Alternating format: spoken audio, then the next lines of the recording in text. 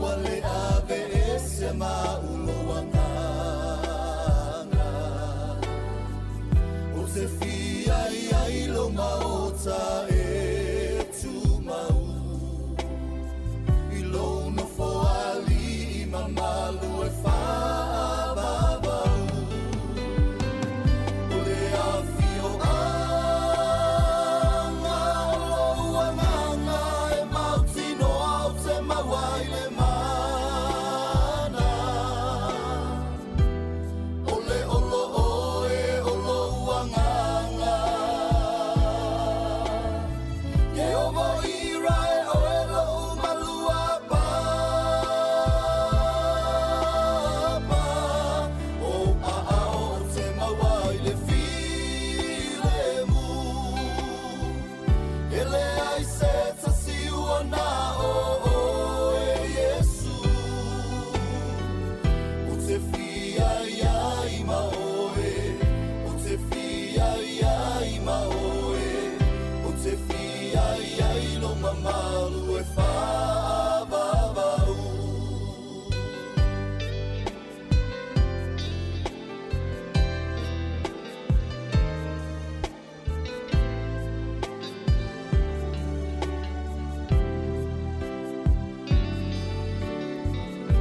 Ua nau nau atu lo uloto ia te oe Ta fia mafuta ma oe lo ufa moe moe Ua na ole a fio anga o lo uanganga Wanga lala ia I lo unei o langa Ua nau nau atu lo uloto ia te oe Ta fia mafuta ma oe lo fa moe moe Ua na ole a fio anga o lo uanganga Wanga lala ia I lo unei o langa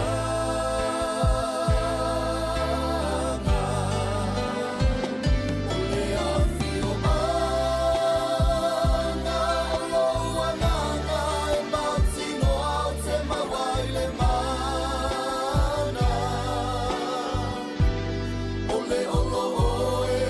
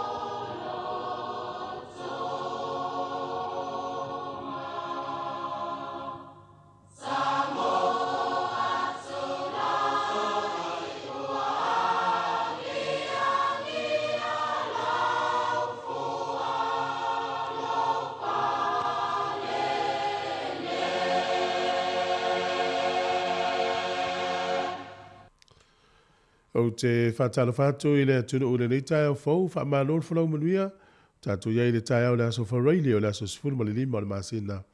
Se te mal tau sanga dua whilu sifuru ma le tolu, ma o le tau tua amata le nei e le sinfonga le laumua. Ia le leo nalo mai o le tātou sānu ngalotu, te ita ia e le sunga le whaafengainga, Reverend te whaapepele e taitu ave, mai le kalesia na Sarita Samoa, Gracefield i Low Heart. Si mai al whaafonga.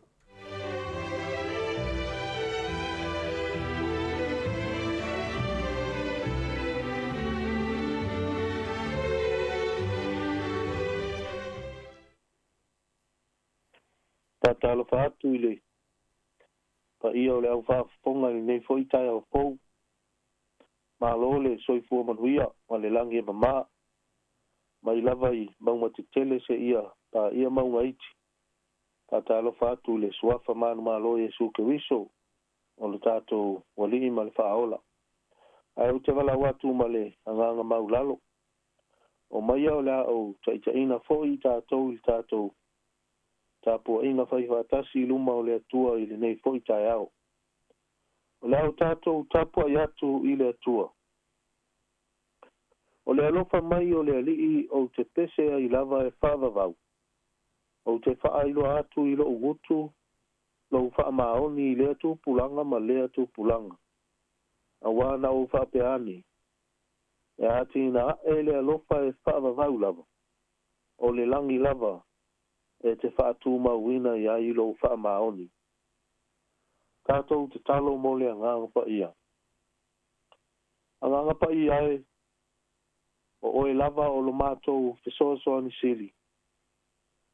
A whio mai e te kaita ina la mātou tāpua inga i le nei tai au. Ina ia o mātou langona ina le anganga o le tāpua i atu ia te oe i le anganga ma le wha maoni lau. Ma ia maua lunga ai lowe inga e whaavavau. Ona o Yesu. Amene. Au noa ma ia au te le mawhaia se mea. O le pese le au tātou vivi i ai le atua i le nei tai au.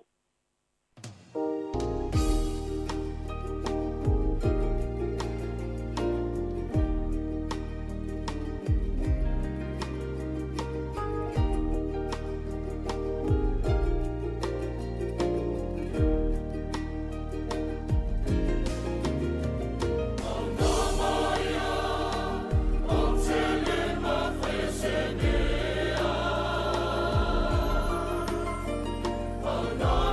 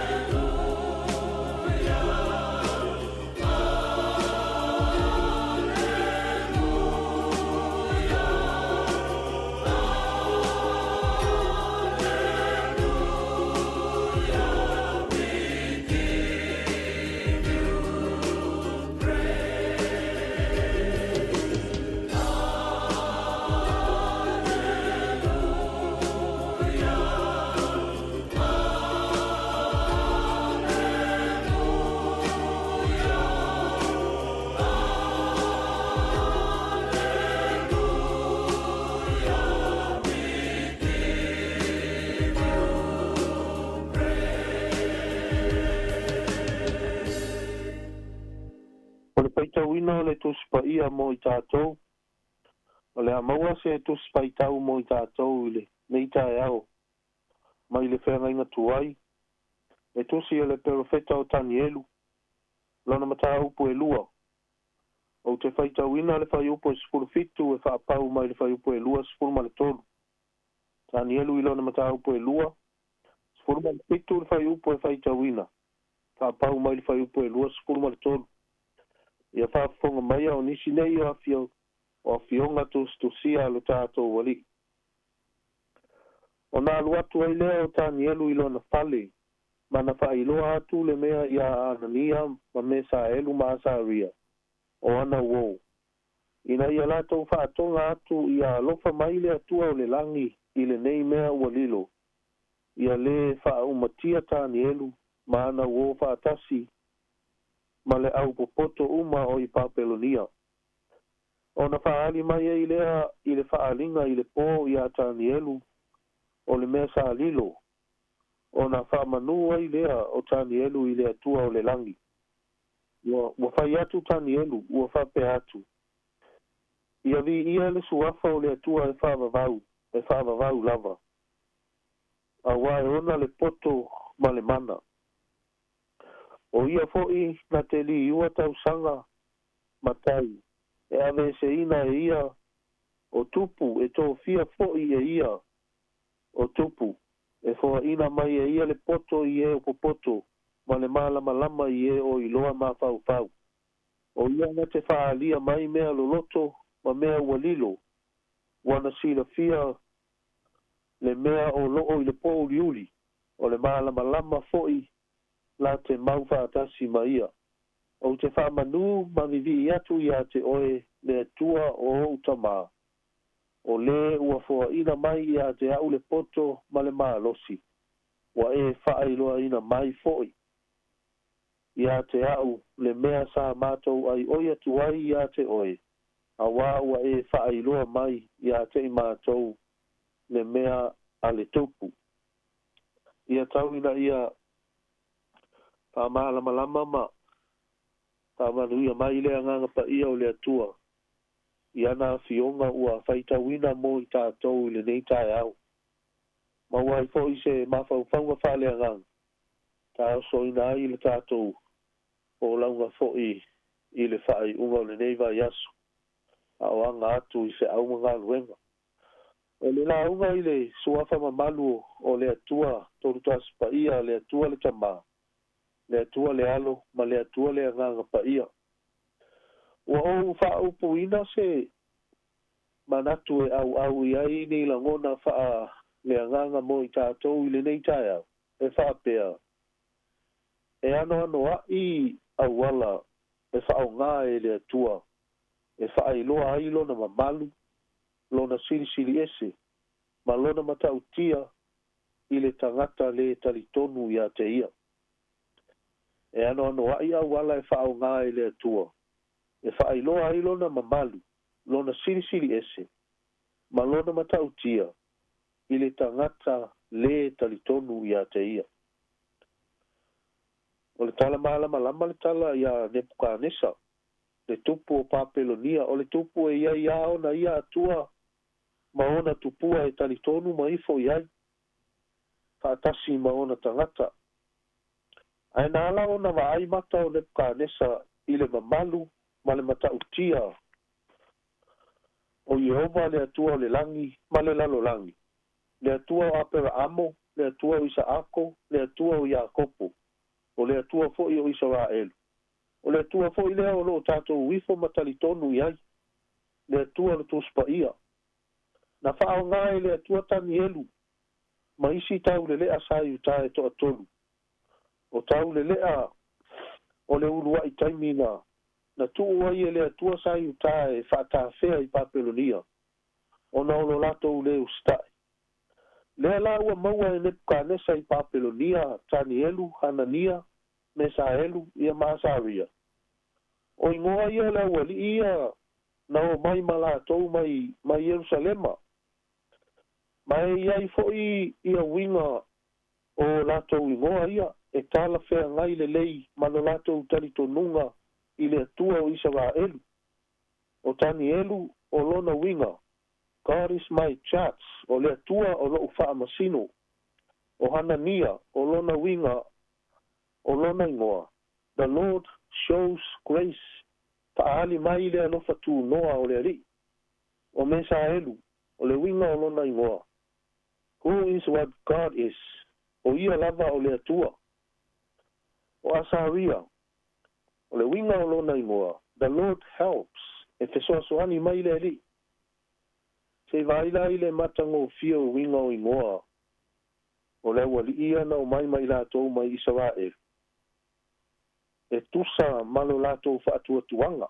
Ma le mesa o ina ai. A o le i o mai e whaata fea i Papelonia peitai. Ina ua whaata fea e le atua ia. Le wali ia.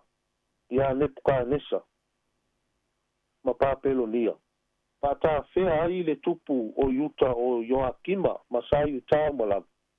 E au fia ai ma le wali ia e toa wha. Na suia ai fo i ina maolato i moa. E se tasi o tai longa le tupu o Nebuchadnezzar. O tani elu ua wha ingoa ina ia peleti sara. O lona winga e tusa ma le talitonunga wha a Papelonia. Baal protect his life. O lona winga e leo e pele. Lona soifua. O Hanania ua wha ingoa ina ia Sataraka o lona winga. O le winga o lona ingoa. Command of Aku. O Aku o le atua o le masina i le tapua inga wha Papelonia. O lona winga o le ingoa lea o le whatonunga Aku. Command of Aku. O mesa elu. Ua wha ingoa ina ia mesako o lona winga. Who is what Aku is. O Aku le na. O Aku lava le na. Ia.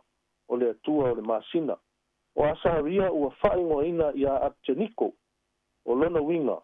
Servant of Neko. O Neko. N-E-G-O o Neko o le isi. Fo i lea atua i longa o le tapua inga wha Papelonia. E te mai tau mai la o lea na o mai tani elu ma. Anania me sa elu ma asaria ma o lato i ngoa e tusa. Ma lo lato utalitonunga ia i ova le atua e to atasi o le langi. Ma le lalo langi. A o lea ua sui e Papelonia ma Nebuchadnezzar. I ngoa e wha i loa ai foi o lato atua wha pau pau. Ma lato utalitonunga i tupua. E fausia i o lato lima. Peitai. O le upu a e masani o na o tātou whaalongo. E maalosi ale mea moni. E le moni se mea maalosi. Ai maalosi le mea moni. O le vai wha Papelonia. O le suia o ingoa o tau le lea isawa elu ne e toa wha. I ingoa wha Papelonia. O le wha ilonga mau tutu le na e tau mai ai. Ua matua Papelonia mau i ala wali ia. I mea malava e o i o lato talitonunga ma lo lato si ustai a Nebuchadnezzar peitai. Pe i o nau ta ua. O le maa losi o le mea moni. Na whaase se lava e tani elu ma le vaenga. Le na tua inga filosofia. Na sui a o lato i ngoa. Pe i foi o na whaia e wharao ia i o sefa ia i kupito. A ele i suia ia lo lato talitonunga i lo lato watua moni e to atasi.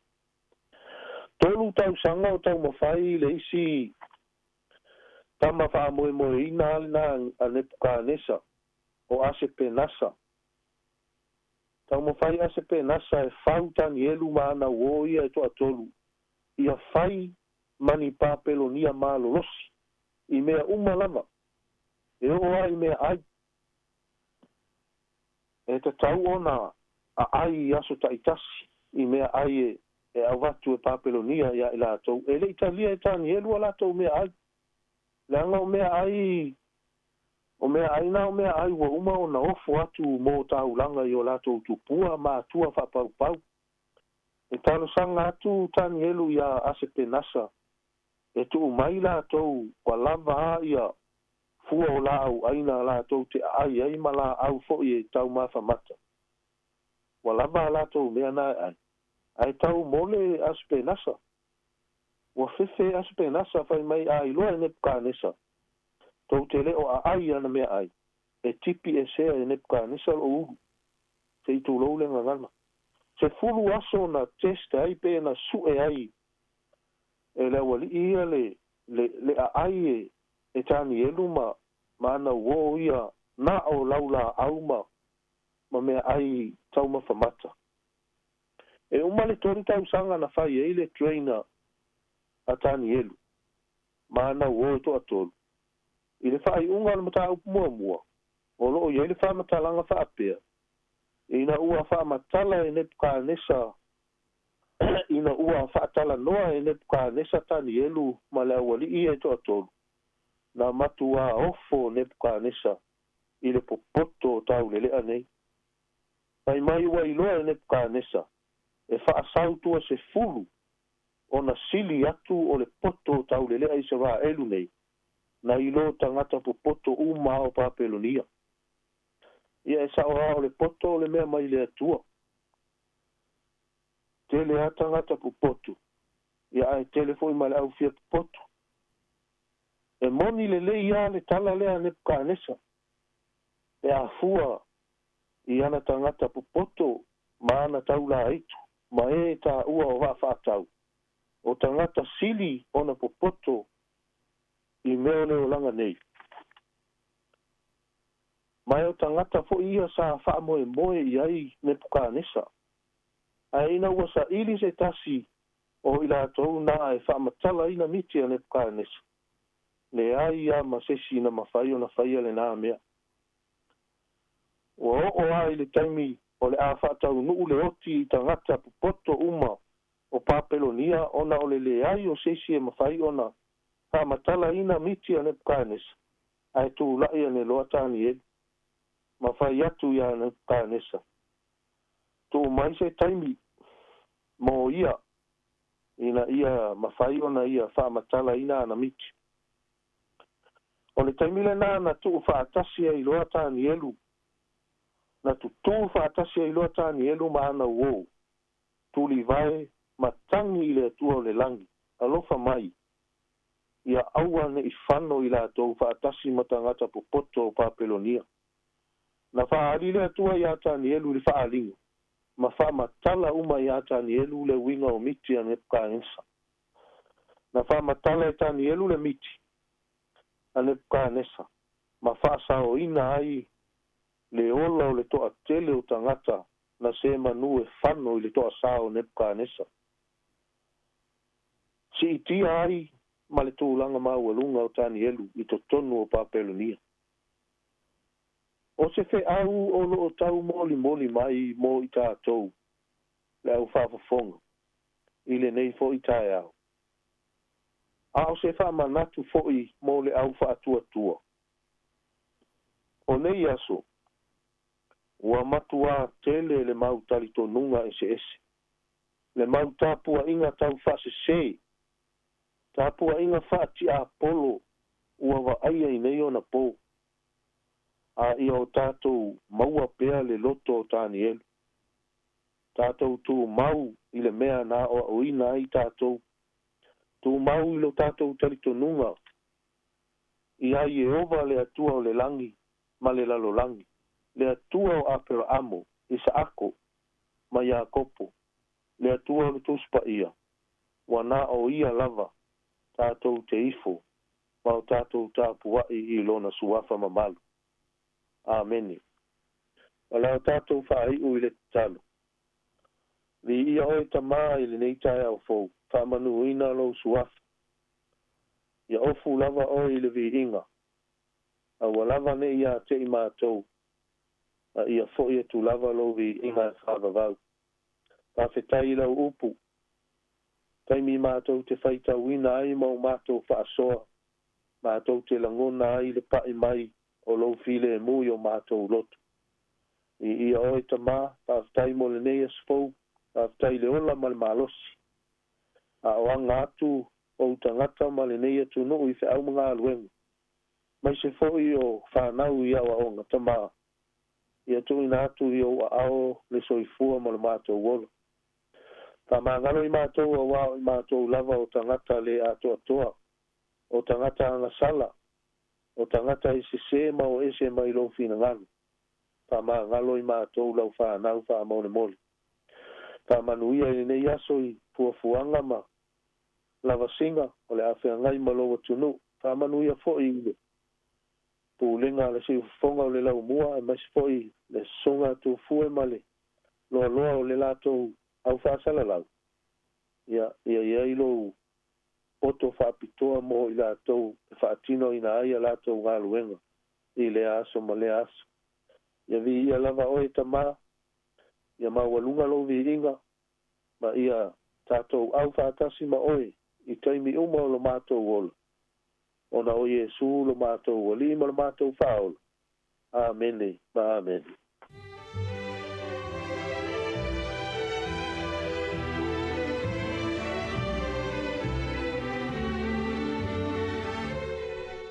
O le ua whaafonga le tātou tunu o le tātou sarunga lotu le nei tai au, ia e pe foi ona teita ia le sunga le whaafenga inga, ia o le nei vai aso atoa na tāpina ina ia tātou sarunga lotu le sunga le whaafenga inga, Reverend Whaapepele taitu ave, mai le kālesia na sa veta sa mo Gracefield I Low Heart. Whaile o le msui lau whaafonga, mo le tuele ngā whaafteitele lava, a malo tāpena whaaftai mo le upolofola le li.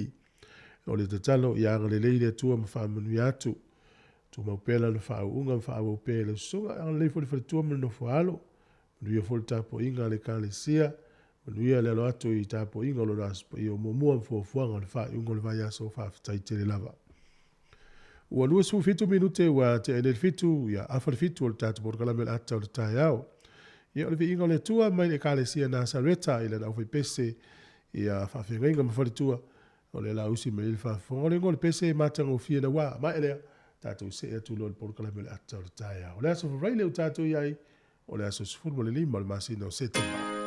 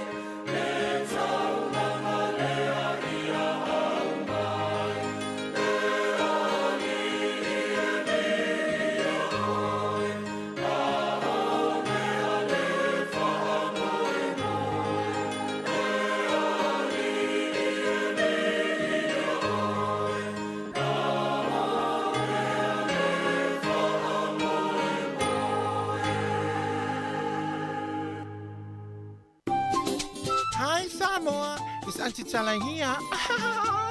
It's so fifi falo. Ile atau le tayao. Laugh of the morning. Amat sa may apple feet to the paveo. Sufong lo mua. Atau le tayao.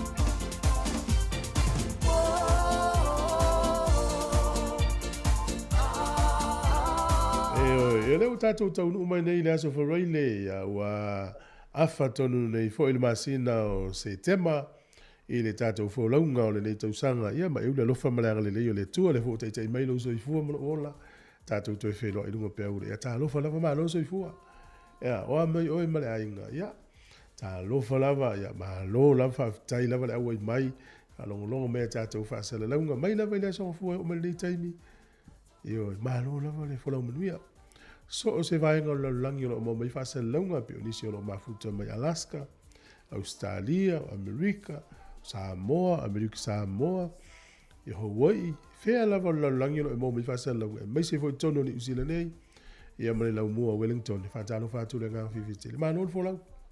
Ya, o mai o mai.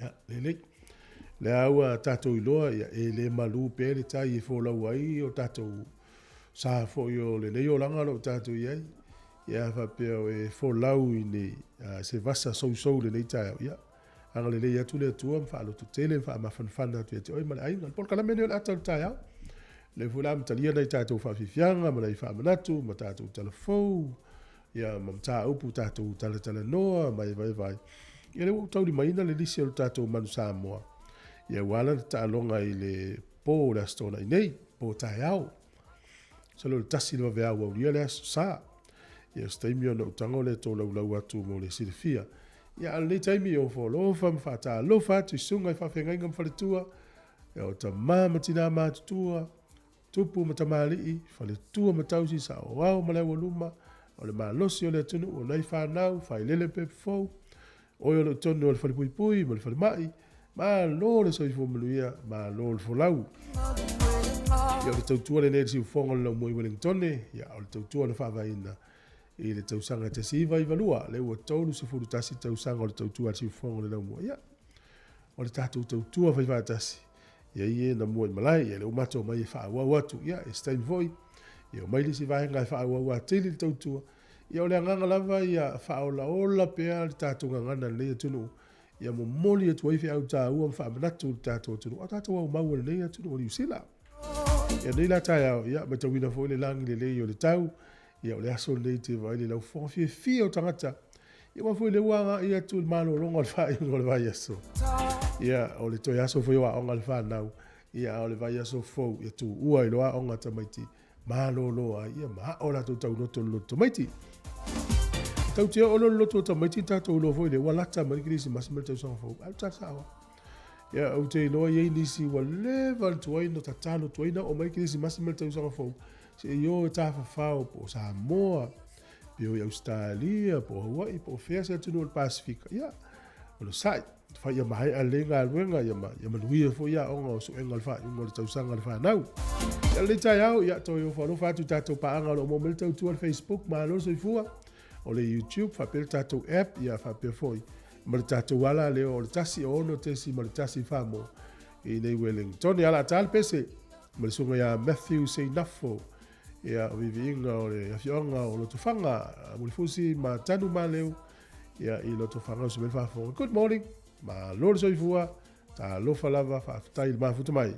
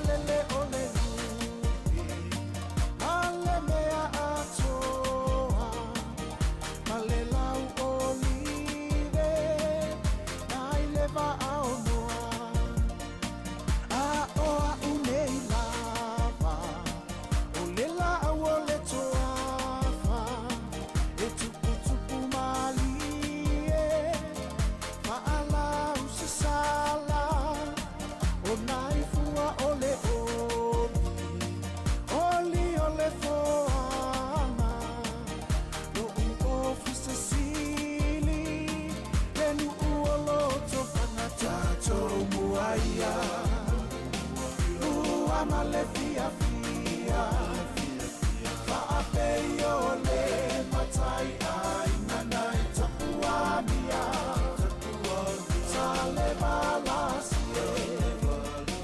ole fua matani o tua tusia ile talita tato muaia ua malefia fia fa apeio le matai ai nanai tapuamia sale balasi ole fua matani o ua tusia ile talita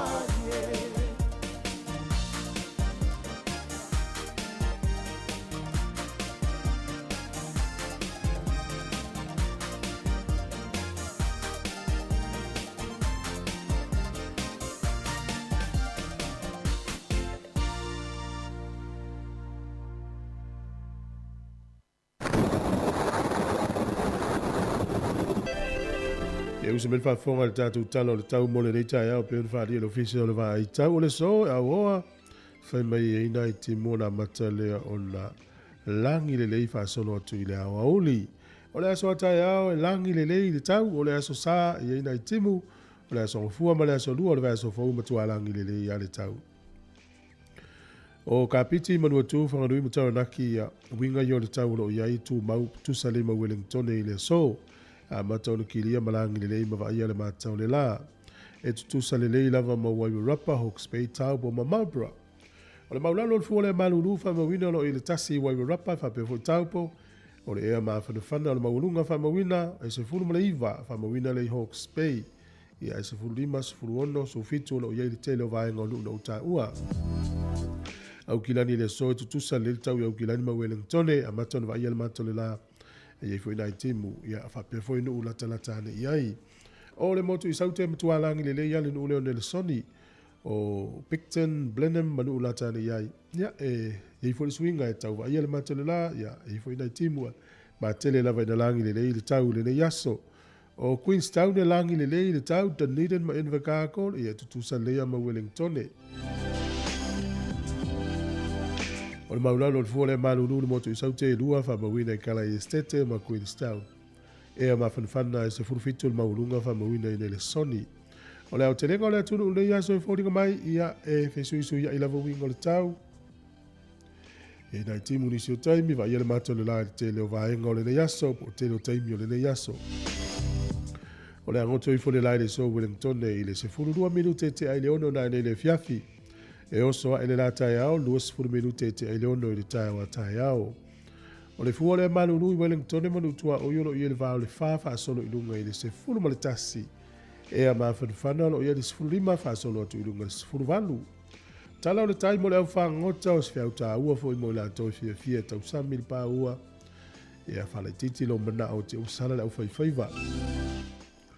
O le tala o le tai i a Wellington pe le tai nei le sefutasi le tai au nei sua le tai le 5 i le fiafi to i pe le tai Wellington nei le afa sefutasi na nei le po o polilua sua le tai i le lata i le sefuru le tai au nei pe le tai i le to e sefuru ono minute i le fai le fiafi to i sua le tai i le sefuru na nei le fiafi tala na o le tau ma le tala o le tai mo le silifia le tunu ia mo la tau e lafo la tau tupe le yaso a malola fo ile yanga le leisi o tātou tunu.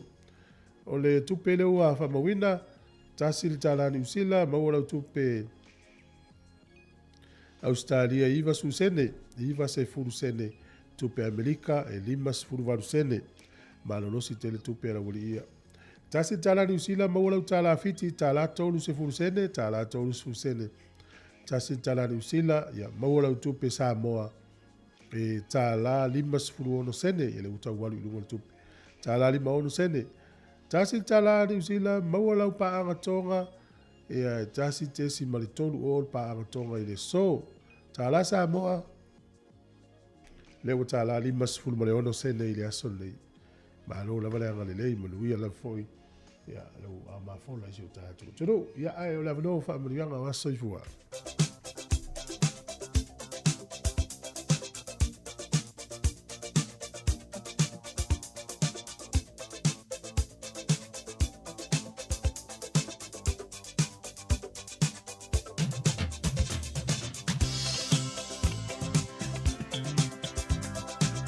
Soifua manuia le tātou tunu, ia, ole avano whamanianga soifua, mo ai lava, po ai lava na soifua le ia, so whataro whatu, whamanuia atu lo was whanau, tātou ia ile aso sifuru ma le lima o le masina o Setema.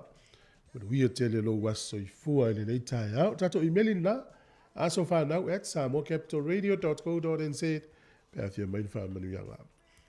Ole tus fai tau ole nei tai au, ono maua le tusia yopu, tau pa sifuru fitu, ono whaipo iwa. Iopu e sifurifitu o lona whaipo iwa. O le ua meo tonu e tu maupe o ia ilona ala. O ia fo i ua mamao na lima e wha popo ina pea lona malosi. Mana ia. O le ua meo tonu e tu maupe o ia ilona ala. O ia fo i ua mamao na lima e wha popo ina pea lona malosi. Upu o le to ina meo tonu le o iopu, po le to ina o sa ile o iopu. Ia wala ptai mai mo tātou nei tai au. Manuia tele lo wasaifua. Pesel nei maile. Sunga wili tavita. Ia male ainga. Manuia lo wasaifua.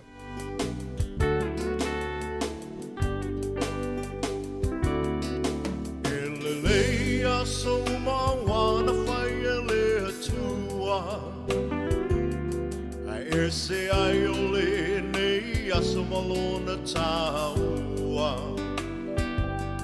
Wa ato ai sei si tau sanga fa au popo e lo soifua. Ona le lofa o le atua malana pule fa a soifua. O ai ele tangata wa ia manatu mai ai. Le tele o nei tau sanga wa ia foa i mai. Le tua le vi inga le wha manu ma le wha whetai. Aua ua ono mea matatau ai. Ia manu ilo wasa whanau. Ia manu ilo wasa whanau. Ia wha manu ia le atua. Ilo wasa whanau. Emanuia te wasa whanau. Emanuia te wasa whanau. E wha amanuia le tua. I tō wasa whanau.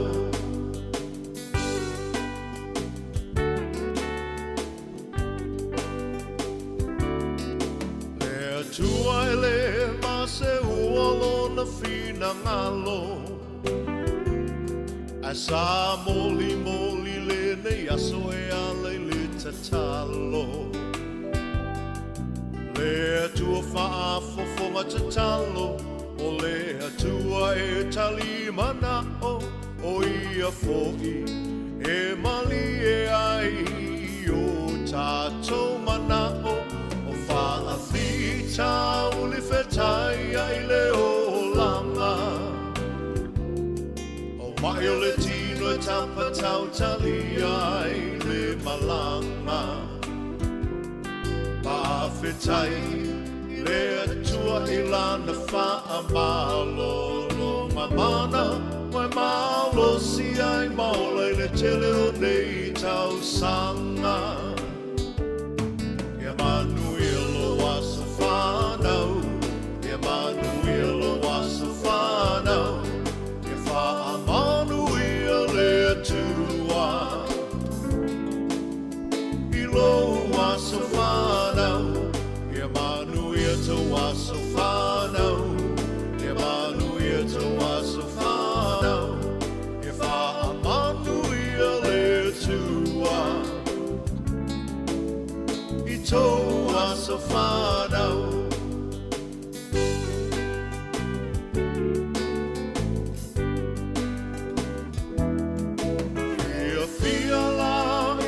Tele o au me alofa. Ele ai se me alofa sili nai le mana vaola. O le fina malo le atua. O le tia e le maseua. Awa e wha i fo i le moto. Ai e toli fo i le matua. Wai le tau pati mai o ai ngana lu.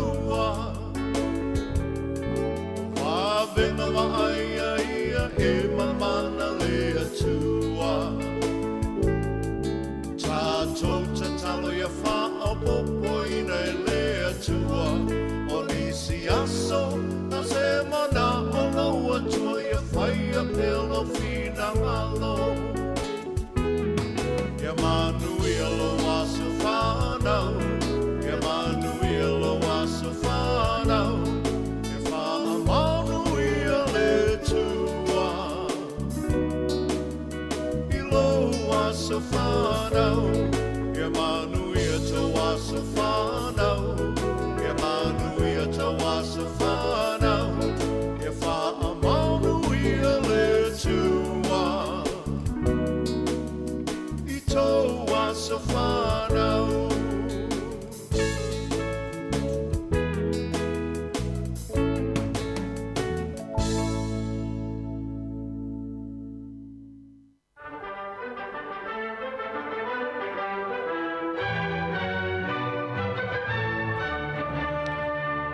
Fatala fatu tatou po kala me le tai au malo la so fu le tunu e o le tepa fo ie le tala fa mo wina o le tala fa sol pito la langi ni yasu tatou rie la so sfurma lima o setema o le so le tausanga e tasi iva ono iva na urua i ngao sia i le ua mea i te tonu o ni usila e fa o ngā i le one ma le koale maua lava i ni usila ia e awina atu le i maketi i fafo e masifio ngā luenga i tonu lava o ni usila o le nei au nanga le fatuina le Glen Brook i South Auckland i au kilani. Papela fa maunga o maltem nei e pea male ono se lau afe tane le tele o le ua mea ngā osi e le fale le tausanga tasi. Na urua i whatautaia i le aso nei tausanga e tasi iwa ono iwa. Tele o le one le maua tu i Taranaki. O le sol tausanga e tasi iwa fitu iwa na mai ai le tautua le waa lea o le rangi o le rangatira. Le waa lea sa whelua i le waa o Littleton ia ma Wellington e pea ma le valus furu tausanga talu o na fō lau e le waa lea.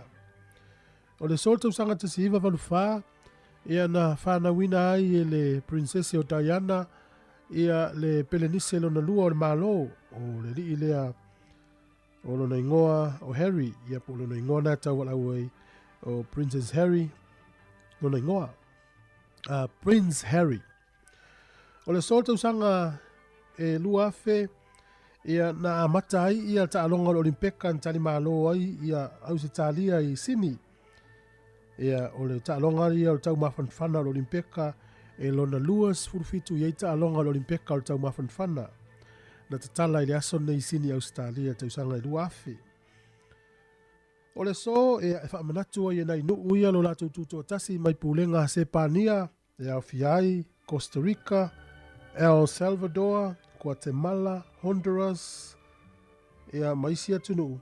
E whapea o tausanga tasi valu lua tasi, ia na tuinatu ilo la tuto tasi mai pulenga se pania. I le tala whasalpito sa moe le aso nei whapea o li i whelela mai whalani. Ia o Gilbert Roderi Malouis Violet. Ia na whaia le misa sa tele lava ina i le ala tele i savai. O le uru e misalea a le katoliko na whaia i le ala tele tausanga tasi valu wha lima. O le sol tausanga tasi valu fitu o le taitai o si amani sa moa na taimi o Captain Eugene Brandes. Vapea na ia wha malo sia mali toa lau pepa maisi matai sa moa ina ia la tausainia se pepa e wha ailoa ai wa aveatu ia ana tupua tamasese titi maya o le tupu o sa moa. Na tupu tausanga e tasi valu fitu i le aso le nei. Ia toi mawal whapoponga o tātou tala te mahasani i whaftai lava. O le whawhoma le tautua le siufonga lau mua nei teime le tai o le asfareile. Io i le asfareile u tātou au lia. Fia umai au tau tātou. O leo o vai atu le tālonga whalani mai euro kuai. Tālonga le anu temine le wa tāle afa. Tāle malolonga le tālonga le temine ai o le tālonga whalani. So mai i whalani. Whalani sifuru tolu euro kuai e lima. Ma le tua le pulu le leini uzila. Whalani e se furu tolu euro kuai e lima o le wa tāle afa o le tālonga. Lea le ialu afa no na lua ai wa amata ni teimi. Ai o le lisi no le tātou au le ua utau li maina wale tālonga i le vaveao o le asosa. Ringo le pōtai au te ua ki lau TV le vaveao le songfua i le ai o le pōtai au. Props o le au ne sa mo le tālonga mua le ipo laulangi tālo majili. Ia o props o James Lay. O leisi prop o Michael Alalatoa, ia o leisi o le kapteni na poe lua tato kapteni. Huka se ilala lem. Local Chris Vui o leisi kapteni. Ia ma leli o Theodore McFarland. Numero 1 ta Leni Seu. Numero 5 Fritz Lee. Numero 8 Stephen Luatua. Numero 9 Jonathan Taumatene. Numero 10 Kristen Lelifano. 10 Nigel Awong. 10 Tu Muamanu. 10 Ulupano Junior Seuteni. 10 Danny Toala. 15 Duncan Paiaua. Lau fale o leo Sama Malolo. Jordan Lay. Paul Alo Emile. Samuel Slade. Ia o Sa Jordan Taufua. E re atara e nari, 5 sopoanga, ma 8 fido. Ia o le tatou aune na, ia le na ta longa mua o le ipo la langi, i le po a tai au, i le tasi le vave au, waulia na o le sa. Ia talu sia le tau whainga sia tatou au. Ia, ia wafoi ia le amtalia, ia o ana tau whainga o le ipo la langi, le tau sanga. Malo tau atai, ala tatou sa le vali atu swa fianga le nei. Ia o tapena mai ia tātou talfou le ua o mai li tai hau, si fonga ne lau mua, tā lofa lava.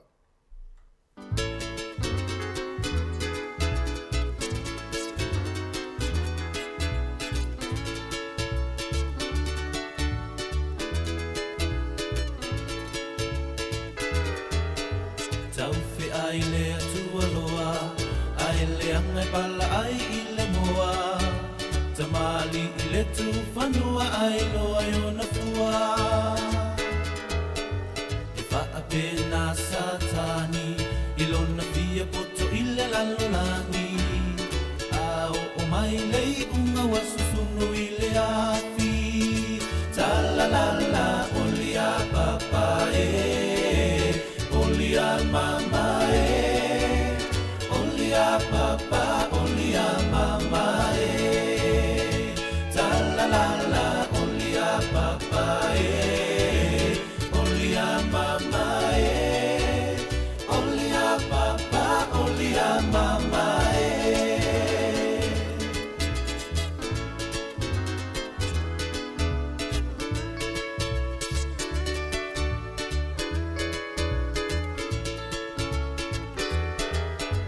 Tau fe ai le tua loa ai le angai pala ai i le moa Tamali i le tu whanua ai loa i ona fua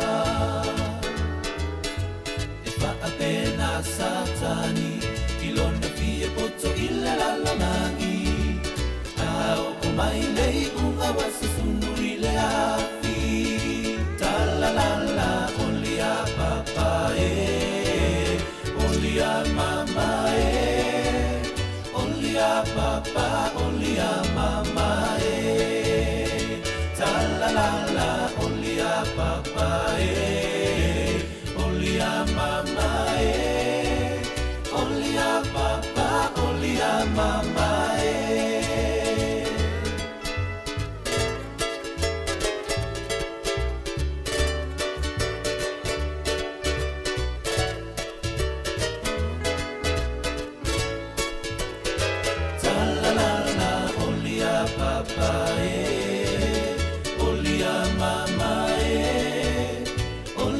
Papa, olia mama Talalala, olia papa olia mama Olia papa, olia mama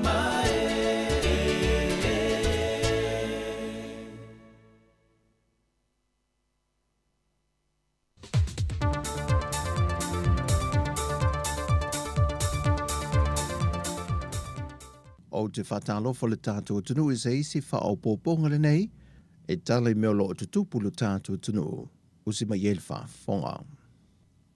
Wau lava ina o atu le mata au pore to e seo le soi fua po leo lo le talvau i atu au, e se tūlanga ma ale maongaonga, e le ngata mō tāpenanga ale tu o leo leo, ai whapena foi tāpenanga lo ia pea o atu le whamsi nonga. O se tasi o moli mau whesa wa nei lunga o penga te whailangi, le ta mai a sa tanga pe o nei loa ili swafa sami lunga o penga te whailangi le nei teimi, i lana moli mau na whaatala noa i lunga le porokalame le tauta ia e le Blue TV. Wa ia ta uai ma le tele o nisi whainga e whaape pio pio, o lo whaatino i nei nisi o sa tini mau o le lunga o fo ili komisina e to iwa iei lātou, e whaatatau i le mata opu lava le nei. Wa silia ma le lua tausanga talu o na maliu le antele e atu au le lava o lo wha wausu e su enga mtanga luenga o leo leo, e ala i mōli mau o lo o lātou au ina. Pei fo na wha i loe au telefou le aso ana nafi, wa fo i se tasi o whalitua na o ane le ofisa o leo leo, ma tau tino iai o lo na to alua lea ua maliu, o ia tonu lea na tu poile wha la lave. O lea mata opu o ngonga o le mawai se to file mu lea tunu ili nei vai tau, wa wha ali ai manatul to telo lea tunu, wa te tau lo na wha tino mo ilo iei ni ngā yoinga, ma whaia se ungai to file muai lea tunu. O le toi whetu na ingo tūlanga tofi al kāpeneta, wa whesu ia i fo i manisi o tiu te tau ave, sai nisi o minista anga i minista fau. O le fio ngā lauti mu ia wele se vā ai, e le ngata wa whaase ane a vea ma minista o tupe, ai watu i nātu i fo i male vāengo ngā ruenga whaavai temi, e lalo o lana vāva ainga. Tūlanga fo i le nau ta inga o tātou malo, e whaau au por karame lea. Ai mese le sile to o le minista mantanga luenga i whainga whaavai e adresa i whaafita auli e tūlai mai. Ale mea ta aua e pe ona manino. O nau ta inga o le malo e whaalelei al por karame lea ma whaau au. Ranga e te lele ta ua al por karame lea mo tātou. O whaino fo ele fio ngā lau timu ia, wa te tau loa o na whaanga yo i vāwele tu i nātou se leni o le miliona tā la, i tu malo te itasi e pe o nā ia i lalo le polo keti. Ia whaingo fie le lunga por karame lea ma ia vate. Vate an whaatongu. Ia fo ile le mino inga por karame lea. Ia tu sai ma pai meo whaatatia lo tātou malo, mo le manuia lang te. Ma o lewa, o tūlanga fo ile o ie tātou tu malo. O le o malamalama o mau tātou tu malo polo keti lea, o tele na malamalama mai, o le mea fo. Ia ele i whape fo ele ieni lu tau, tele lu tau e o maltemine, o la fo ie si tau. Al tūlanga e tōna manino iei, e whaatau nuua. O le māsina fau o whaatūlanga ina, e alo ia i loa tō whinga fau lea ua tu i nātu i lana whionga le minista. O se whainga pā anga wa tutu whaatasi e nilimtanga luenga wa onga maanga nuu malimtanga luenga le soifua malulu ina, whaatasi e manisi o pā anga lango lango, e whaatino se au o nanga whaapitua morisiaki na leo fofonga po o te linga o aluma whanau la aiti uma, o loo ili tausanga mua poli ia wan, mo aso o loo tutoi o le nei tausanga. Wa whaia lea ngā yoi ngā ia mtanga ruenga, o nao se tasi leo whaafita au leo whaama wina mtanga ruenga, o loo adia e mai pea i fofonga o po o te linga o whanau la aiti, o le ala leo wa tāpena ai se whainga pa anga tu whaatasi, ia vave o na fo ia whaafita au le ala le whaalongo, ma o a uina i fo i mātua i le vaia le leile po o le tausia, o te linga o whana witi. O le nei au nanga o le a whaatino i lātou e iai to mai whaapitoa, ma e whaiafua e le aise tutongi. Wa whaatulanga mo upolu le aso se fulmalvalu o le aso lua se fulmalelua o se tema, e mai le tu la iwa i le tae o atu i le afo le whai le a fiafi. Ai mo sa vai, o le aso lua se fulmalelima e o atu le aso lua se fulmaleiva o se tema, mai le iwa le tae au i le afo fo i o le whai le a fiafi. O le whaasolonga wa onga mano whanga o le a matai le polo karamasi o ina whai wina, o lo whamai e mai e iamtanga luenga lo lato whaatulanga ina. Wa mai e foi se whaasisilanga wa tu i nato iamtanga luenga i le atunu. E talosanga inai mātua ina ia seini pepa e malienga, e whai loa ile talia ina o le siaki na pētango fie fo mai, whafonga po o talinga o nei o lato walo, mo le whaatino ina o tonga fitinga. O sa mitamitanga ma se whiawhianga i le whaurulunga o le whaalapopitonga o le kānesa Samoa, le fionga papali i John Ryan, ina wahaman ia ina le tamaita i tau sala i a Shane Thomas, le olo ia tau aveina le pale o le tamaita i tau sala o le kilope, wa si o lo tātou atinu, ma maua se awa noa tāua na te whaasoa i le mafuanga, wa ia whaatawe na i le whaalapopitonga o le kānesa Samoa. Na whaamatala I le tamaita I o lona tua apo o lona tina. Na maliu le mai o le kānesa. Mai ele o se teibi whaingo fie I lona soi whanga tuputupua ma ia wa aia a fianga o lea mai. E matua sili lona whainga tā. O le ala le o lona whaata waina o le whaalapo pitonga le nei. E nā te una ia e fo ia o ia tau aveina le pale o le malu le tau salo le kelope. Le fe au lava o le vave siaki ma wa aia fo mai. E teimi e whaalongo ine wa iai se swinga, pele ai foi se swinga, a ia whaatu langa ni siaki whaapitoa I tau sanga te tasi. Jane Thomas o lo ile antunu na au maia le company telefonia le Vodafone Samoa. Le ua ia mai a sia foi le lau mei whaianga, o le no whanga leo le siva ai lau afi, ma ia ta amilo I le taulanga e a sia fale sui te tasi o tangata Filipino, e whaai loa fo iei lona lango a o iei ile antunu. Wa mai moli alo ia tu nei e whaalapo pitonga leo no mea production ma le Teacher Cell Samoa, I le ofisa ma le pūlengo tangata tā whao mai mō mai Samoa le turisi. Le tamai tai tau sala wa ia tau aveina le pale o le malo le tau sanga le nei ma le tau sanga faudua whelua se ful ma le wha, moe moana sa whātoa swanky. O le vahenga leo no mea production, o I lantu I sa tāpinei na a tō le wha moe o le sa ilinga tau sala o le nei tau sanga, mai o le momoli alo I nā tō le tau sala mō le amatei no na tiu te tau ave, o le whai wina I fo leo le tele o le lātu tau tua, sa whātau te mai le amatanga. O le company telefonia Teacher Cell o le lango au tū lea, o le wha moe le tau sala o le nei tau sanga ma le tau sanga fau. Mai o le wha moe sa whātau te lea, I le whale sa mo le turisi po tangata tā whao mai mō mai lea tino, I le ele fau ia pia. O tala fau ia, whamanuia tele le tua le whai unga le vaiaso si o tātou tino, whelo il vaiaso fau, whasoi foia.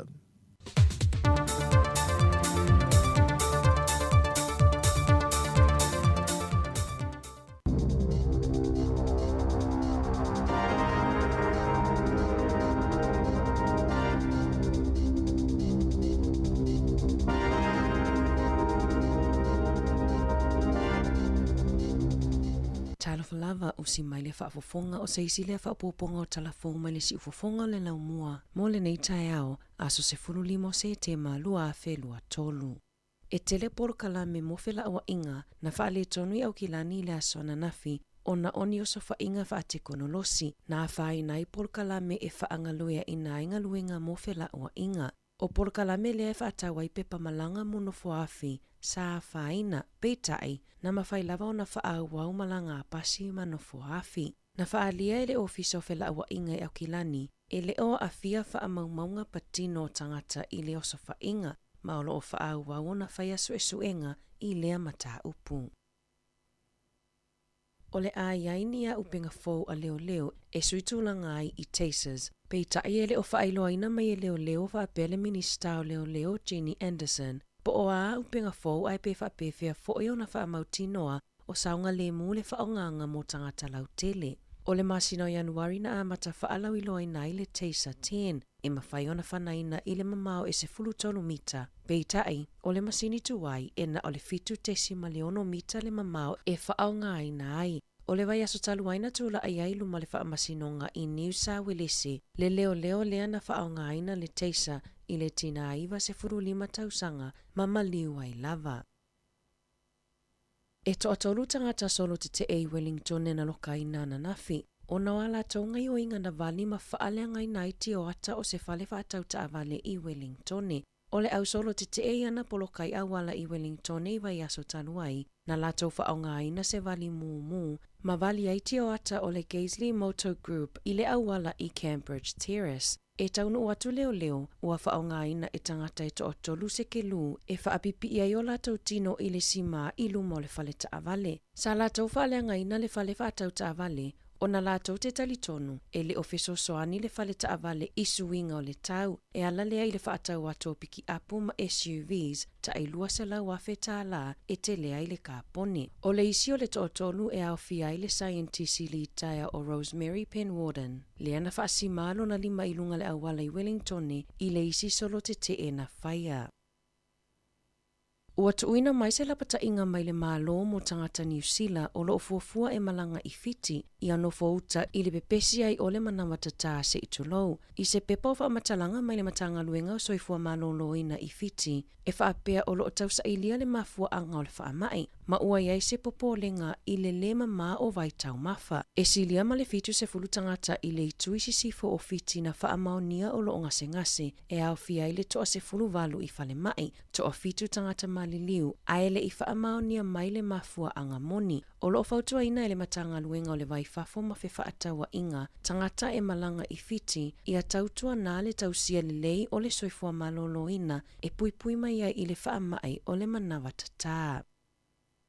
Ua iai se fuafuanga a le supermarketi a le Countdown e whaamuta la lātou por kalame lea e whaonga ai cards e mawai le pau I le penisini ma whaataunga le AA Smart Fuel ma le One Card. O le asomo mo Februari e amata whaamamaluina ai le swinga e tatala I la lātou polo kalame fou e whaingoa ina o le Everyday Rewards e mawai fo I le pau mo le penisini ma whaataunga I le supermarketi. O le polo kalame fou o le angalulu e whaatasi ai ma le pamu le PP e o fuatua I le pau mo le penisini.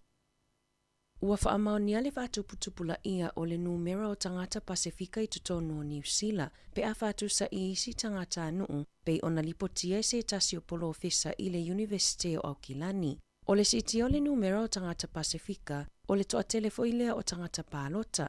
E silia ma le afa o le whaitau au whai o tangata Pasifika e ila loifo o le tailua se furulima tausanga. O lona winga, o lo o mautinoa le isi lua se furulima afe o tangata Palota I le lumanai. Na whaalia I le sui o le fono faufautua a tangata tonga I Aukilani, me lino maka, e te leina lea mana ia ina e vaenga wha upufai Palota a tangata Pasifika, ma e tele ina taule Palota o tātou tangata. Na whaamanino e me lino, e whaapea o tangata Pasifika e whaamoe mataula I le sila I folafolanga a pāti I vaenga tau I whelaua inga Malaysia ki no nifo, ma le whaamanatunga o le whaato e sengaloa ia New Zealand I Dawn Raids, na awhia I le tele o ainga Pasifika. Na saunoa me lino, e tatau I vaenga wha upufai uma o na manatu mamafa, ma whaata aua Palota a tangata Pasifika.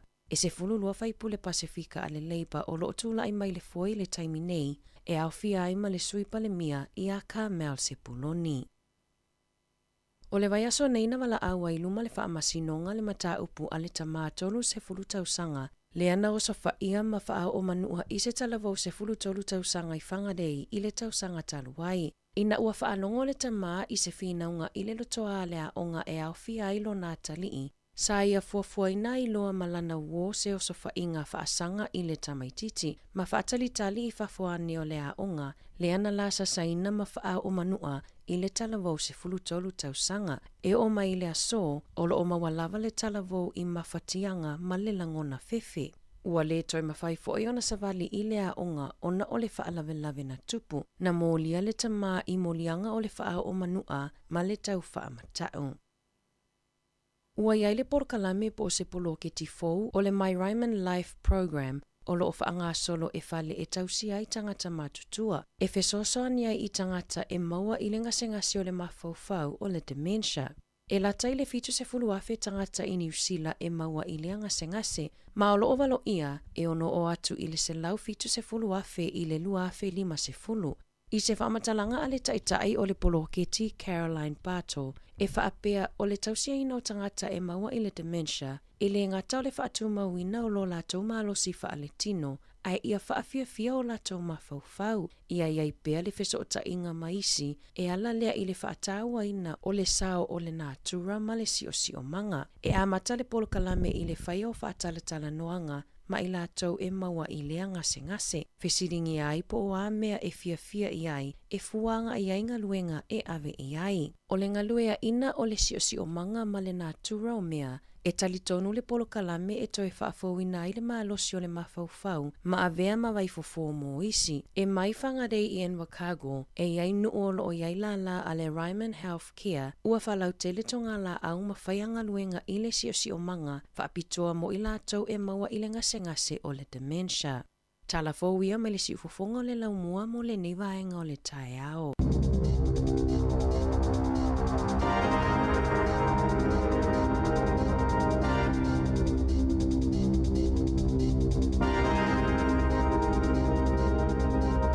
malo fa tail ma futa mai tau tua si fonga la mua ia o le taimi le ua te ale valu minute sifun ma le lima tātou telefona te maula vanoi fa fonga iai i le tai au le lava i le tai au le iva. Ala pita inga mo o tau ia malanga i fiti, a fiti malanga i fiti le ua whainoa me tātou telefon.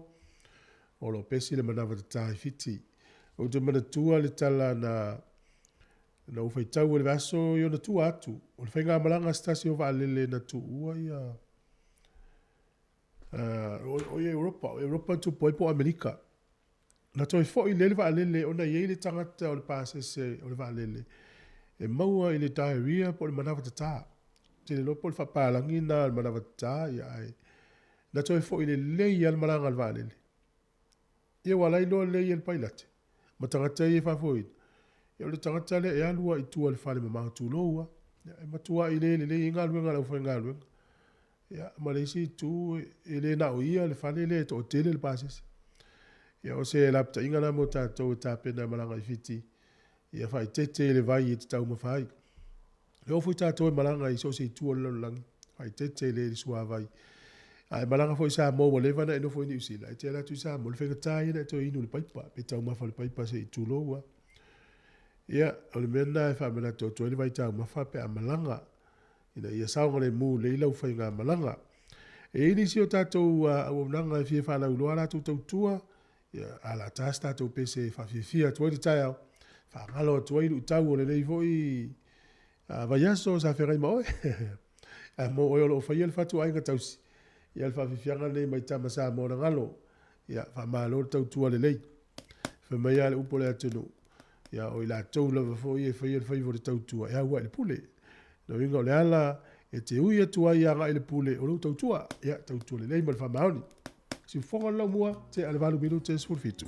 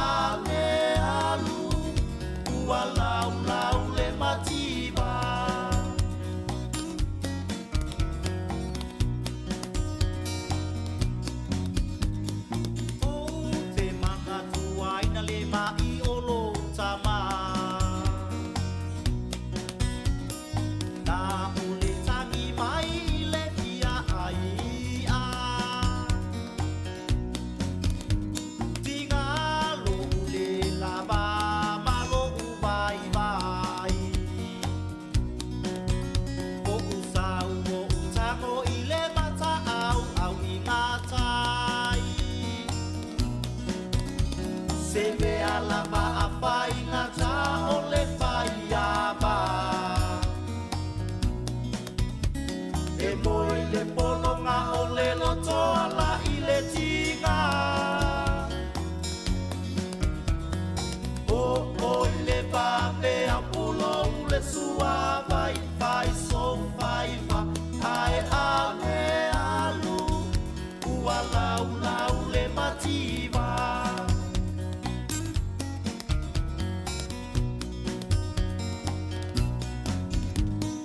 Sa pesili fungai nai o matua. Ina ia la ua pa asino mai ni panua. Uma pa asino mai o panua.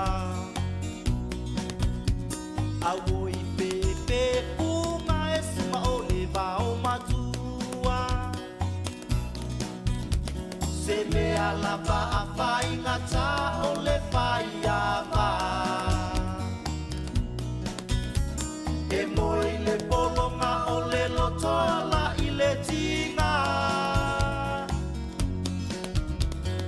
O le vawe a pulo le sua vai vai so vai va. Ai ale alu ua lau lau le mativa.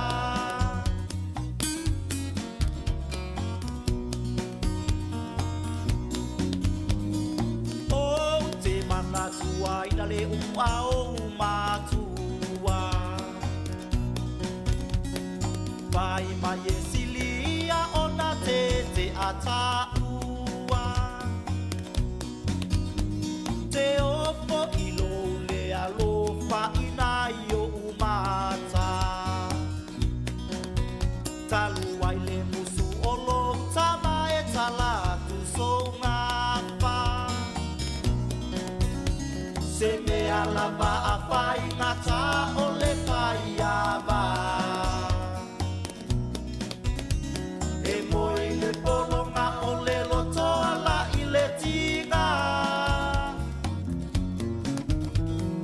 O le vawe a pulo le sua vai vai so vai va. Ai ale alu ua lau lau le mativa.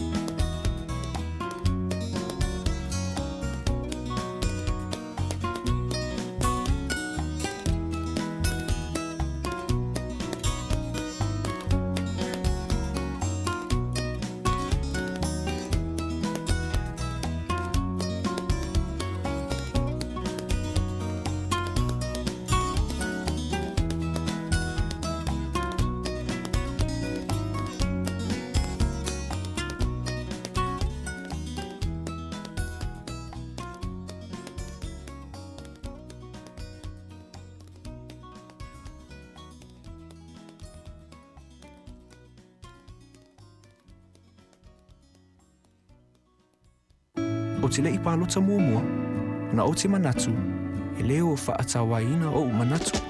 Ai le na o au, pe a whai e whaali uma o tātou manatu, i mata upu e tā ua ia i tātou, ma o tātou alalawhanga, o le a matua ma losi lava, e sa oa, se i tātou tamawhai, ina ia amana ia o tātou manatu, e ala i le pālota, i le whainga pālota lau tele o le nei tausanga, ua awina atu le nei whaasaralaunga, i le komisi o whainga pālota. Ua iai nei se avanoa e te lua malanga i masau mo i Australia, ka pēr masatina utupe afe tā la e te lua tāwhawhau ai mai le Digicel. I lana whaapitoa fōu ua amataina nei. Na o le whaatau lava o sau top up luas furu tā la pe sili atu fo i mai se tewi, supermarketi in Pampensini, ma lafo i lo wainga i Samoa, Tonga, Fiti, Papua Ninkini ma Vanuatu, mo sou ava noa i se se i aso whareile taitasi. E maua fo i lo ava noa pia e wha o ngā le tautua, a le ClickX Pacific e lafo ai au tupe i le MyCash a le Digicel. Lafo nei loa sau top up luas furu tā la pe sili atu fo i, mo sou ava noa e te tawhawa i Australia, mai le Digicel. E iai inga o le nei wha apitoa. Malo whaftai whawo pia tātou whaasirisilanga whanau i tele o le reitai au. O le whaasirisilanga tau salama le pōsiva le Kalesia Katoliko, Pālisi a Sangato Iosefo ia Pahat. O le ata oto ia whamaene o tailoloto upa ia, o lau whaafonga tāpua i Samoa mai saua se ia pa ia ana lenga. Tūlou lava upa ia mo malu whatau oto, mai maunga te tele o i maunga iti.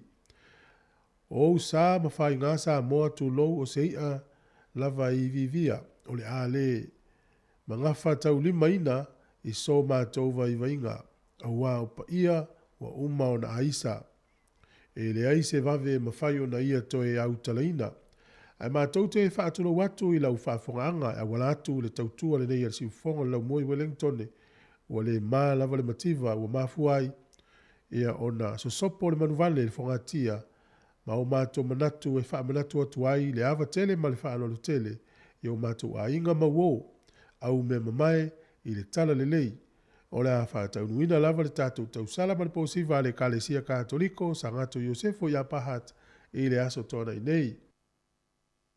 O le aso le a tai au sfuruono o Septemba 2023 e whaia le auditorium a le Scolisi o St. Patrick's i Silverstream, a whale iwa le tai au, e o i le lua i le au auli. O le aunga o le nei tau mawhainga, o fia sailinga, e poli fia sailia leo seleni, o wāre ngā luenga o le maota whaifi au, whapea ma le hall, mo le nei Pālisi a Sangato Iosefo i a Pahat. O le ala le ua mātou whaatangisi ai lau fesoa soani, e fio mai matala mai au, tātou fia ai, i la mātou wha moe. So se fōai e te ma au iai, mātou te talia ma le nganga fia. Tātou whiroa i le alofa ma le anga le leo le tapa au sili le langi, whaia ma le whaalo alo tele lava, a fionga pa tele ma reko tufunga, ta mā puli o le Pālisi Sangato Iosefo a Pahat, ma le komiti whaafoe. Ia, manuia le tai au. Le sina tātou whaasirisilanga ia mo le sina fia le tātou tunu. E fisuisu ia i porkalame le aso, il va mo moyo le a foriva le tai o por la no tala la urunga le yaso fa tautaia ia le fiore le pule a famsanga te al mo resim savelina casiano a fals fulu por la mele singa na ifa fianga o pese vai ai le a fals fulu ia por sutasi fulu rua tas fulu rua ta tu telefo le wel fa mo moyo le tos fulu 5 minute le tasi la o le ia o le a mo la no fa ta no tu ai le pa le mia o le malo ni sila ia pe ona sila fion failo atu lava yaso ia o tele lo pola umir fatal nonga nei pe sulima pe ova atu ia ona fato alu lo por kalame o le la lolangi o aso nei ia ma fa fianga o le o li tatu telefo ia fata se fo i multatu por kalame au telefo ile fiafi ia o le fata tonga na tatu por kalame le yaso ma lo ale ma futa mai after level tatu tunu la we mai tatu fa se longa mai le aso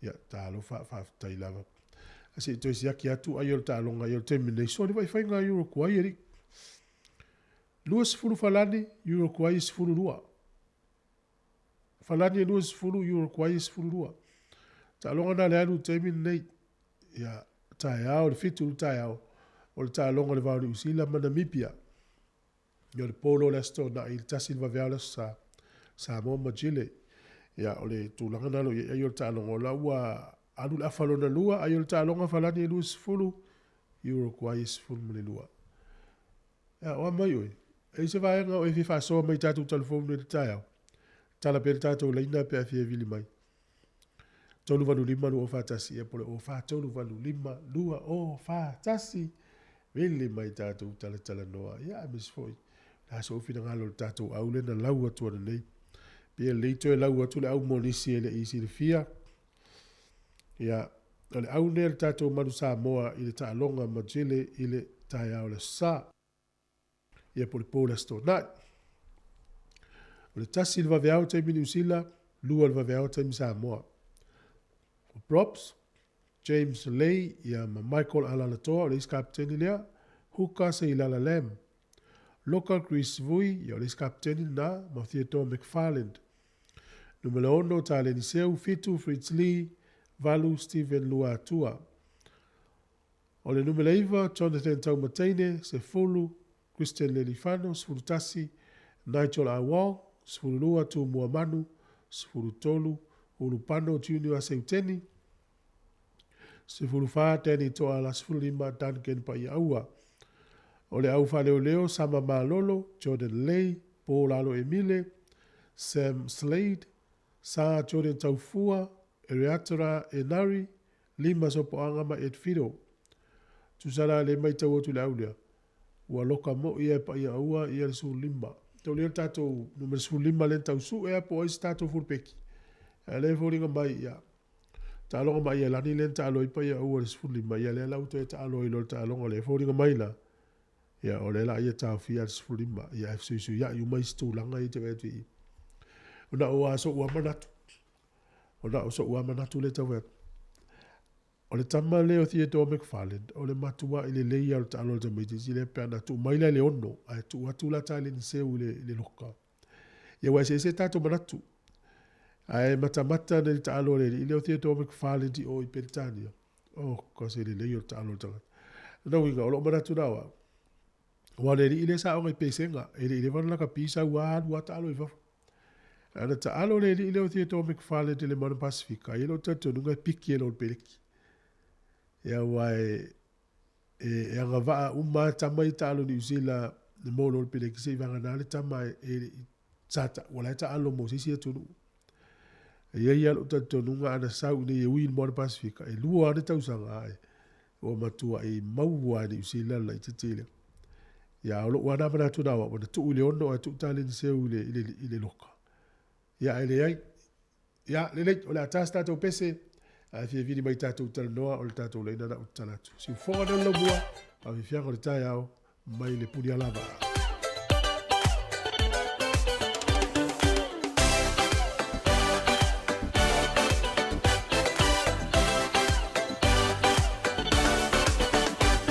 A vai mana tu fa pitona lava sa tangata, o ia ua sili lava.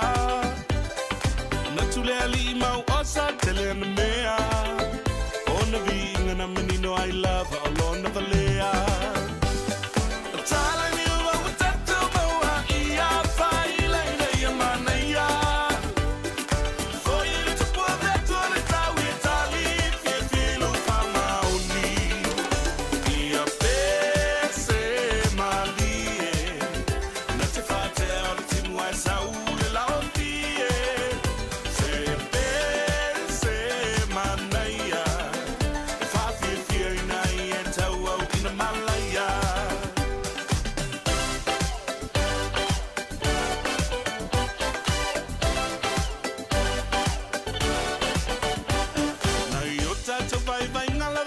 tangata ua tilima wala loa i le tulanga ma aile na foa ma wala lo tau samaanga e pala au minai o e whaano fo i le maasalafa o tala ni ua utatu maua i a whai leina i a manaya fo i le tupua vetu o le tau i tali fie filu whamauni i a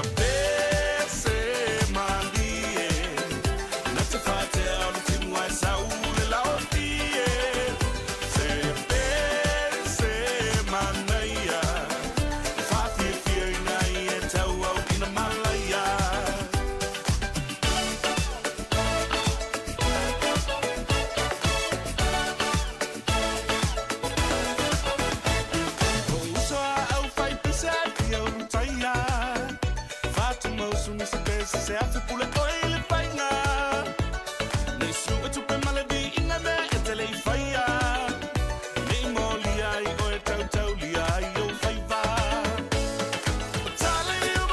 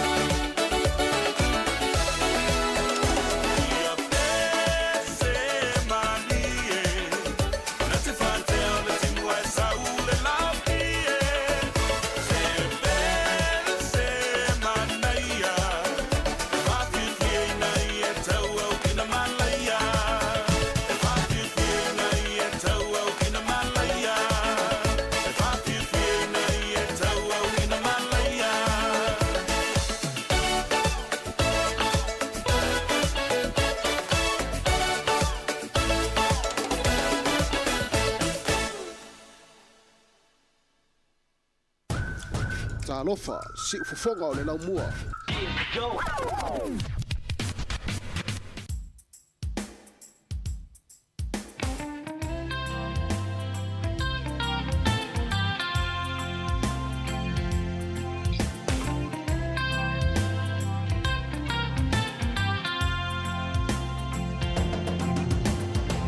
Amo se sila i le whaafanua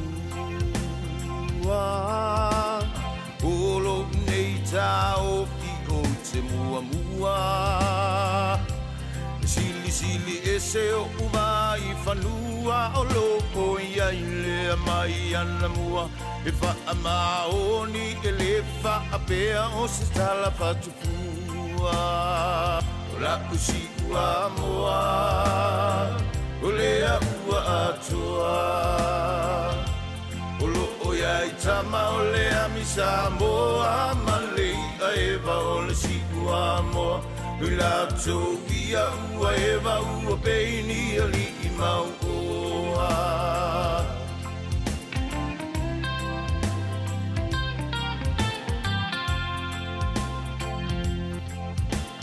O le pito va o le nei o le makusanga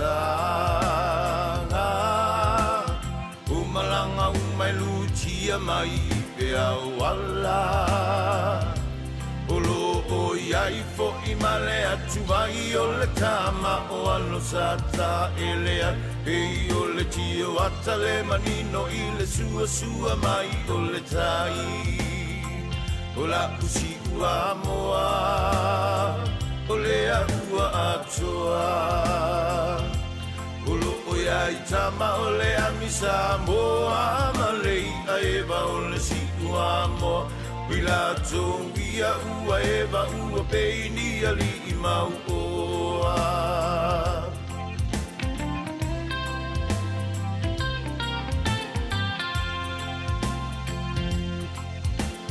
Sa fai isi o unu o le poula I le mautsa lena i fonga se unga O faa umatia langi o pu a ele siva lena ta maula O le au i tau le ua malama i Samoa uma O la usi ua moa O lea ua atoa O loo ia i tama o lea misa moa Ma lei a ewa o le si ua moa Wila tō ia ua ewa ua peini a li i mau oa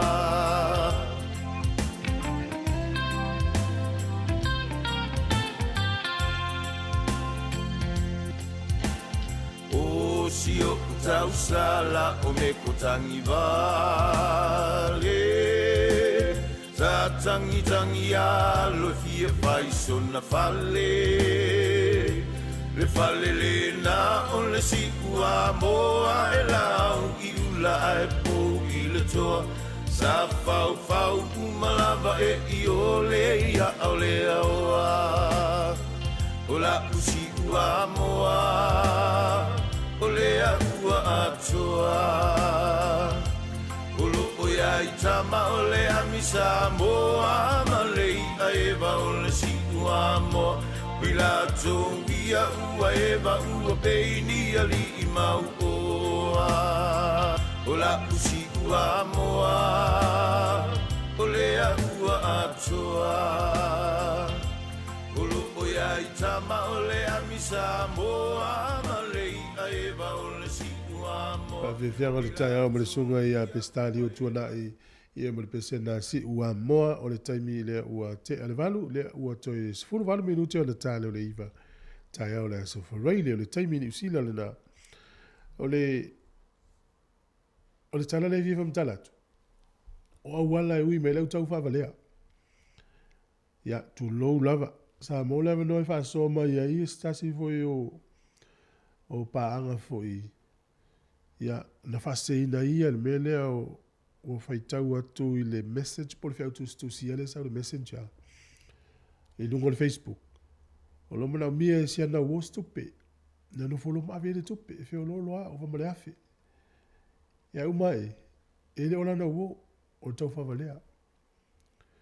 Levelan wala umestasi o ta manafi, sa ia maua fo isi auto stusi e whapeo, se si olona a inga via molu so sani. Al poto la ta male, na ia vilia, fasa moa, ia nanu maltangata fasa moa, ia ile me, i festusi a inga ia vai. Na iwana vilia si aki a vilia tu, ele olona anti olon, po le usolon tina, po le tofino olon ta ma. Peo le ta uone na aona e whao ngā e lau tau whavalea, ia atau tātou a inga mtātou wo e whai ia latou tau whase. Ia leo lapita i atu, o le wale te whai, o lau vilia o lau a inga.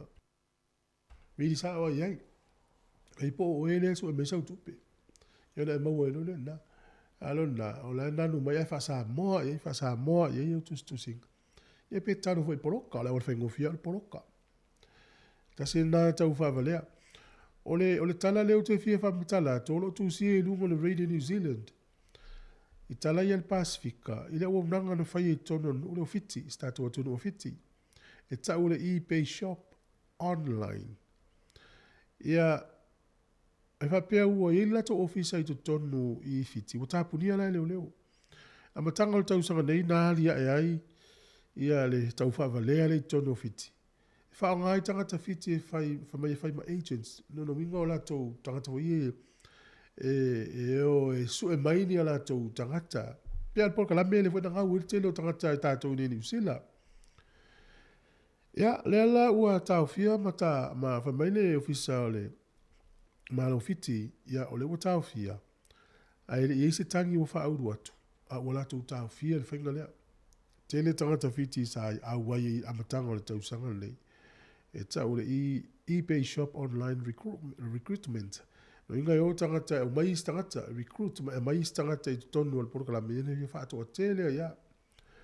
E alapta i voltato tunu une te ue whalongo se wa unanga whapena i se mea ya. Le ua vilongo te ta ule eBay shop. Ma ta ala ne iai. E ta tala pele tatu laina i so staimi ya e te maua i se tau whase, ia longo mai, ia longo atu tatu o tunu. Ina ia ma ta ala iai. Ole whapanatu o le tai au nei, e iai ia whilo inga ma ila tau nei o fōmai. E le lei ona toi longo pe ale a whanore a inga wha muli. Ona e iai ia le si a inga iau ki lani na le mawhai ona whatau nuina ia le tautonga si o la tau a inga. Ona ole le lava o fōmai. Ioi. Pēla le uinga o le tala. Afa peo fo mai e wo mai Wellington e saule si mai au kilani saule si mai lo Dunedin. O le la o felele mai le aso nei o ta tonga o le va fo fo. Ai le o ta to ai ngal ta tonga le aver ta ta to le vilia fo. O vele nga o le mai fo mai na mai. Pena fo li su urungali ina fo fa ile tu yo lata ma to le ai se tu ina fa ile si fo mai fa ya. Pe yo le tu langa na ta ai le longo o nanga fa fo mai ma so se o nanga. La le tai miu fatu langa mai e te watu e siaki e fo mai nifo, le loia, o le sue tusi o aina, e le lei ale toi longo e te lea vanoa. Ai wha vanoa le tai mina mo se isi tangata, o le whapanatu na o le tai au nei. Wa ai se whilo inga ma le fo mai, mo le fatu langa ale a vanoa, vili, wafe vili ai, na ia wifo se whao ngā le a vanoa, peo no whea tu malanga ma mau mai nei fo mai isi tuoni usi le whaita o tonga. Ia, e leit. Tale iwa tātou telefou nei whawhiwhianga o le tai au sunga semi atoa sa mo finau.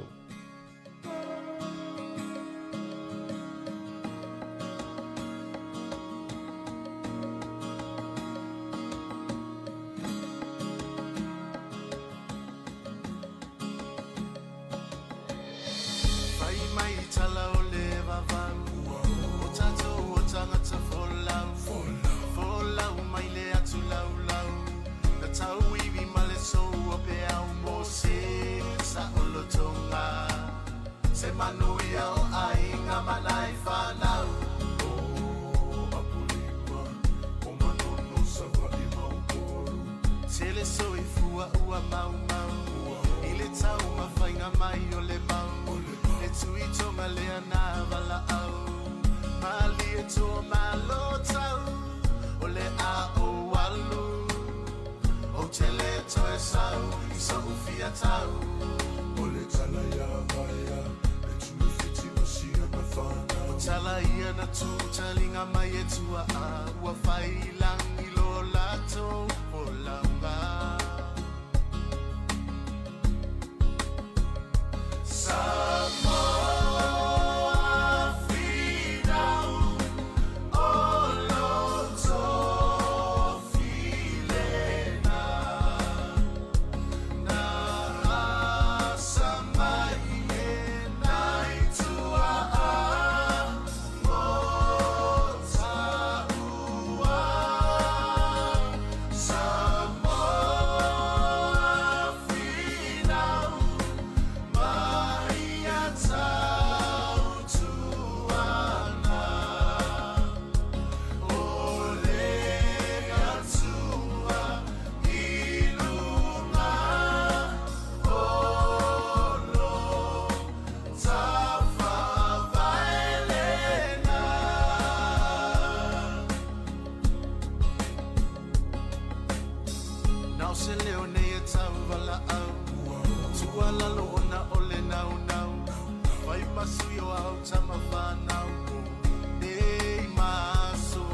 Samoa laupule Taofi mau mau Apulima Omanono savali mau Ole tala ya tuna mafata Ofaata usilifo imavaya Mawapule safi na wina Tamasese watangata valeina Otoana Safina umolo sa olotonga Samoa e ole famana tua tulena Nengalo ya oe olo tatu amatanga Samoa freedom oloto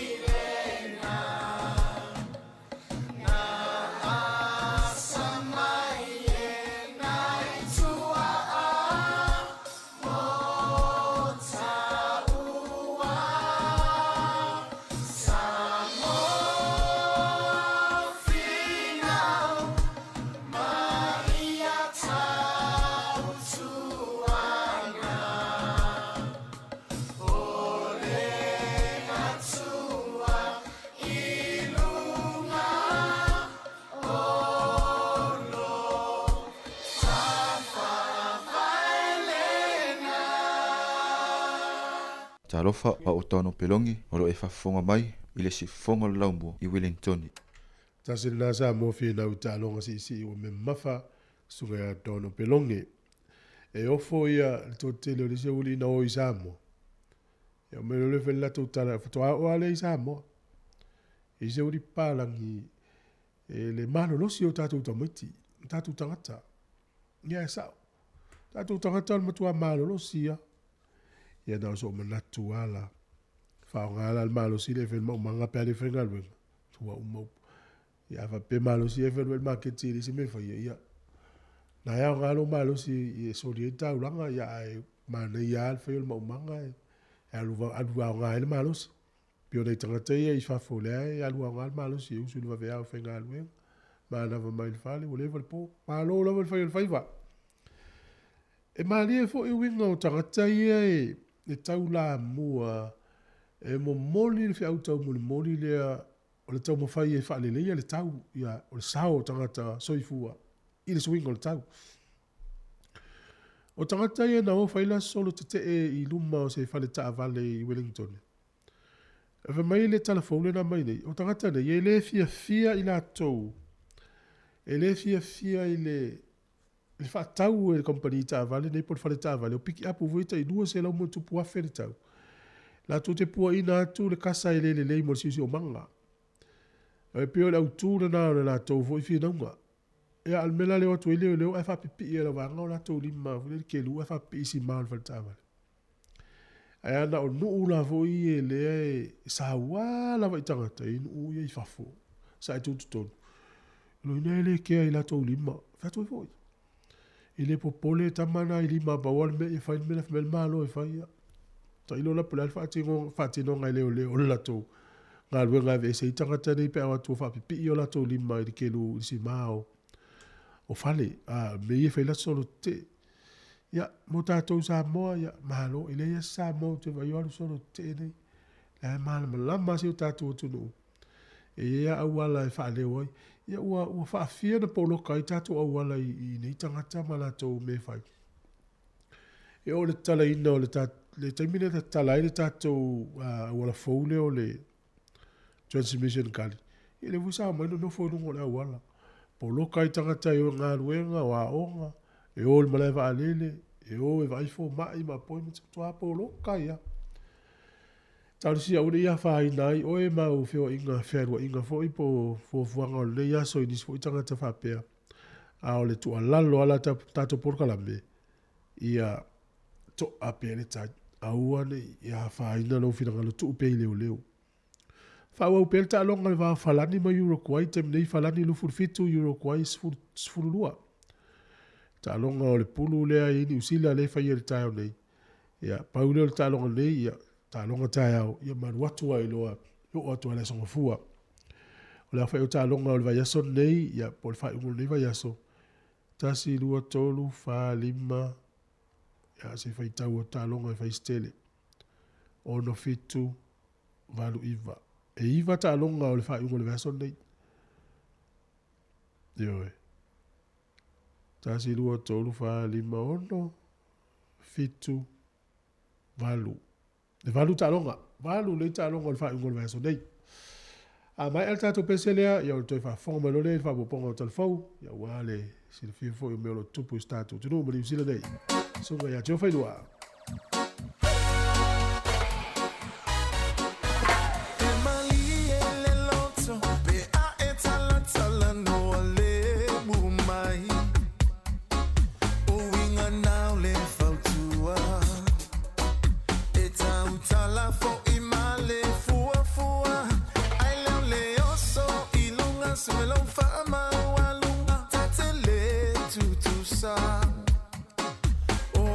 All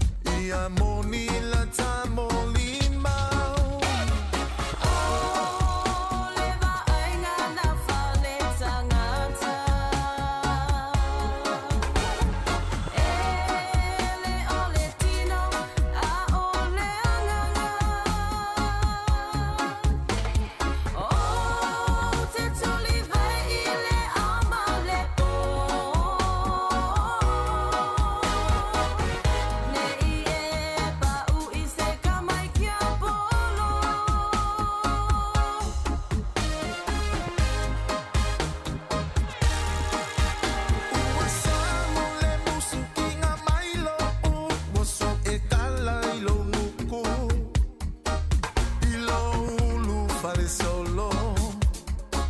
Wapei o eu se kama I ke walo. Ai le se ngofo lele. Fai se kuka se saka pela langa se fala. Oka ua oka ulele a. Le ka ukua loka fa alu penga.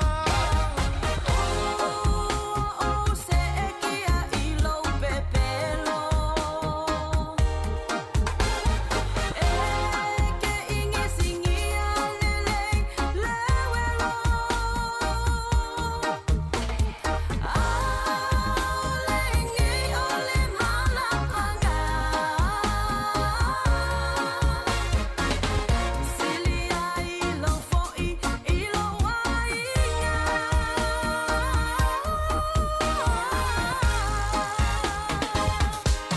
Oinga na mafutanga. E tu ai solo leleanga.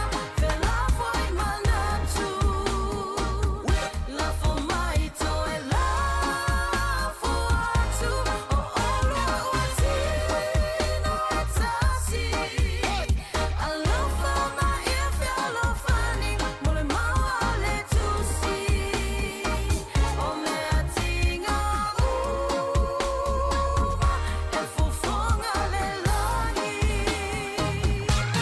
Oinga na mafutanga. E tu ai solo leleanga. Fela foi manatu.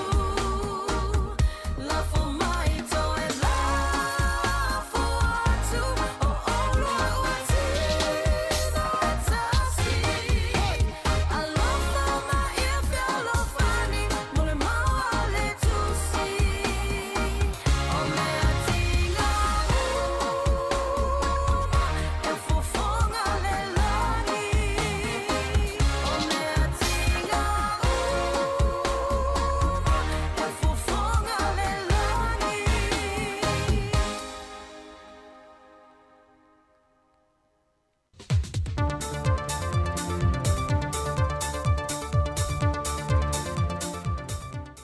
O te whatalofo le tātou tunu e se isi whaopoponga le nei, e tale meo lo o te tupulu tātou tunu, usi mai el whafonga.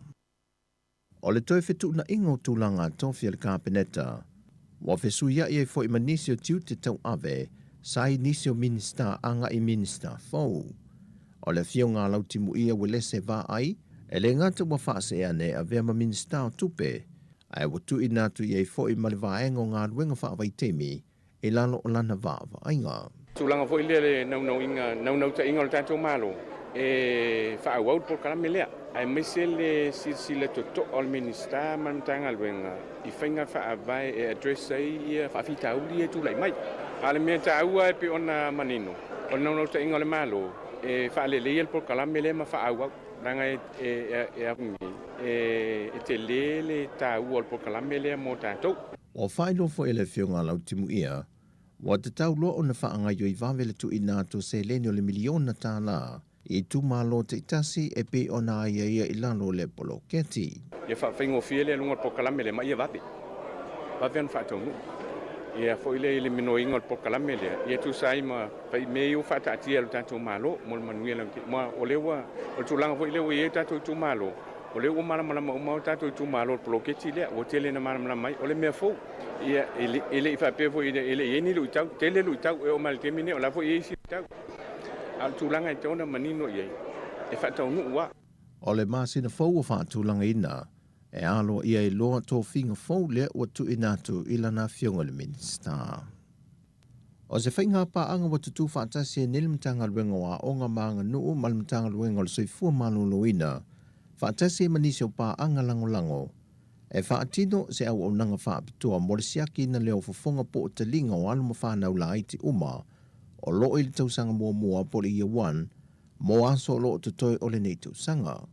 Wa whaia lea ngā yo i ngā ia mtanga ruenga, o na o se tasi leo whaafita uli o whaamawina mtanga ruenga, o loo adia e mai pea i fofonga o po o te linga o whanau la aiti, o le ala leo wa tāpena ai se whainga pa anga tu whaatasi, ia vave o na fo ia whaafita uli ala le whaalongo, Ma o ui nei fo i mātua i le wa ia le leile po o le tausia o te linga o whana witi.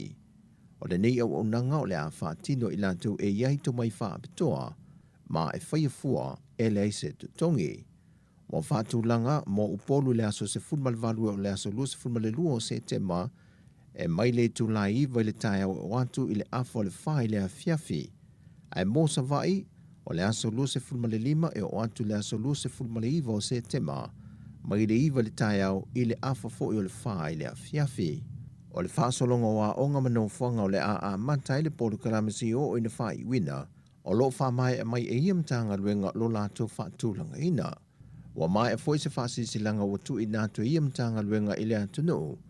E talosanga i nai mātua ina ia seini pepa e malienga, e whaailoa i le talia ina o le siaki na pētanga fie fo mai, fa fonga po le talinga o nei o lato walo, mo le whaatino i nau tonga fitinga. O sa mitamitanga ma se whiawhianga i le whaurulunga o le whaalapo pitonga o le kānesa Samoa, le fionga papali i John Ryan, ina wahaman ia ina le tamaita i tausala i a Shane Thomas, le olo ia tau aveina le pale o le tamaita i tausala o le kilope, wa sia lo tātou o tunu, ma maua i se awa noa tā wana te whaasoa i le mafuanga, wa ia whaatawa i na i le whaalapa pitonga le kānesa Samoa. Na whaamatala i le tamaita i o lona tua apo o lona tina, na maliu le mai o le kānesa, mai ele o se teibi whaingo fie i lona soi whanga tuputupuae, ma ia wa aia a fianga o le mai, e matua sili lona whainga tā. O le ala le o lona whaataa waina o le whaalapo pitonga le nei, e nā te una ia e fōi au ia tau aveina le pale o le malu malo le tau salo le kilope, le fe au lava o le vave siaki ma wa aia fō mai, e teimi e whaalongo ine wa iai se swinga, pele ai fōi se swinga, a ia whaatu langa ni siaki whaapitoa i tau sanga te tasi. Jane Thomas o lo ile antunu na au maia le company telefonia le Vodafone Samoa, le ua ia mai a sia fōi le lau mei whaianga, o le no whanga leo le siva ai lau afi, ma ia ta amilo i le taulanga e a sia whale sui te tasi o tangata Filipino, e whaai loa fo iei lona lango a o iei i le antunu. Wa mai moli alo i atu nei e whaalapo pitonga Leono Mea Production ma le Teacher Cell Samoa, i le ofisa ma le pūlengo tangata tā whao mai mō mai Samoa le turisi. Le tamai tai tau sala wa ia tau aveina le pale o le manu malo le tau sanga le nei ma le tau sanga whaudua whelua se fulma le wha, moe moana sa whatoa swanky. O le vahenga Leono Mea Production, o i lantu i sa tāpine ina a tō le wha moe o le sa ilinga tau sala o le nei tau sanga, mai o le momoli alo i nā tō le tau sala mō le amatei no na tiu te tau ave, o le whai uina i fo leo le tele o le lātu tau tua, sa whātou te mai le amatanga. O le company telefonia Digital Sound o le lango au tū lea, o le wha moe le tau sala o le nei tau sanga ma le tau sanga fau. Mai o le wha moe sa whātou te lea, e le whani sa mō le turisi po le tangata tā whao mai mō mai lea tino, i le ele fau ia pia. Wau lava ina o atu le mata au po le to e seo le soi fua po le o le talvau ia tu au. E se tūlanga ma ale maonga e le ngata mō tāpenanga ale tu o leo, ai whapena foi tāpenanga lo ia pia o atu le whamasinonga. O se tase o mōli maua whesawa i nei lunga o penga te whailangi, le tamai a sātanga pe o nei loa i le swafa sami lunga o penga te whailangi le nei teimi, i lana mōli mau na whaatala noa i lunga le porkalame le tauta ia ele, wa ia tā uai ma le tele o nisi whaingai whaape pio, o lo whaatino i nei nisi o sātini mau le lunga o fo i le komisina e toa iwa iai lātou, e whaatatau i le mata opu lava le nei. Wa silia ma le lua tau sanga talu o na maliu le antele e atu au le lava o lo wha wausu e su enga mtanga luenga o leo, e ala i mōli mau o lo o lātou au ina. Pei fōi na whae loe au telefou le aso ana nafi, wa fo i se tasi o whaletua na o ane le ofisa o leo, ma tau tino iai, o lo na to alua lea ua maliu, o ia tonu lea na tupoi le whaala lave. O lea mata opu o ngonga o le mawai se to file mu lea tunu ili nei vai tau, wa wha ali ai manatul to telo lea tunu, wa te tau lo na wha tino mo ilo iei ni ngā yoinga, ma whaia se ungai to file muai lea tunu. O tala fōwia, whamanuia tele le tua le whai unga le vaiaso si o tātou o tunu, whailo il vaiaso fōu, whasoifoia.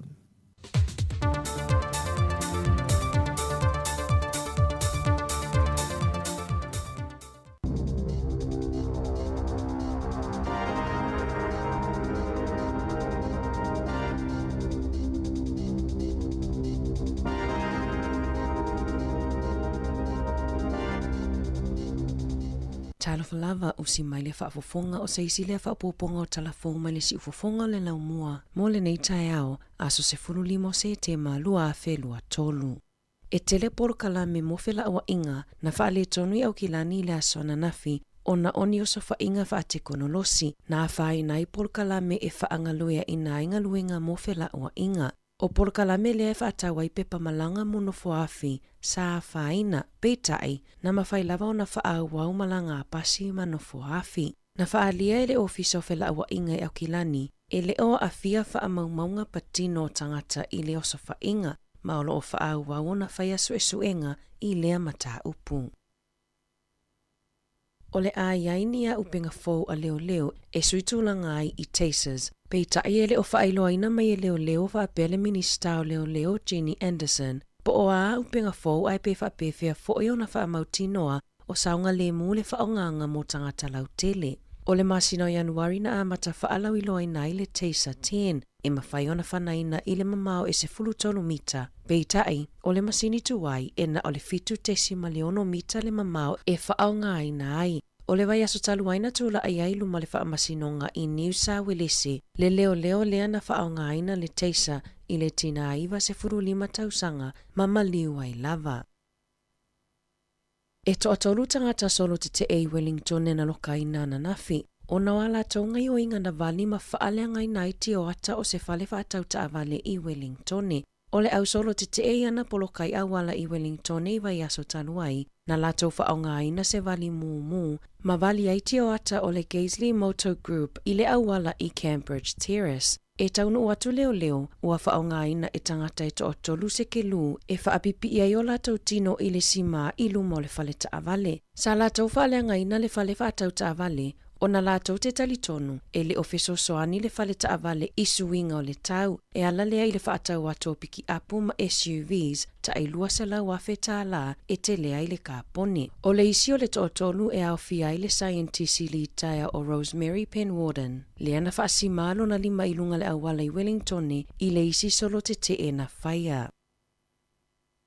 Ua tuuina mai se lapata inga mai le malo mo tangata New Zealand o lo fuafua e malanga i fiti i ano fouta i le pepesi ai o le manamata tā se itulou. I se pepa o whaamatalanga mai le matanga luenga o soifua malo loina i fiti e whaapea o lo tausa ilia le mafua anga o le whaamai. Ma ua iai se popolenga i le lema ma o vai tau mafa. E silia ma le fitu se fulu tangata i le itui sisifo o fiti na whaamaonia o lo ngase e au fia i le toa se fulu valu i whale mai. Toa fitu tangata maliliu a ele i whaamaonia mai le mafua anga moni. O lo fautua ina ele matanga luenga o le vai fafo ma fe whaatawa inga tangata e malanga i fiti i a tautua nā le tausia le lei o le soifua malolo ina e pui mai ai i le whaamai o le manawata tā.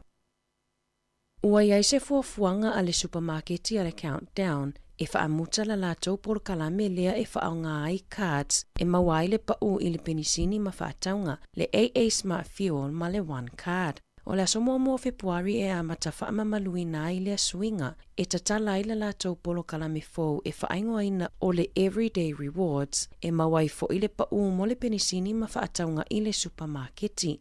O le polo kalame fau o le anga lulu e whaatasi ai ma le pamu o le PP e o fuatua i le pau mo le penisini. Ua whaamaonia le whaatuputupula ia o le numera o tangata Pasifika i tutonu o New Zealand pe a whaatusa i isi tangata anuu pe ona lipotia se tasi o polo ofisa i le University o Aukilani. O le siti o le numera o tangata Pasifika o le toa telefo ilea o tangata Palota. E silia ma le afa o le whaitau au whai o tangata Pasifika e ila loifo o le tailua se furu 5 tausanga. O lona winga, o lo o mautinoa le isi 25 afe o tangata Palota i le lumanai. Na whaalia le sui o le fono faufautua a tangata tonga i Aukilani, me lino maka, e te leina lea mana ia ina e vaenga wha upufai Palota a tangata Pasifika, ma e tele ina taule Palota o tātou tangata. Na whamanino e me lino, e whaapea o tangata Pasifika e whaamoemoe mataulai le sila i folafolanga a pāti i vaenga tau i whelaua inga Malaysia ki no nifo, ma le whaamanatunga o le whaato e sengaloa ia New Zealand i Dawn Raids, na awhia i le tele o a inga Pasifika. Na saunoa me lino, e tatau i vaenga whaupu whai uma o na manatu mamafa, ma whaata ua pālota a tangata Pasifika.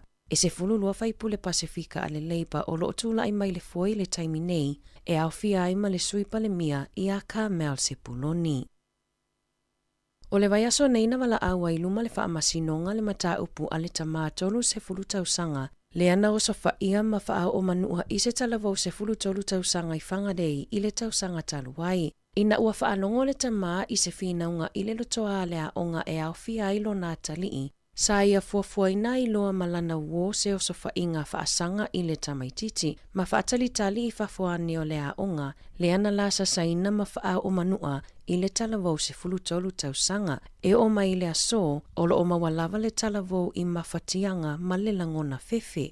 Ua le toi mawhai fo i ona savali i lea onga ona o le whaalawelawe na tupu, na mōlia le tamaa i mōlianga o le wha o manua ma le tau whaamatau.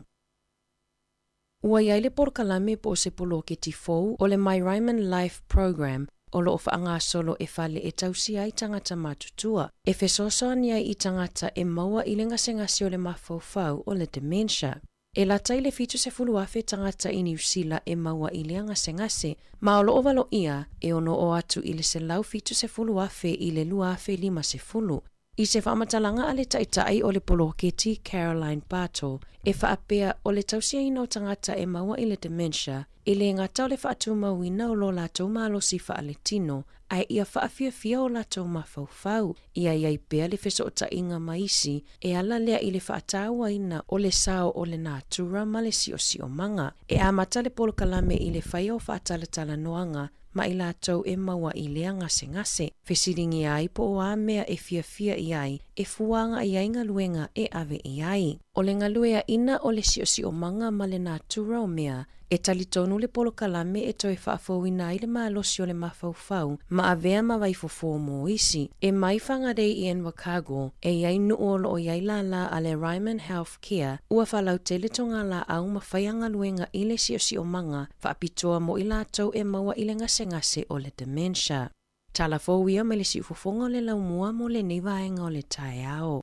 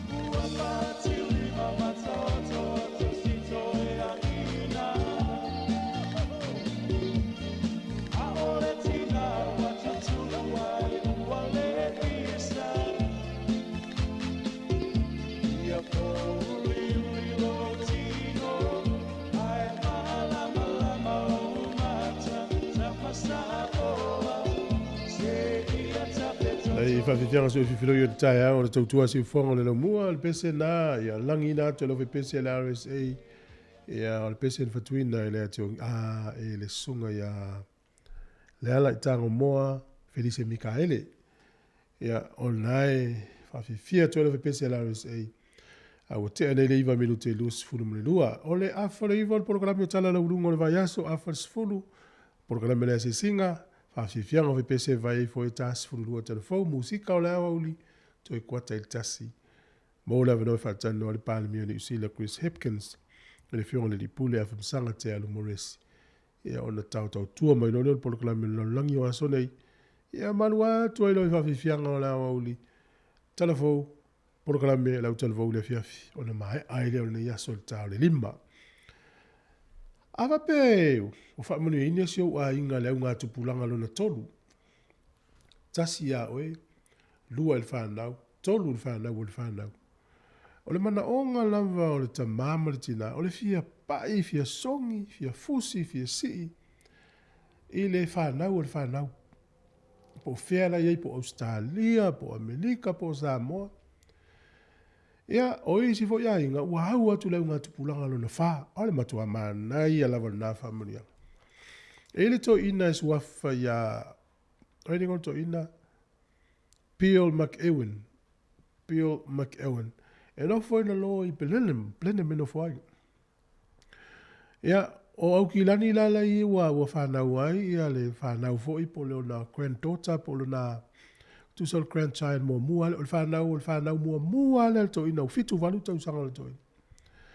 E te loa la le vao plene mau ki lani. A e malanga le vaalele. Le lope lua i tu lawa o iau ki lani. E te loa le malanga le to ina le lo na fia te lea le va island na le afa fine a lula le granddaughter po le grandchild mua le ainga. E tolu aso na malanga ai. Al mafuanga. Na pu e mai le va island lo in South Island, botu i sauti. Sau Wellington, Savali lo iau ki lani. Fa atu li fia tuai la wala. Fa atu le li fa pia. Se iau o iau ki lani wa tolu aso mulmurian. Ana o atu la iau ki lani alai fufu e malanga al pepe mo le matu Australia. Le watu o alu le vale le Australia. Ole mau o to ina lea. E tu sa mal mau le vaenga le no fa ke lula to li mal falta valeta. O le fa ta wo ina tu manga. O le ea ma tu langa pena. Ea ma na ia fo fainga le to ina. Ea fitus ful valuta usanga to ina. Ea na savali atu ai Wellington e ukilani. Ili fa pela na savali atu ai ni taunga. E fa tu li fia tu la wala. So esu eta vale so esu eta vale. Tolu aso mulmuliane fa to atu no ia ukilani. e ma eu foi nau ne to inari sisio mangari ya lo taita le utu fi o le ai ngai fusi le tamaiti ya pe si il pepe a kisi atu lo na ala fa ya pangale wa lo fa to ina sisio manga ko umalta longa falani ma euro kwai umalta longa euro kwai sfulua falani lu fulfitu wa lua ne malo falani o ta longa ni usila falani lu fulfitu falani sfulu tolu ni usila al ta longa la falani lo na lua lu fulfitu falani sfulu euro kwai ya mai ato mi sa tu nei time ya tato filo i wale umil tato waso yo ya la tato pese nei vai foi ya ona saudi mai lo lisi tato proclame mal falo alo fa tai lava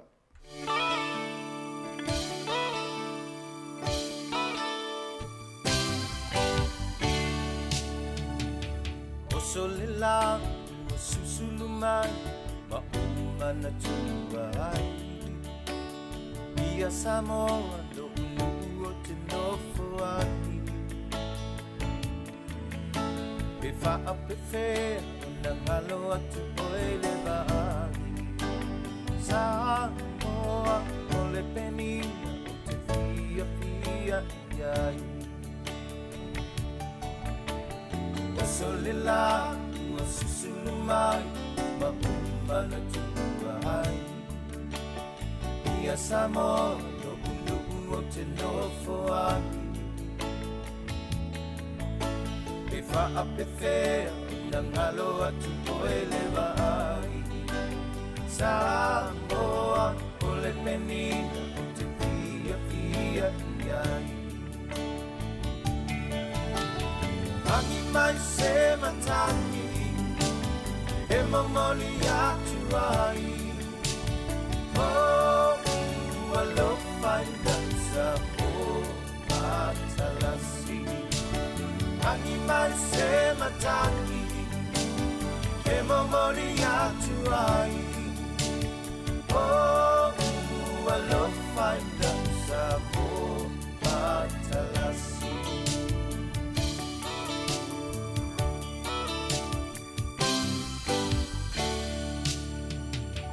Wow lele fa sol ala foi ao na paulo le sami ila pe asulungia ele masina pe fa a pe fea na ngalo atu oia ita Samoa o le penina o le masa pacifica E matango fie i le afi e asa vali Lona lale le mafoli ngari whenanu ai E wha a pe whea o na ngalo atu olo ringoa Samoa o le penina o le vasa tuloa Aki mai se matangi E momoli atu ai Oh, alo fai dansa mo atalasi Aki mai se matangi E momoli atu ai Oh, alo fai dansa mo atalasi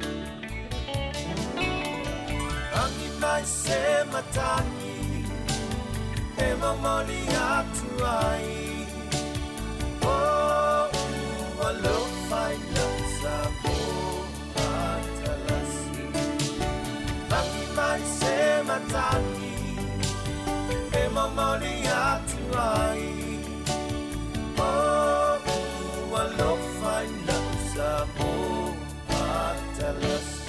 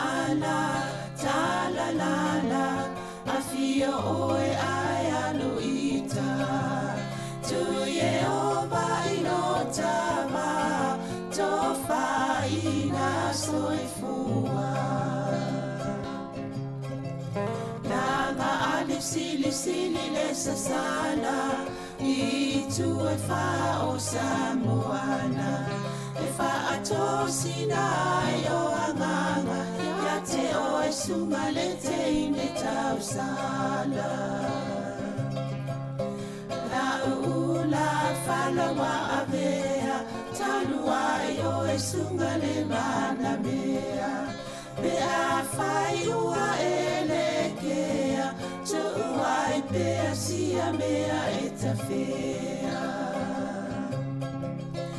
la upua tau no fore nei tau wai so se e sili le la le ma le fuaro sa mumu e te whaata pati ma e tuli usisu ta la la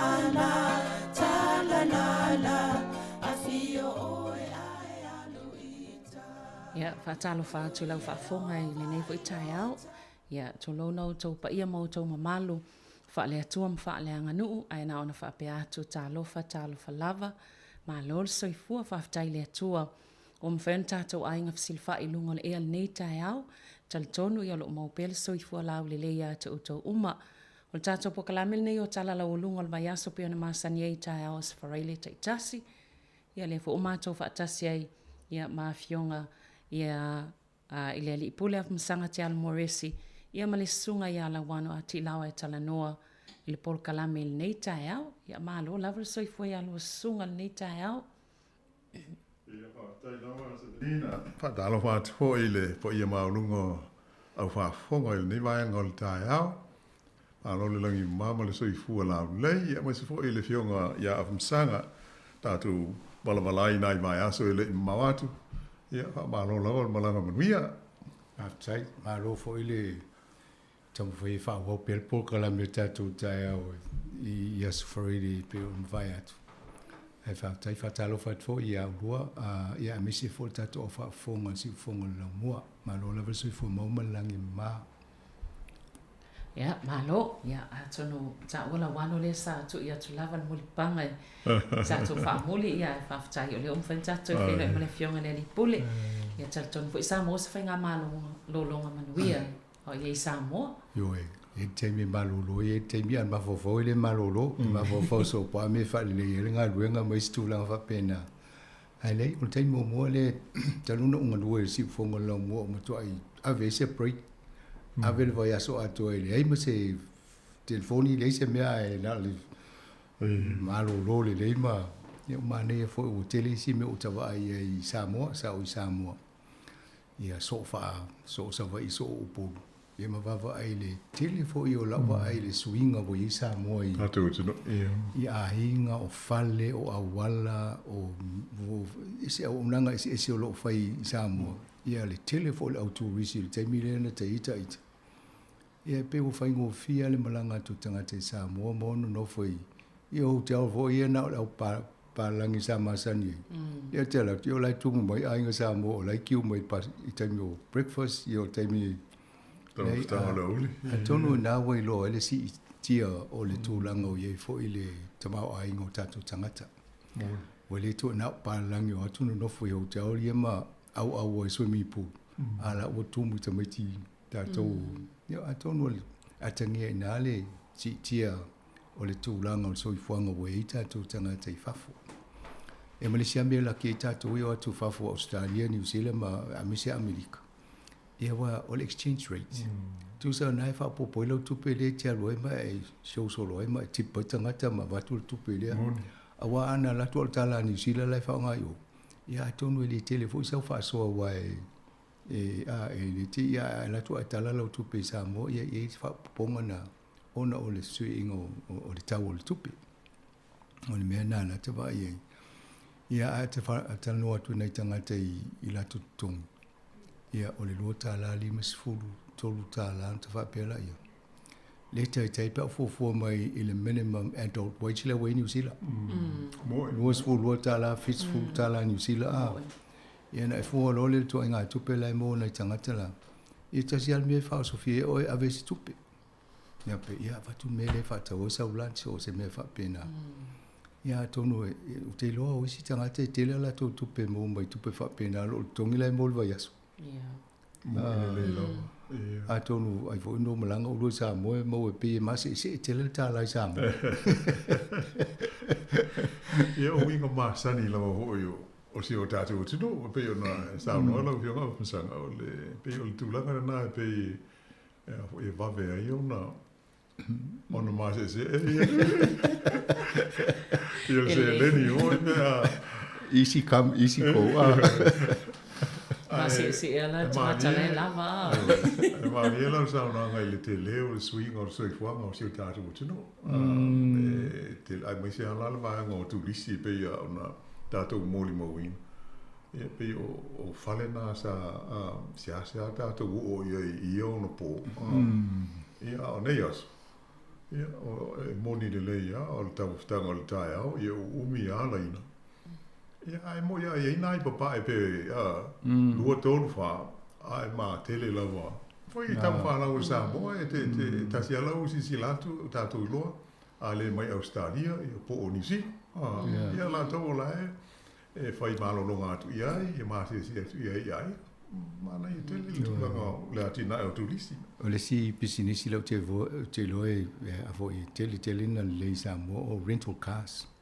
Wa tanga te mo yo e fia mo le ta vale fia wa mo le a to no le sina pisinisi nei ai nga fo fa mo longo ma ia ma fo wai. O wa ia to a to isi ko le rental car pe afa pe na i sanga ta engineer al to ainga. E va ia ta vale ma ia wai ia amata tual se lau fast food wanga i lunga tau i le aso a. Ia, matau dia la o si a inga e watu to tele ia. E mana o mieta avale tele fioa ia. Ato no swinga na lau vai manea fo ia le tūlanga la ia i lau wha vai i whainga malo ma la to fo tau mwhainga. E ana isi vaenga fo i le mai tau atu e ato no la e wha i la to mo la nga i lunga. A o ia i o sa sui e ma folsia le palemia le swinga le minsta o tupi. Ia la o ia le swinga na ato na mo fo telefone.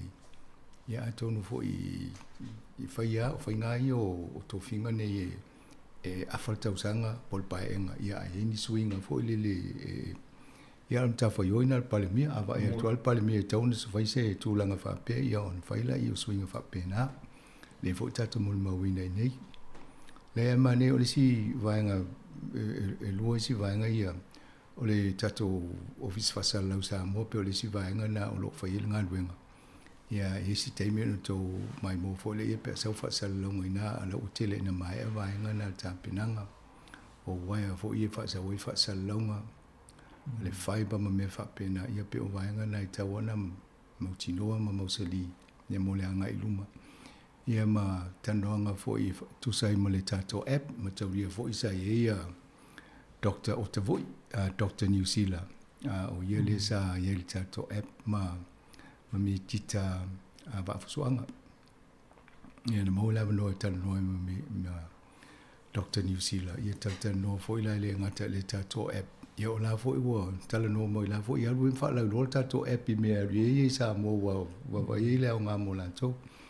Ai o tal no le si pulo ke ti le mana o le ofisa o nga tato nga luai i mo le sona mo faia onga i le ngan Samoa o le vaenga tonu ana o lo ngafa ma Dr. New Zealand taimini o la toe o faia onga i le sona mo le ngan Samoa ia no lo le faia onga pasi a to so me tonu ale le mo mi alta to so so ani i le la wa ngalu luai fo i faile tano ngan sa upuna ina mo le no te filo e fo i matala no le aloli le funga ngan bana Alfred Hankin ia ele pose lilo o ia na o le tato tai fono mo mua na le podo si fongo la mua ia o ia la o te ia ngan bana o tu atu fai to mo sa valia to luma filo ia matala no ale ina ngaluenga o la fo la u fai ngaluenga i le vaenga na on ta upun ngan Samoa i tonu o le NUS on the university.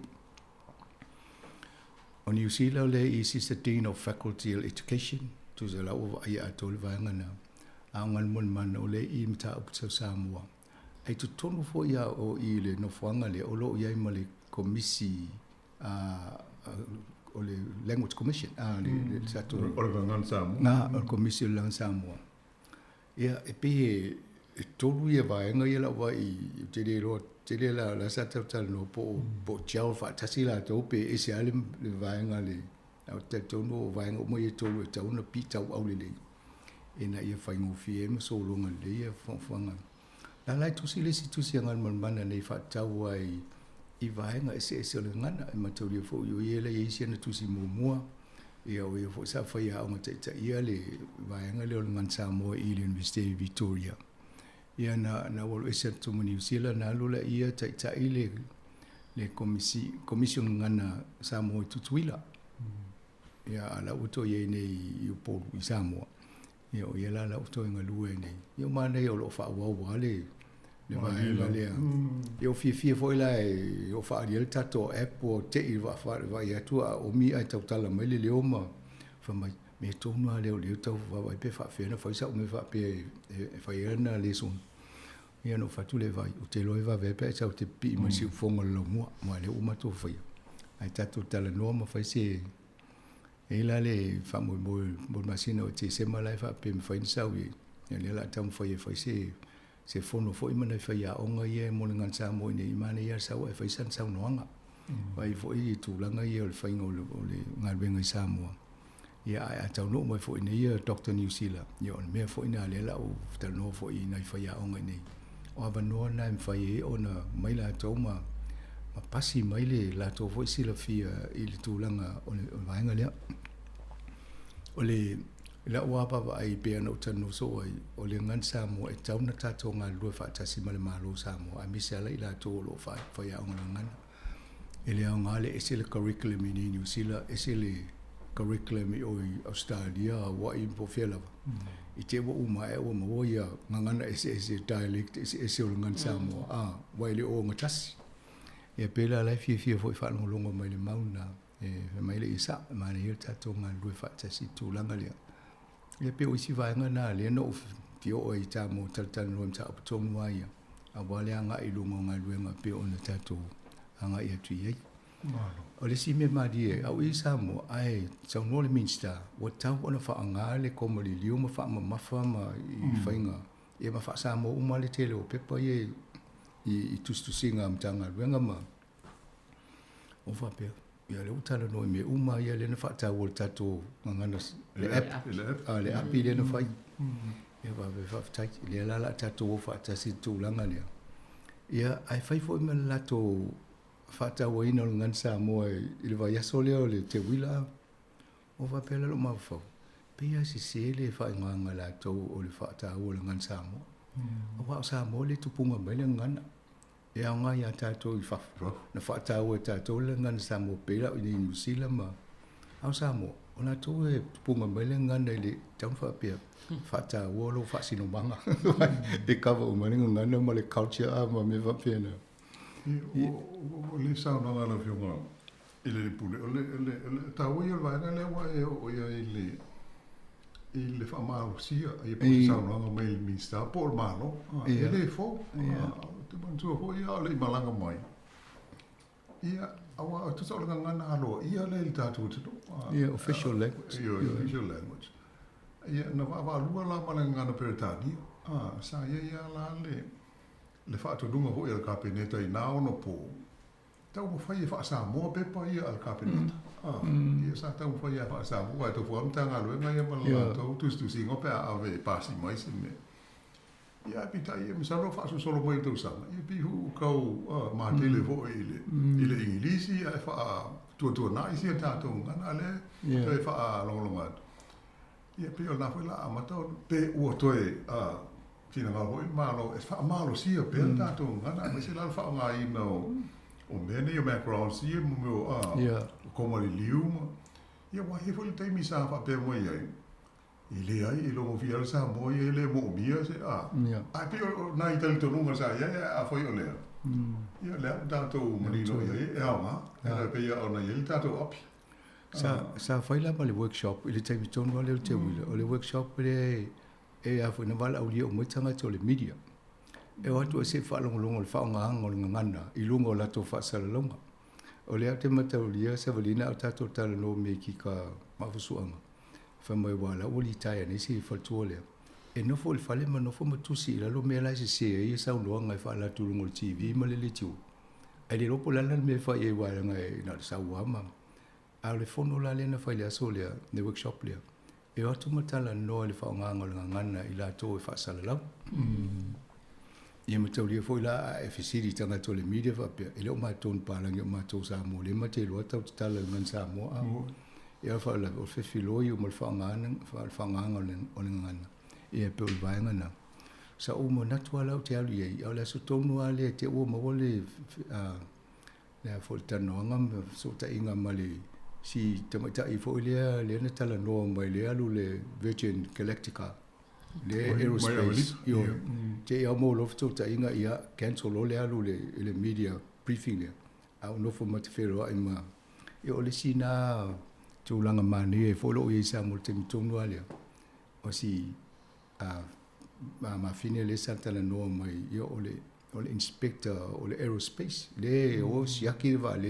lo ke ti le alu nga mala tu ia te o check ta tu sa volino la sa mo lo ma felo inga tai o la vale ia o mane o fifia ma tal no e ma si fa fitai e fo ilona sa o fa so mai fo ilona ia nga wenga la ye ni te mini o nga wenga ye sa o intap tanga ta ale ye sa mo ia tu tal no mo ta to proclame tal boy o feleni se loti le ia o le alo le fai au metotisi ia mana ia ma to felo inga I o ma to tal no a fai tu la ia fa so ia no fai lo le I tar sanga ia mana ia pa to fa o mo in por kala me o mai o mena te I New Mexico ia America ia la o ma dia mai fa mai mana ia fo tu tal no mo le ia savalina fa tu langa lo por kala ia ai ani me te natu e te fai lo mai pa swinga fo I tonga renga ia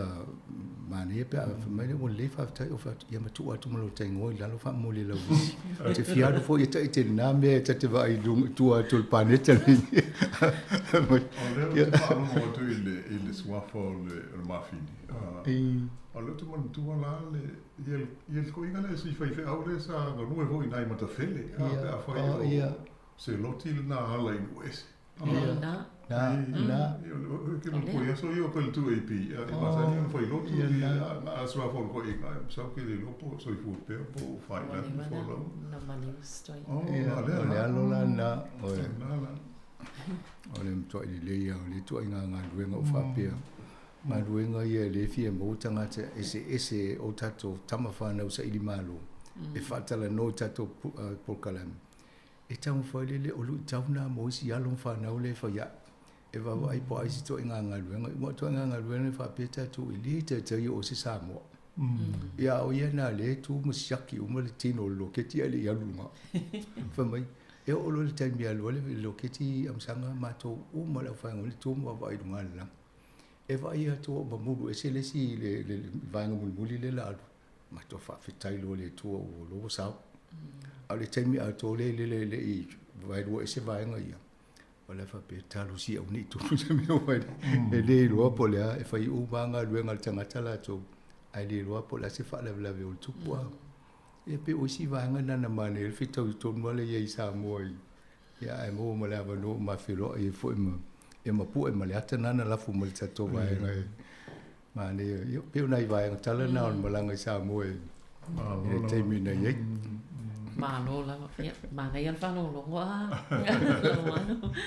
ia e me se o lo ia la ta mai tai ni sa mala ngai sa mo ma nei fo ina ri poti e me se fo I filo inga ma I la tu sa fa ta tiel fo fo ngai e filo ia va ne sa no so le memoria fa fo mo mai manuel tatu tu no sa na ole na ta o ia nga wenga vo io le tatu officer fa sa la po le studio ono inga le fa mo e fai mai ia tatu fa sa no mai o ngai mai nei po la tonu mo tonu o tam fainga na ia o le ele I tonu la vol fa no la ingo ta se le ele va inga na le na fa no e ma fai ona fai ale tatu studio ma le amatanga mo ngai wenga I sa mo o le si potu e lo potu le falo la ingo ta se sa mo le fatu o lo fa ngai fai mel tatu studio e nei le te mini matal no pe ole ala nga taule amatalona interview mai tanga te tonu na ia na interview pe tasilo na fai no fai mai fo le interview na ia pa to mulanga tfo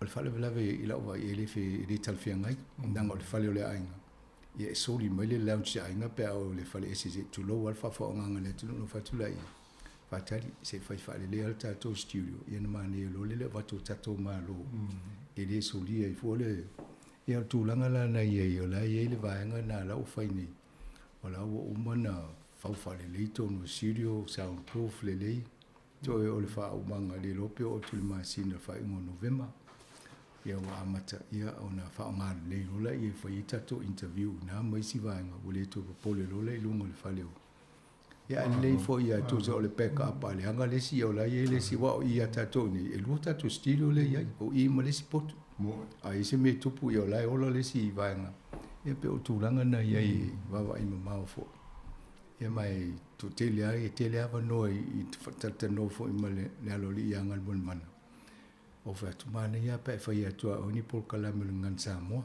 fa mai mana ia me si dina o lo fa mo na ia o le la o te pena tu ia e fu stemina tatu fa longo ale i po kala me ngan sa mo e sa mo sa mo ia o fa ta si fa ia o ngole ne o le tau ave vo la tolum ta o ni New Zealand Malo, manuia stato tam fa salau mai sa mo ya tases. Yo, manuia tases o fia o ma felo i matal tano. Yo li sta fa breakfast meeting. Ia maolo tau mesina, ma ne te le to nga fono fa pele. Tata no ale nga runga ia finale. Io me fa pena, tato vo istemi tato le restaurant tato no ai su ye foi. Ana fia ta se sai nga renga la o su ye fo ile ma tili al fia e na mo fo lava no ma tala no ina tu so tato stilo la built ni o ye le manager o le Radio New Zealand ye fo i stama ta io tu le epa o mo tu le epa Taylor e fe tau ia o la Samoa ala fo ye Samoa no atu ma technician se lo le Radio New Zealand eva ai la to pa anga sa mo ile tu pi o le TV no vole tu tuila ia ai no foi le wana tano mai te o le malanga sa mo fa tu le pe tat filo sa mo ia nei wale na mato filo mta sesa mata le studio lai lunga to eva ai nga wenga lai fa ni ia ma pu ya na ata ma tu sa na notes te le lo le ope va pe mai mu stay mu am sanga mana ia peta tonga lu fa te sfa mo le lo va le te le to studio na te va e tu ye ya wo ola e na le pule le ye le la wo fo ina ma fele ni le pe no ta no sa ma to fo no fo ina ia wo fo no fo ina ma tu ta li ma tu fai ono o ye le va ye le media cattolico ia ma ta no fo i ava no in fenta tonga lu fa tas awai o tu te le na fiso soni ya ta to pe fa salonga mo yo le talo ma foi le ulua i Chester o peleki mal man samo ia na foi sama o tu foi so ni fa ngota to masini fa salo e te le ala si mia na tal noi foi mo le anga i lungo fa salo e ia por kala mele tata no ni e nga e la tu ya nga foi ala tu samo ia matala no nga o foi mo Dr. New Zealand il tato ia vai le wa mata no tanga te le studio in ngale pa me lai lunga tata no ale i tala lo ia le ia o tu langa na ia tato atina in Samoa malo a faftai ia atono le o tele lava vai ngai wa sau no ia ni tele ile fenga mlanga sai ai ia malo atono system te fa tala ni stala stele le mai o malanga Samoa ia ia nei vai ngata wa le ta pena to fo itato office fa sala unia so pe ona yele fa tantano anga male fionga le palmia Chris Hipkins fa ye tono tato studio nei masanga ia po le kwata ile to la tasi le wa nei le fa ye fa tantano anga le a tan malo tato office nei fo ia so ile fionga palmia por ta il va fa ye le leipa mo i sava no tala no ai moni male fa mo i tulanga fa pene ele fo i avele invitation ele national party tele ele me foi tato fa tando no le party de tu e ta won avele ava no le il opposition io tau sanga mo vai tele no fa ia pe tolu pe fani interview fa apia ia I feel ia mo Winston Peters ia se va ai tau sanga le ona fa te lo ma ia po Laxton po la to number 2 ai fo io Nicola e mani fa tala no ia va va ai mani si tal fe ngai ia o le ia alta to fa pule le manda le ma senta tata no au te fitala no ia stemi po le ato nuanga luenga la to fa le temi nei le visi fa le campaign wala e fa nga luenga mtanga luenga ni pe o lai e pisi fo ia ina lai ia te tulanga na fa tulanga ngole so le temi na mal palmia ia fo ia Chris Hopkins ma lo se itu at se pesele se vai tato tanonga yan toi fo mai lo le fa wawi vai nga oni si vai nga tato tanonga nei tai out tai no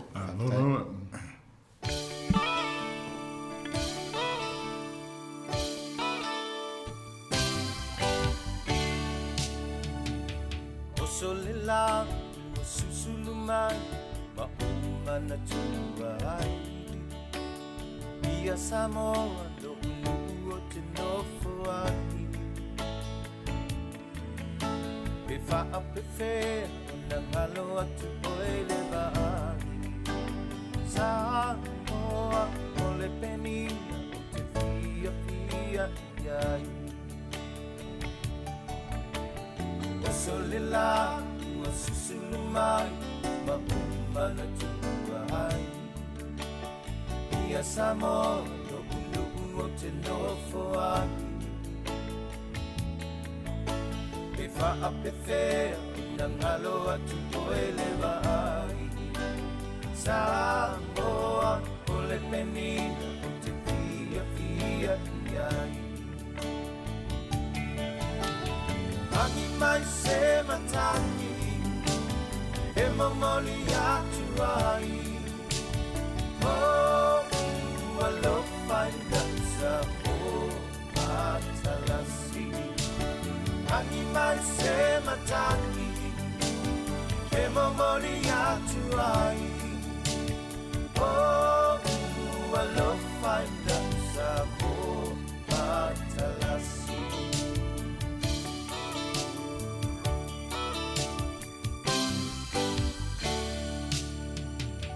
Wow lele fa solo solo alla foia o na paulo le samigi ila pe la sulumia ele masina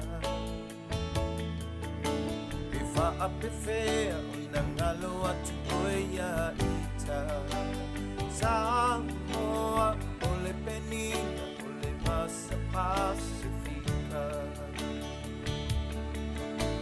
e matangofi le afi pe asa vali Lona lalele mafoli ngat fenanua Pe fa pe fea una ngalo atu olo ringoa Samoa ole penina ole basa tuloa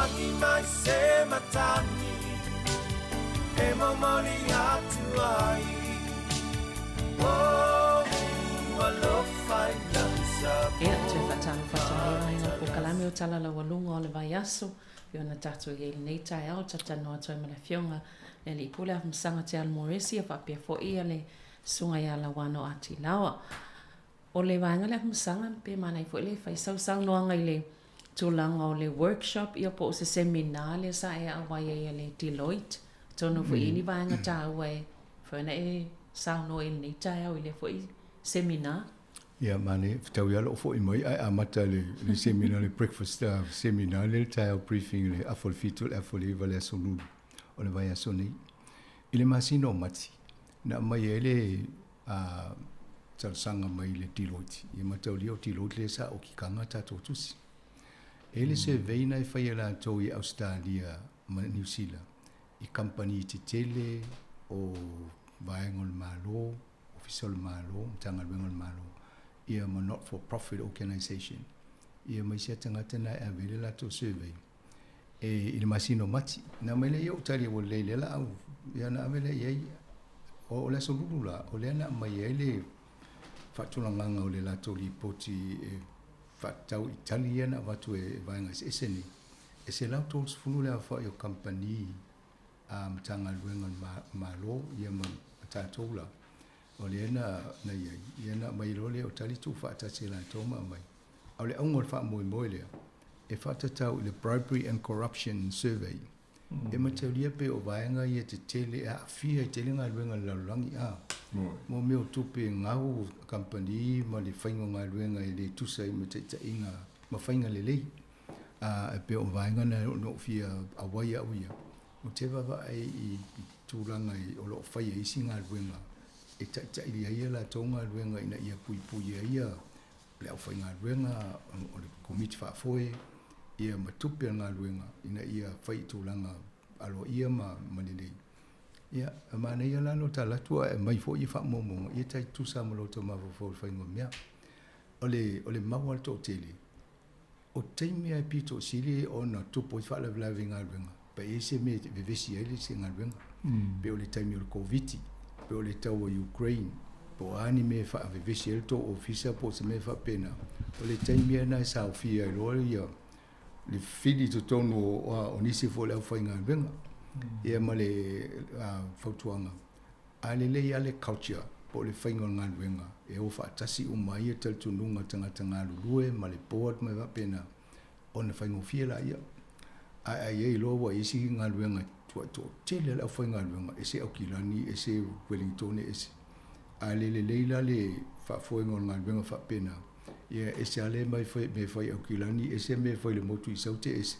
Ia na saofia lo le ma winga ia a. Ia tono le ata te ilo i tala anga fo i le tala no i tato po kalameisi aso. Ia me tutupu i singa luenga e motupe mai mau o meo tata fo i mōri e tūlanga o ngā luenga pio. E la vea inisio ngā luenga le sa whai le District Health Board de Lord College City. No whale se ri ina whai konkalate aviana wo a me whapena. Ia me umana le sa utono o le corruption ma le mo whainga se e whai whaanga o. Ia o vaenga la na e o le whautuanga la pe o mea na whai e. Ina ia whai policies. Ia whai mo meo tai ala ina ia ma whai e o na le sa o fia ngō fie e toa inga whainga se e ngā ruenga. Ia ai mai whanau lango foilai mo ta yuru wa a le leile tangata lewa ia ngā ruenga. Ia na whainga o fia le na muli umatua i ma tangata i a. Ia no whaitula ia i na ua mai a wai e te ele peno. O le si whawhine na whafoe i su e ngai tono o leo.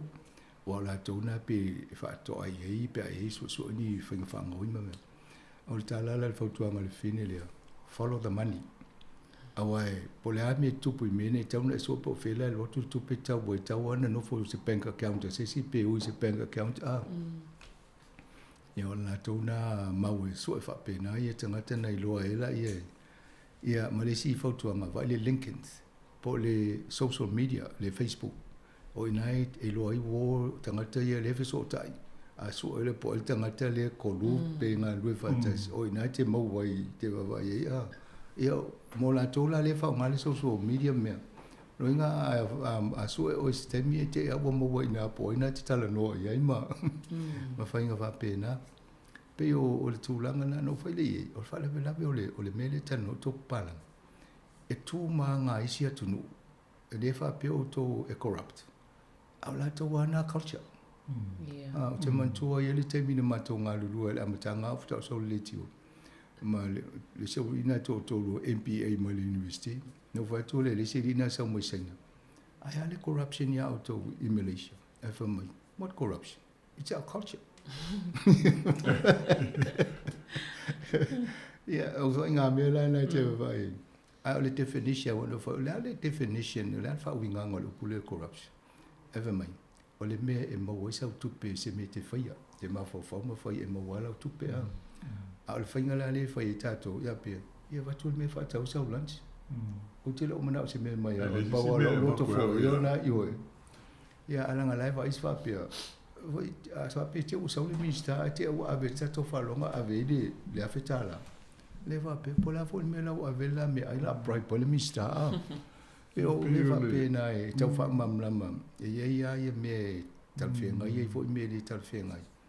A ia whai po le ase le lei o le office e mau ai me whape na. O se mta o puta hua tene no sa nanga, sanga. O le tūlanga le au ai. O le teitu nunga ana o se tātou o tunu. O tātou tū ia ma. E le ai se ele po se palpala o ia. Ia pangale ono o mei o tu la fono fa palan. Mo le fai ngol sui. Nga ruenga. Le la ye le fa punga le ai pe yo le ma o mai la sa no nga ia le ko mo na tu o tu ia. Ia e te le ho me wali mai le nga te nei ai usila. Ai sa mo. I le fa winga ina la o upu le ma le fainga. Ai ia alale se fa manga fainga o fia la mo le bribery la to. Well, I don't know se me fo le well e wa matau dia fo i masene la fa longo i leo fo la ta fi o te o tu e lus futa la me ia ro auto e fa ia. Sa mo. Ele nga te sa mo a o si fo ia no e mo le mena. Ko le mena le ta mo lo se me pe ia fa tu lo mena fa ta o so ia te ala pe ia ro. Ia pe o mena tu se tongi. Ale me sa tau na ru tanga tele a su lo e tu se le wa priping ia a. Ia na la via lo le o ele tango to o tu ele tu. Ai pe o nei fainga fa pe na e tu tongi na mo le stu. No fasini no le si fasini. Fa fe la Donald Trump le fa lo mo tu le ai fa mai oh he's a con man. To millionaire o billionaire. Ia pe o mena e nga il fono le atonu. O va tu fo tato po kala militare o nei. O si va nga e tau na vai to e tato fa la po tonga. E lo ale ofisa. O le na fa lo mo tu nei fo ile so atonu. Ma de vo tato no lo ye. O le fai ti o ino tato mtanga luenga o le Ministry of Pacific People le Simeon Brown. Mo ele. Le Simeon Star le o le National. Mai o tele tu pele alu I fai ngau lato le pe o tua e fa to sina le lipa. E fai e mene o post budget briefing. Le to e fa matala I paketi. Ale malo pe una fai forsanga. Le fai e fono pe lima e New Zealand. E o mai e lama fai pule Pacifica le tonu. Ia o le fai te onga na le tu e le minsta. Ama o lato ma tua tala fia ngai le fai ngau se pol kalama fa pito fa pia. Ina ia tala noa ia na umta upu tau Pacifica. Mo. O lai fa mali tala tangata le ala me le fai lunga suma le fai. E se le tala noa zoom, e se le face to face. A to e le potu, a mana matua tu il fesiti. E fai ngō fia na ala tu mai le minsta. Mo. A tala noa lunga le infanta pe ma le ia na le fa lunga le tala le fai atu. Ia pe uso ona fai a tala fai sina o fa no lo fa no tau. Pe uso ona fai a tala le vo I tsui o le tua ale neso. Ai le o mafo fauli le mafu anga ele o se me afto a fai nei. Mo le vona fai fono I tau sanga o mai fai. Ai le o fa pe o le o fai ele campaign o minsta. Ia mo to se ale fa punga. Ai tonu le vo le mo tato fa fonga mana tuna tu le tala I tu te fa ngolongo ye. O isi te mi son tu ia tu pe fa mai lima su tolu e afe na lui I fono e lima.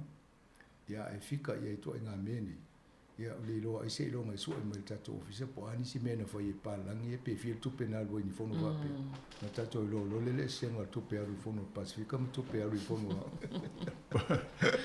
ta wo ia lo nga o e sa no ia ile I fa punga ia a po fa mtalanga ia mi se ni tai mi tu lata ile pa lota ile mai ta wo ia pe ia ole o foringa pe la tau fa aleanga I le tanga ruenga ai pe ona sa no sanga o le ele fo ia me o briefings ia fa al tanga ruenga o leva ele se me ho I foto a fa I fa nga malo le ne o tele isi fa nga malo tau sanga o mai e mana o mia na fa velo inga ia pe o le me ia o I malo polenga o le fa yo le fa o punga o no lama tia I le luma na I o mtanga ruenga o tanga tatu moto wa ko nga fa punga le o sanga fa malo sia ia le mau le national mali tu ngai kai pe o simo al act e fa pe e mau le taimi mai mau taxpayers money le halu le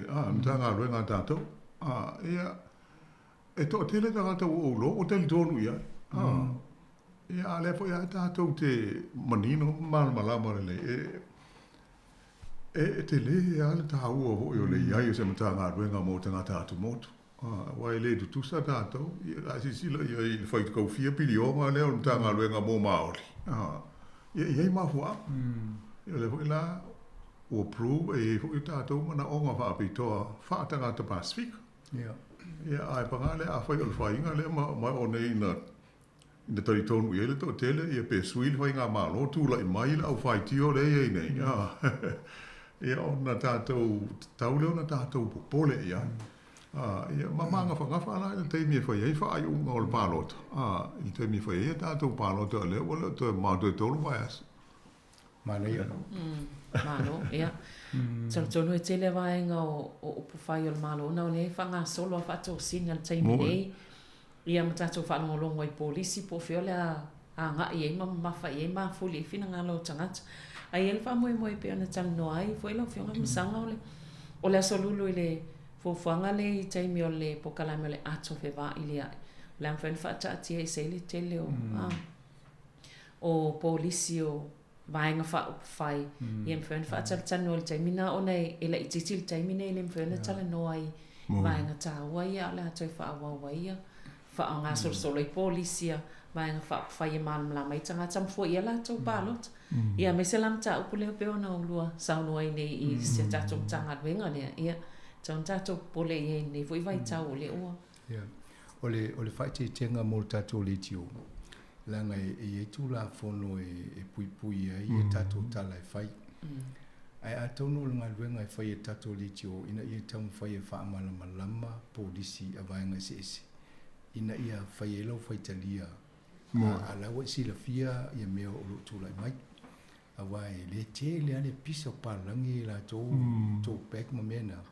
ale faftai le radio news in le o mata ona no fola to mo to mai foi press release se mo tato na mai le to fata si la lo ian tam foi lo mato tala no to fa pulato e ina yo te mi foi lo palota ala wa si la fia me o no mai ia pe o tulanga na e whaamnino to i whaintana mai to watu a me palota e palo e dea i sānu na aina ina ia inform pe whai loa ia whai e loa o le me tau lia i la vai ia le stana tau sia e o mal te minela o muna whaamaunia to le stana o le taile aso le palota whai lo palota a wai le whanongonongo tu nei to inga tala le sau o ina e ono sui ai le me ono tupu pe a wha pe tula i maini so o e fo i pati nei e to ngala mona ia e abe esele mtanga wenga le a to no me fa pena ta to no fo uta ia ia mo fai lo fai mo tal fe ngai ia na sa sia tuela yo le pe o le pe no sa no ho i selina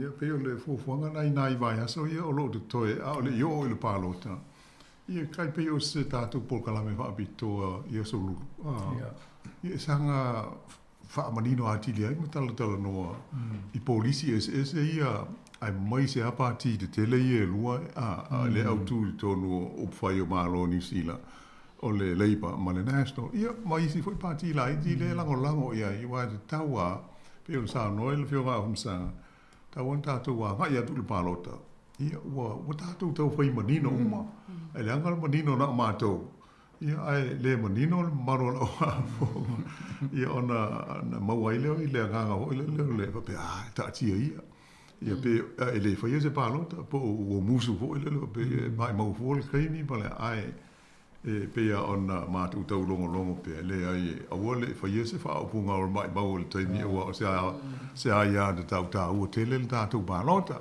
ia pe o fa mo na amata tu la sulu ia ona matu tal no at foi fa po ponga fa pitole ato fe va dia ai vai aso ia to ia le yo mai palota la so sulfa ol masit fo malo ia la fatati e se la matape o tatu o le tau te whaalonga i po whai o malo nei fo i vai tau ai e fo isi o se o manga i o tatou fo iso i whanga whaalea se tau tatou wawa i ona lei fo i li po tia masanga wawa i atu i o to tonu lava i tau langa i topi tonu i e tele pai e papa o la wawa i atu le a peo le a tele le swawa i una o le salfa matalanga i una o tatou le 2 minute e fa malu ai pauna o le umi ina ia ona uti swawa Mateolia no waru le fono le o le asolulu a le stofi le na pai le vai na fungu le o le fono le panza pe wa o le vai nga umana le la ve i le mele au wa vai le mele tu pui Wellington ne wala ki fo tato ese mai le fale le tato wai wai on le ve to mi tato ale o tato ni e te wa le o te lo le fa yanga le ngai pai nei atu le pai nei pu ai mo tau sanga se lau mo tu ia Paul mele na fa ta ti au pai pa ti ia lo wa fo ile va isis ele po le fale ava e tu mo le anga mo le foli ngol fale fo se vali fale o matanga au pai pa le lo e te le lo ele ia mama ia mo le anga ia o le foto a fa inga le te le so va i mo ia o nga luenga ia pe tau no sta si o tanga te va ia mo units fo ina no fo tanga ia o le ala wa pa ne le pai po le vai fa nga fale si tu lo wal fa ia wa vo le se vai o lo no ingo fale u mali tai e tau ana i se tane vai fa pito se me buse ava i fale sa mo e se le pai pale sa wa te lo fale u fa mala to tane vai i tua o me fo ina o te lo tato wa te o mo tu le me no fo tato mo fale fale e fai ma se tane tato wa ni lo me tu ia wa o lo te me yonge ato le la vai nga i tau nei se me u tu vai i tanga ia ina fale o lo la te alu mo tu pe i tu pe fale o lo ai le ia pa wa wele to ne fa pena te ni nei e mana ia mai fale au la lum to ia nga ia le si me ele ni vai puna i nei pe o sa mo a pe le pai pa ia nga ile le vai puna ho ile ya su mo ile nei ia ola se lua tanga ia tu me lo tu pula lang Morocco so tia fo ma fui Libya ia e se fo I fala la fa natura nei ha fia mai na vai ngala lang ia pe o me te le ana il nei fo I vai aso fa I wi tato wala fa mai fo ile aso sa mo le so mo fu ile ma fu ma lo si ile tu o Morocco io lo haru pe ilunga la fo ingo e mali liwai wala to il ton wafi ia ai o tu la ka ma fa tie pe on tato si lo voi mai mo ia to o tato mo mai fa sa lo ia oni popo nga fa inta fa nga I malna tu do ia ele ngata lai ile ma fu e ma lo si I Morocco la to ia ai le mau te fo ile tu I matu sa sai ia le tu o Libya ia ala le fo walu lunga la fo e mali li wai ile me o le longa ta fenga ma fo I tu langa lava o le tau ia on tato mautinole ia to no pe monia ia la to inga ia lo tato mo I tu langa o meu fa le lave fa le natura ta wona ta pena ia ia mo tatou sa ni wai le mai lo lava ia te pela ma fu ia mo ise o swing o le tau I ti munga ma fa malolo ia fa no lava le so I fu mo tele po ngai fe ngai mo tatou ai ava vai tu langa le wene New Zealand ile code fo le faita to fa le mo le ma lo si te e to I ma fu o le o tele ina to I su le ma lo ina ia fa o le tu langa e de a fa ina ia mo fieta to pe alu se ma fu o le fale o le tilo le no wa wi ai vai le fa usanga o le fale na wa fo e fai ma mena pe ni shock absorber se e tu solo fa la solo pai pana na ta ma la to alu vul ma fu e fale nei e se la wa se fulu le rating o le mena ia o le na se la o le tu au fa over ina ia lu ma fu e po la lu la totale le a fa ina tele la to o le la tupu ma fu e si no ma vai le te Bangladesh la vea ma I Morocco no si le po la le to inga ma lo si le building code la fa ina fa le fo le ma sofa va pe la fa le o si te mi a fa ina nei fa le no vai le I si mame e de tele ni o me vo I to e le pe fo sanga fa le ne va ina le telo mo me o me I to no a e fa ina ia mausali no fo le ma le sima e on fa pe la wa a faine insurance e cover le si insure for le fata milo la lo inga le tinga ina ta to le tanga ta le faingo ta to fa le faimo insure alai faingo fie faingo si fa le si va ngo la on mena le to fo se su se o mala le pe o tai tu sa ye building codes le fa le mo tu la fa pe wa e mo to te le ma le fa le to mo fa le pe wa I le o ile ma fu ai ava I tato ma fu e mo ia ai de fa pen te lo ni fa le na ine New Zealand o tu lang mo mona a I le va ngale Libya le pitano ia le o ma vo pa mo to le vai ma ni pe su ta si ya fe la fa pe fa ma ni ai ono to le los fu mo tu po ai o la sa mo le mau mo le va na fa ye va i wa mata nei lo tu le ta e o le si fa ta no na e tau na fa se ngal ya le se ngal ye le la o pa ne le o fa no ma o so i fo na isi mo tanga tani ye to mo e nu le e ma ri e fo e lua ye ma lo le va ye nu o li pil te mini e se le ma lo le amna ye le United Nations a e se vol fa nga ma lo tanga ta ye to no ye la fa ya pe o fa nga ka ta fi le na ye e fiu la nei tanga te mai fa fo so ni to fa fi o mai dei o to te mo la fa ma to no ma to va ye ma to o to nga fa le to no la le mo i nu ni o no le mo to no po ile va ia ye ma le tio fo ia ai fa ia tu si o fa ni me fa pe o le ona le ia le fa ta no la to ye le la uma ni le o to te le ona tanga Ia pe o pūle ka ese ai o whai ngā mālo.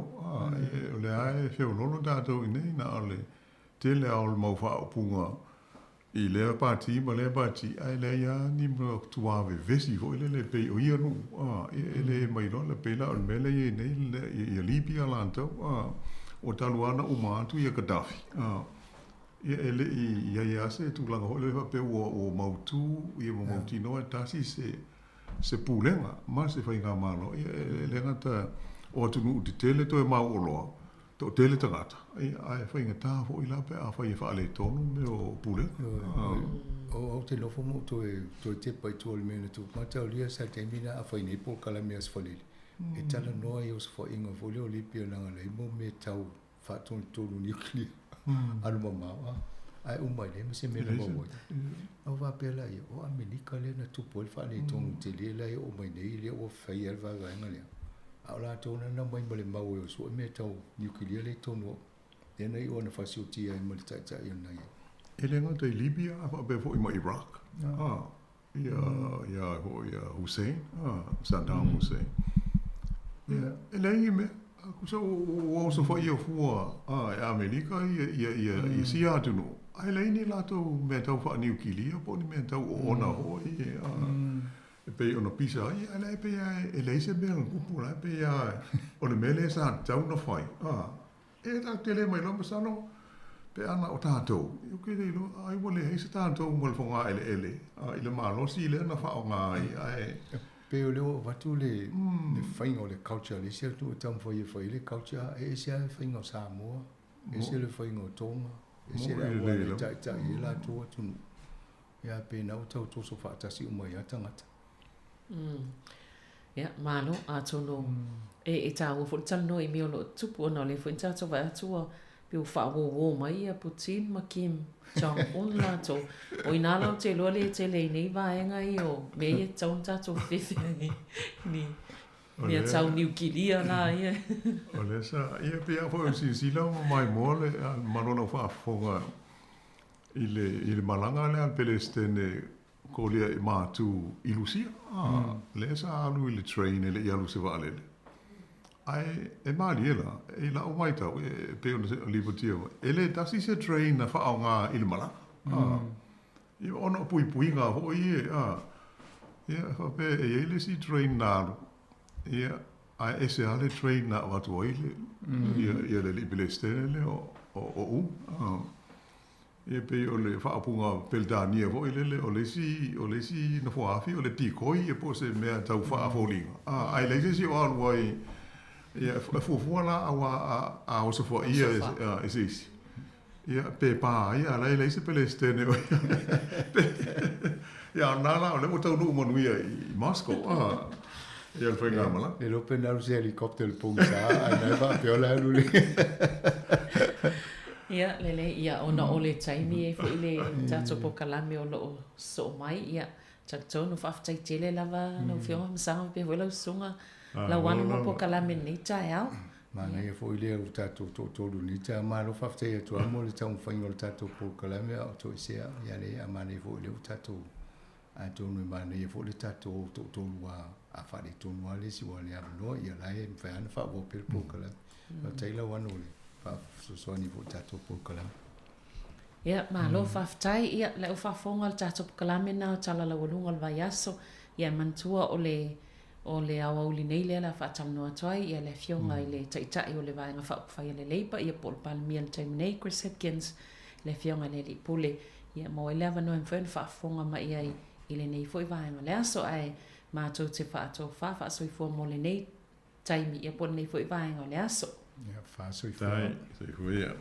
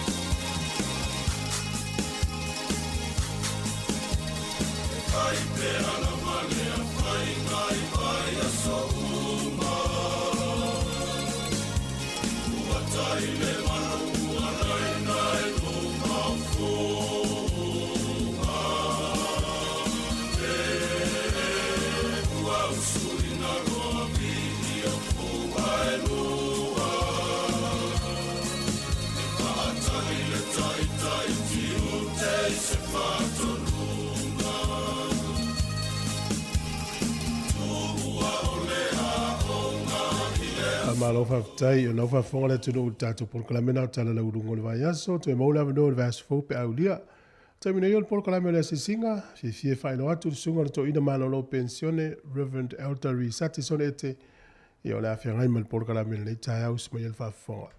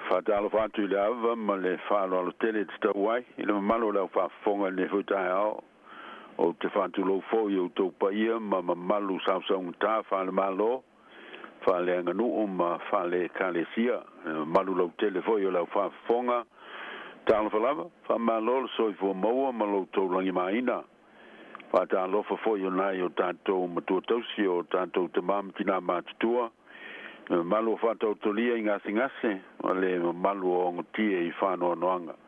Tā lofa, wha malole on sai, whawhitai loutou whātoa toa, ma le taliti ngā, I le whenga I ai ma mawhitianga o soifuanga nei.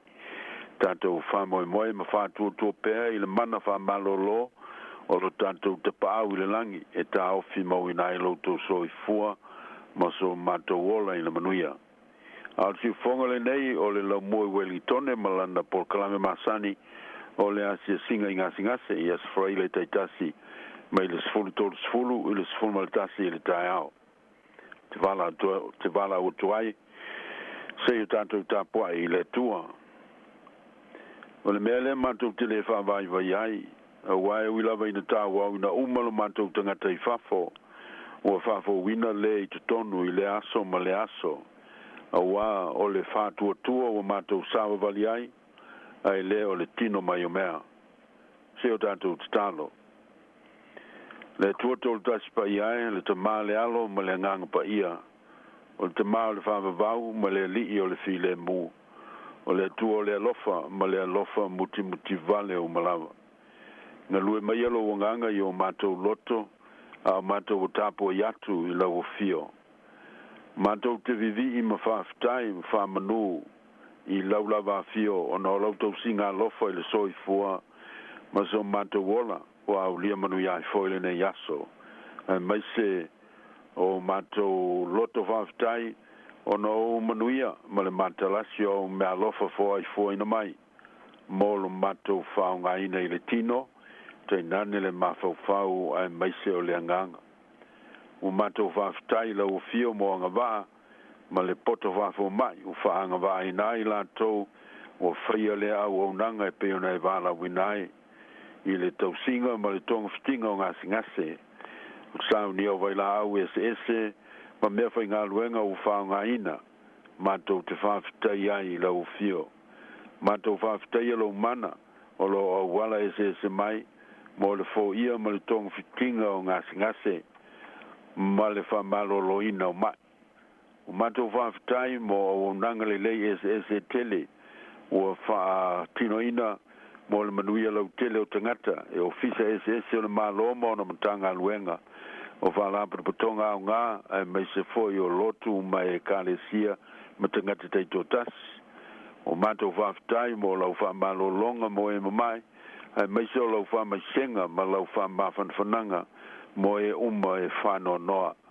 O mātou whawhitai lau o fio mo lau e kālesia kirisiano au le lanulangi ma lana ngā luenga whamisionare mo le whaola ina o tangata I tino o mawhau o loto manganga mo lou malo e whawavau.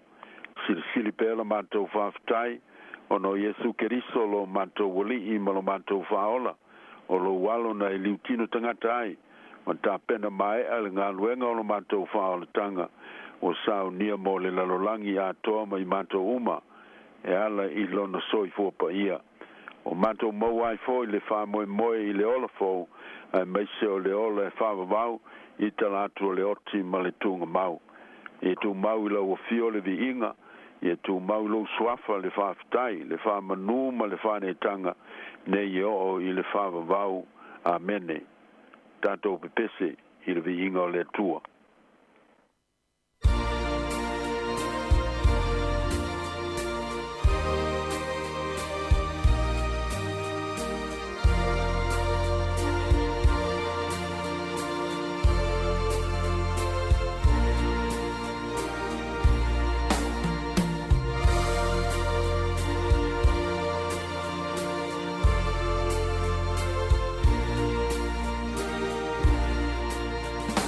Hey!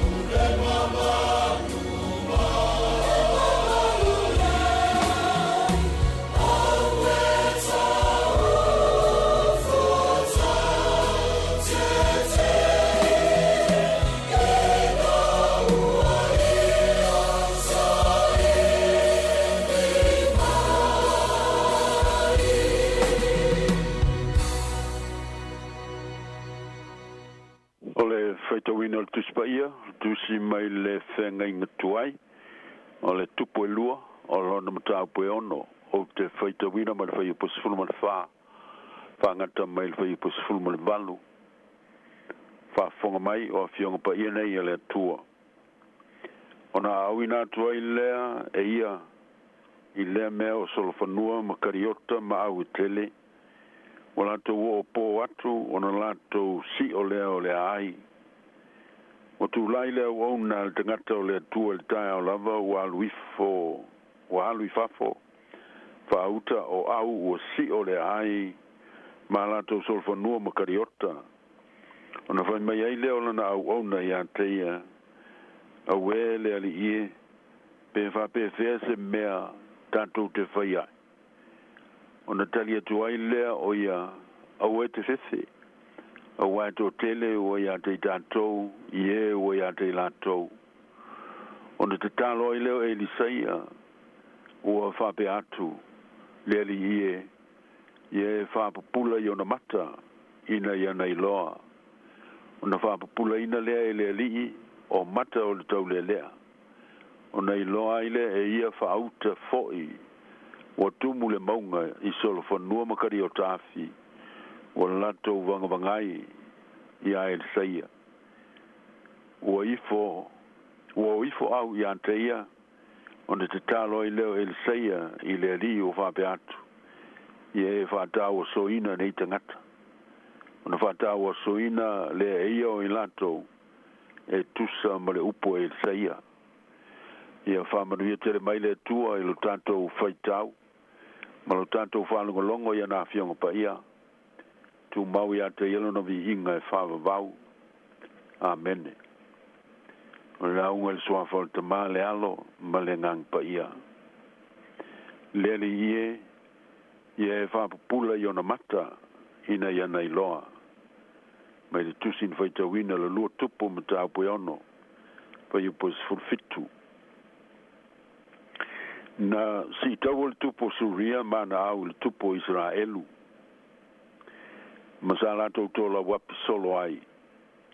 Ina ia sa iri awanoa lato te oso fai ai au a Israelu. Peitai sa lato fiu su e no whanga e tola wapi ai au a Israelu. O le mafu anga o lo lato le maua au a Israelu. O no lo iai e li saia le perfetta ma launa whantua tua I le tua. Na te whailo ai, whau whaunga leanga uma, a le tupo Suria. Na vele nā ma mea na matua lili wawai le tupo Suria, I le ita I a el saia. Masa ili ai po wheo nofo ai. O longo ina mai o loo I tōtana le perfeta. Masa whapendao na au ina tuloa au tau o Suria. O solfa nua makariota ma au tele. Malato si o mia le ai I le vaveao. Ina ia wha umatia le ola o le perfeta o el saia. O se wha inga matau tia e tusa matala wha maumawina I le nata e a pō. Na matua wha te ia ai le au auna el saia. Ina o ia wa aia sol whanua makariota ma vainga au tele o lato vangaia tō tana. Sa matua watu muina le tau le lea i le fefe, o le popole ma le atu vale, ma le mautonu. Whai atu ai i a el saia. A ue le li ie. Pe wha pe fea se mea tātou te whai ai. O le fasili le tangata o le mautonu, o le loto ua whapongi sa ina i le matau ma le palai, ai tali atu le perfeta. A ua te fefe, a wato tele ua iate i tātou, na i lo ua iate i lātou. O upo le tangata o lo toa file mūlo na mawhauwhau, ma le loto o lo manino le lei lana vai i le tua au o lo soifua, ma o lo o au wai mai. I le ingata i nāle mea na whaia e le saia, mo le tau le lea o popole vale. Ai nā whaina te talo ai loa mō ia, ma whai ane. Leli i e whapupula i ona mata, ina i ana i loa. O tātou mata wina i nei, le se senga, o i tua inga fofonga, ma i tua inga mata. O lo va ai ai le tau le lea i mea o lo tutupu, i ese mai le sila al tangata whātua tua ma le perfeta. Sa va ai le tau le lea na o au tau a suria i ona mata whale tino. Peitai le perfeta i le saia. Na ia i loa tua i foi, ma vai ngā au o le atua, tō tele atu. Na i loa vai ngā au o suria, i ona mata o le whātua tua i le atua. Tātou mantu no tua atili i le whawhita auli le tau le lea. Ma le mea lo tupu i ateia. A wale whawhita auli foi lea, e a fia ai tātou uma. O le fefe, o le popole, pe awa ngai ai tātou e fili, o loto soi fuamalo ola. E la matia i tātou e poponga. E si o mia e au malolosi, o mea whawhitiata mai e tele, o soi fuanga ma le olanga nei. O mea e whapopole i nai le te ngata soi fua. Mai masani o na ngata mai la tātou ai. Pe alu tia i tātou i whaingta. Tātou te vai wha le te ngata i le tele o taimi. Ne ito i ngā inga lea. Na vai e tau lai mea whaingata. Ma whawita auli. E pei o le tau lea lea lea. O na tupu ai lo lea o le fefe ma le popole ma le palai. O le to inga vai fa le tangata le na vai ele to se fulu. O i la to se fulu lua na wina mose. E mata i tu kanana malona la welele. Foi mai la to ia. Ma le tala i le mata ngo fio le no malona la welele. Ai le mfai na la to wa ea. No le tino ese o tangata o iai. I le mfai na la to manu malo ai. Si vanga na ile va ai o sua ma ka lepo. Na la va ai i mata o le whantua tua i le tua. Ma la i lo manino ai e le aise mea e whaingata i le tua. O la ka lepo si tātou matua hoa e lava i ai. Ma whai mo i tātou. A wai ma whai o tātou manu malo ai. A sa wali pe telu lunga o le vai a ngai a Yesu il pongi saa. Ma le lolo wa le po na la to fola wai sa ta la ila na vai fa le fa tu ya Yesu la mtanga ma mautu ila sa vali u wai la sanga i lungo le vai ai le pino na fa te tele ina le so wa le bas na fa pole ina ile o na lotto le fes ma ave ese ila na vai mai le li a o vai lo na fa vita uli o la matia ilo no na mata i lo leo no ngoto i fo i el sami. Leli e. Ie fa pula i o na mata i na i ana i loa. O le te talo le na le perfetta mo le na au auna. O le te talo fo i lea mo tanto uma le au fatu tua. Ma e o talitonu i le tua. Ina i a fa pula ina o tanto mata fa le fatu tua i le au noa. E ia tātou lo atu le tua lo awa i maita i me uma, whātasi mai tātou. O lo i angalue ai mo lo tātou whasawina, mo lo tātou lavea ina i o tātou fili uma. e le ngata o fili o le tino i me ongo tia ma whainai o tātou tino. A fili foi o le mawhau e meise o fili o le nganga. Pe a lui tau ina ma lulu ina lo tātou wola tali tonu i le tua. O no me te tupu le soi fuanga nei. Yo e leo soi u tele in tātou ai mata whal tino i leo langa me o tupu ai. Whape nao na pū mo ai le luto sila ma lau ai i le tua. Tātou tā waso whale nganga. Whawai vai ai a tili lu tātou i lo le tua ma lu tātou tali tonu i lo na mana. O lo na lofa ma lo na whamaoni. Wawe ese mai le tātou vai whale whātua tua e te tau o na tau lai. Ma o ngā tonu i le tua teimi uma. O na o vai ma le mautū lu tātou whātua tua i a teia. O le upu moni o lo ngalue le tua i lo na mana. Ma lo na lofa tu noa i tu atu o mea uma o tutupu mo lo tātou manuia. Ao ina lo loto lo tātou talitonu i le tua. Ma whamaoni lo tātou whātua tua e peo e lia. E seia. Ma tātou i loa atili ai le siri atu o na tō tele ma malo losi le tātou au tau na i lo le fili mana au. Peo la le apostolo. A whai o au mai tātou le tua. O ai se whasanga tau mai ai tātou. I oe la matia lo soi fua ma lo wola. I au le fili ma ti apolo. O lo whanu nou e whawai vaia lo tātou wola whātua tua. E ala i popo ngā ese o ngasi o le tino mo le mawhau whau. O le mata fele o whawhita auli e lui tauina ai lo tātou wola whātua tua pita. E au na tātou wa ai tutoa. I le wa ai wha e sei e mata o le whātua tua i nei whawhita auli uma. E au na whapupula ina o tātou mata wa le whātua tua. Ina i tātou i loa i le tua e ona le mana, le lofa tū noa, o lo loto toi so se popo ngā, e a fia i tātou, ina i tātou saunga le muai. Wa fia i fo le tua e ala i a isu ke risolo na alo, i le lalolangi, o le tangata angsala. O whātau o so ina whale anganga i le te apolo mana au. O mai a fo i ona i tau ina i le tau a whale anganga. Mo le whapupula ina o tātou mata whale whātua tua. Ma ua manu malo ai. Wa fio ai le langi. A wina mai le mana o le nganga pa ia. E tauto lua ina. No tātou vai whale whātua tua. I a te ia le vi inga.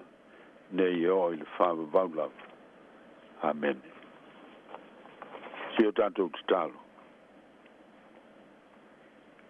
Neri ie whaftai mo au fionga. O matou whalongo ai. So ani mai na ia whaloloto ina la matou wa ai whaleanganga. I o matou mata whātua tua. Ina ia mwhaiona matou lo atu lo mafuta mai. E so ani mai teimi uma. Ai mai se tu aso whaingata. O leo langa nei. Le tua whafonga taloi. O matou si tia iluma o luno whali. Ma le whātua tua. Lau whanau popo ngā tia. O i lanto uma o tau o veina a venga ma mawhau ngasi o le tino. O le mawhau whau manganga. Ne i lanto maua lau whamalo long. Whamalo sia la lanto wa ai whale whātua tua. Lanto te ilo ai lo mawhtaina o i lanto. Talo mo i lanto uma o ngo tia i whanoanoanga. O no pelenga o mawhtanga mawhanawhana. O mot sia i le maliu mo le oti. Ina ia lato i lolo o nganga whamaise, pa i atu i ai o lo mana whamafana whana, whamalo si ai lato. Tui nātu i lau fio mo au whamanuianga, o mato te mam tina matu tua uma. Na ia lato maua lo file mu pa ia, i o lato tino o mawhau whau o meise o nganga. A whengai malutau, ma whainga tau so i fua whalo loa. Pa manuia i lātou, tau sia tangata mātutua i a inga pono whanga, o tau sia i lātou. Te talo mo i lātou sai sei tia li to ese o no whasalanga. Ina i a salamo ina, ma maua se ola to e fuata ina, e ala i lofu so soani lele ie. Te talo mo i lātou i a imana onga whapitoa, o e pipili o e ngu o e pole vai, ma longo noa, ma nisi a fianga wa pendao, tino ma mawhau whau lau whanau. Na ia mau le lotu tele tau a vei whainga tau a fianga. E ala i lofu sosani. pamanuia au nanga u whaia mo i lato. Talo mo le lalolangi o tangata mawhatia, ona o swinga te tele o le tau le lalolangi. O i lato o mawhatia o na oafi, o lo longa ma tawhenga malolosi, o vevela po le malulu, to tele o tangata sulu whai, o e mate la ina le fia inu ma le fia ai. Wha mai ese o lo afi ai o langa o lau whanau, leli ie, se ie sau ni ala o lo alofa tu noa. E ala i whainga ma lo, wha lampa pa tonga so soani, e kale siam tangata te to tasi mai mato foi. E o tuai lo so soani mo o tangata. O mato uso o a tangata, o manao mia le so soani. Talo leli ie mo whainga ma lo, wha demokarasi uma, i le lalolangi. E mai se New Zealand nei, lo mato o tunu o Samoa, le vasa Pasifika, ma le lalolangi atoa. Ina i ngā lulu e whātasi whainga mā lo le lei uma, mo le manuia lau tele o lau whanau. Pa manuia lau i kāle si e keresiano au au i le lalolangi, ma lana mo le mau i lau whaolatang, ina i whaola ina le lalolangi mo lau fio. Pa manuia o mato a inga, ina i tausi si ai lo finangalo i o mato o langa. Mo le manuia o a inga ma whanau. Pa manuia lau whafafonga o le nei aso, i a lantou lava singa le lei uma. Talo pea mo le siu whafonga o le lau mua. Ina i tu mawai au whamanuianga, i e upu leo lana komiti whafoe, o leo whai ngā luenga, ma leo whai porkalame, ma i lantou uma wa langolango ina ngā luenga siu whafonga o le lau mua, i au whamanuianga. Tātou malanga ia malau o fio le ali ie, a ngā i le numana, mua au mamuli au, e manu i ai masaunga le mu, la mato whai ngā malanga o whai nei. O nisi nā o mato mana o tama, tui nātu male loto whaafitai, mato tui nātu e ala swafo Jesu Keriso, lo mato wali i male whaola. Amene. Tātou pese vi inga o le tua.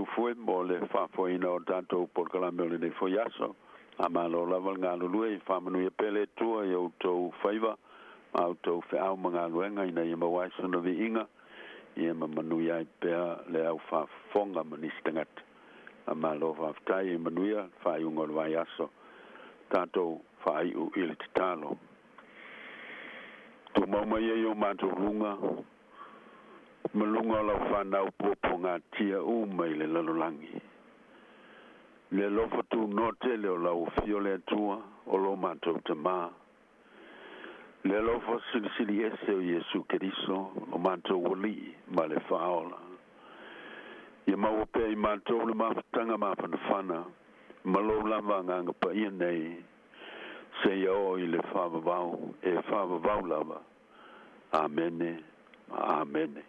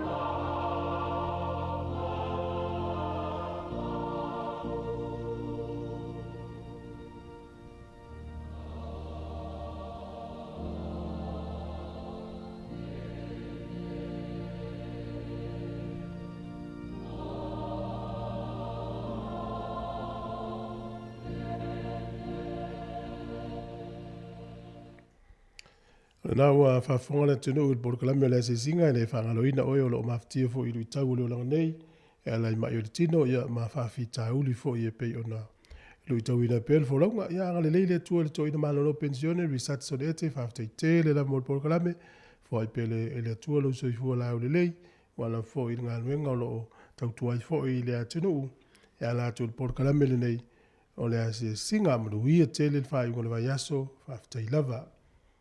O le uono minute o te eile sifuru le tasi ya o ne vi ingo le tua mai le whakasai wa himo.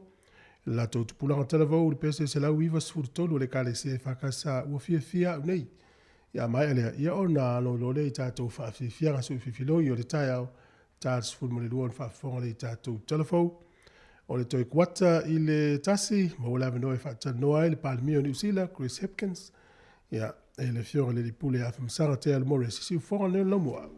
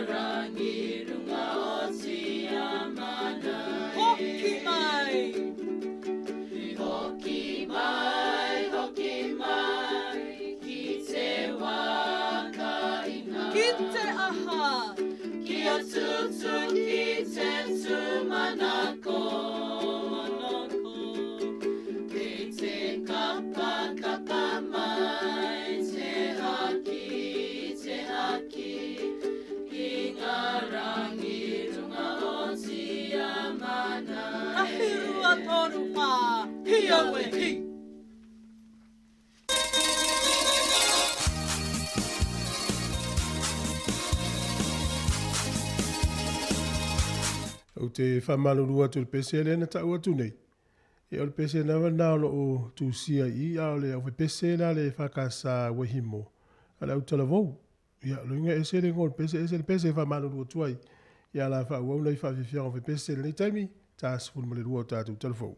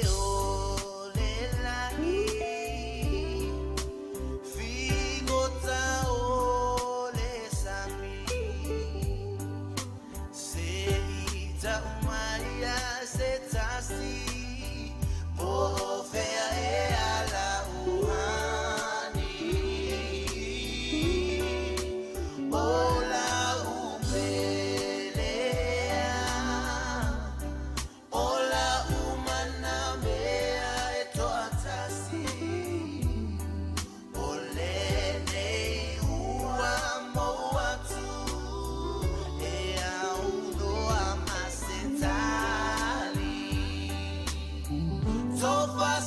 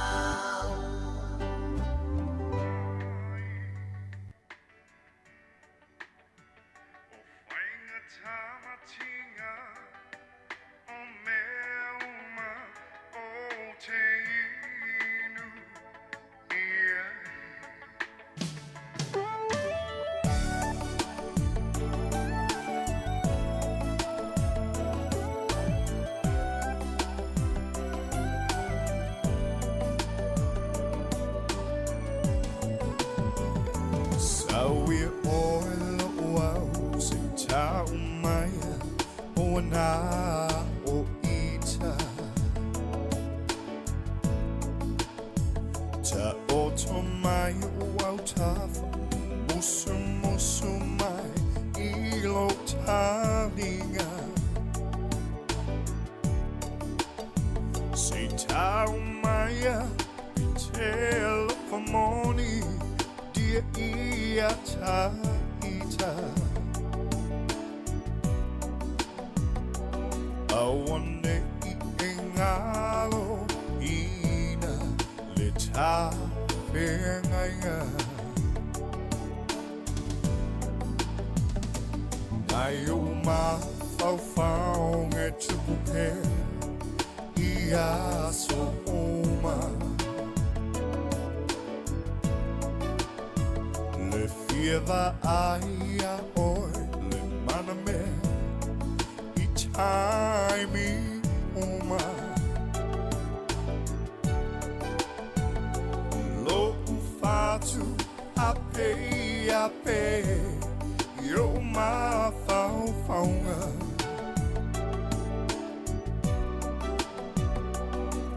mo onga mo oilo uau ia soma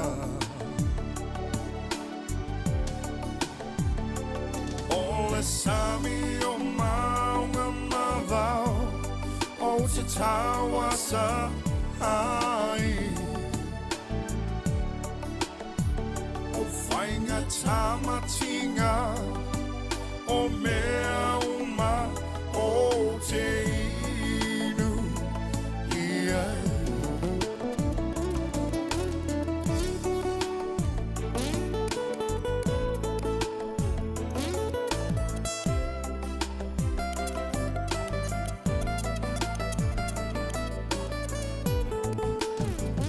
Sawi oilo wau se tau mai o na o ita ta oto mai wau tafa musu musu mai ilo talinga se tau mai pe telefoni dia ia taita awane I engalo ina le ta pengainga ole sami o maunga mavao o te tawasa ai Whainga tamatinga o mea uma o te inu ia ole sami o maunga mavao o te tawasa ai o whainga tamatinga o mea uma o te inu ia ole sami o maunga mavao o te tawasa ai o whainga tamatinga o mea uma o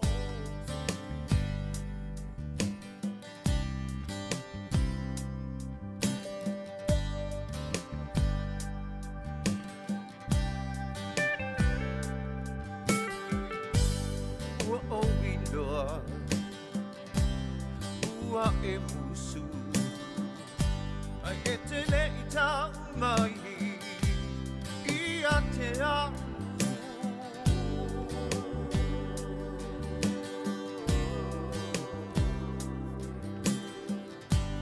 la mana mea te tau mai ia mai mai sa upu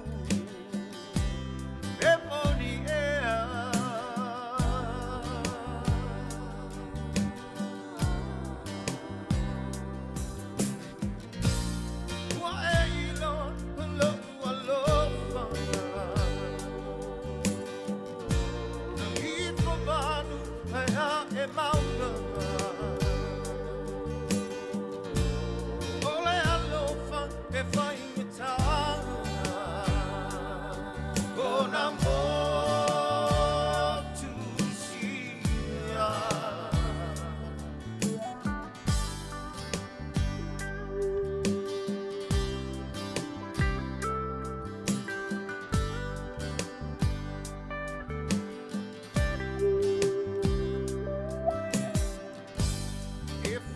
vau Fungala au O si o mi ai Tunga mau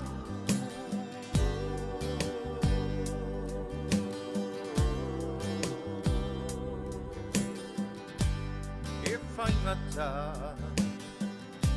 Langona le lofa O ulai mata Be oni timunga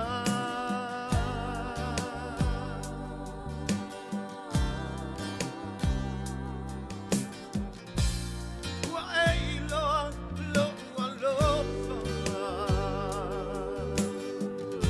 Na ifo vanu aya e mauna Ole alofa e whaingata O na motu sia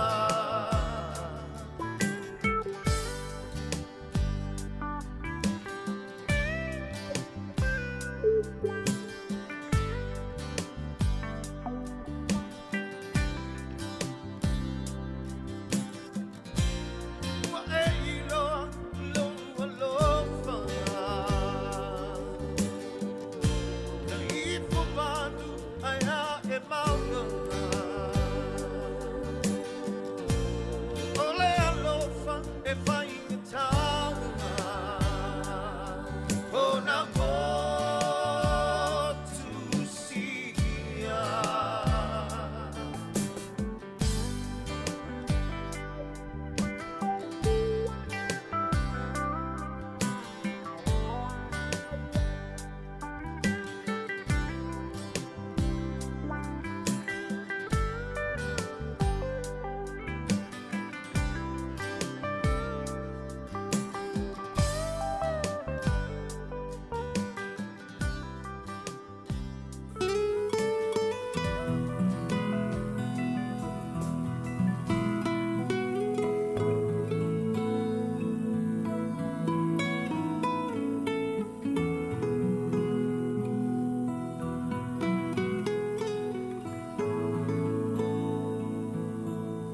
Lo sei Oriana sei esa salamai e te novo mai maunga ma e wha ama liu liu ai tau whau ai teine matama e tau ai o lato sei ai ulima ile awala ma pepe se ile Oriana no sei Oriana e so solo i mauna e le tu putele ai tau fele fele Tupua oe mai hana mua Pua matala o le wau matua Sa te wai o Samoana Lo usei Oriana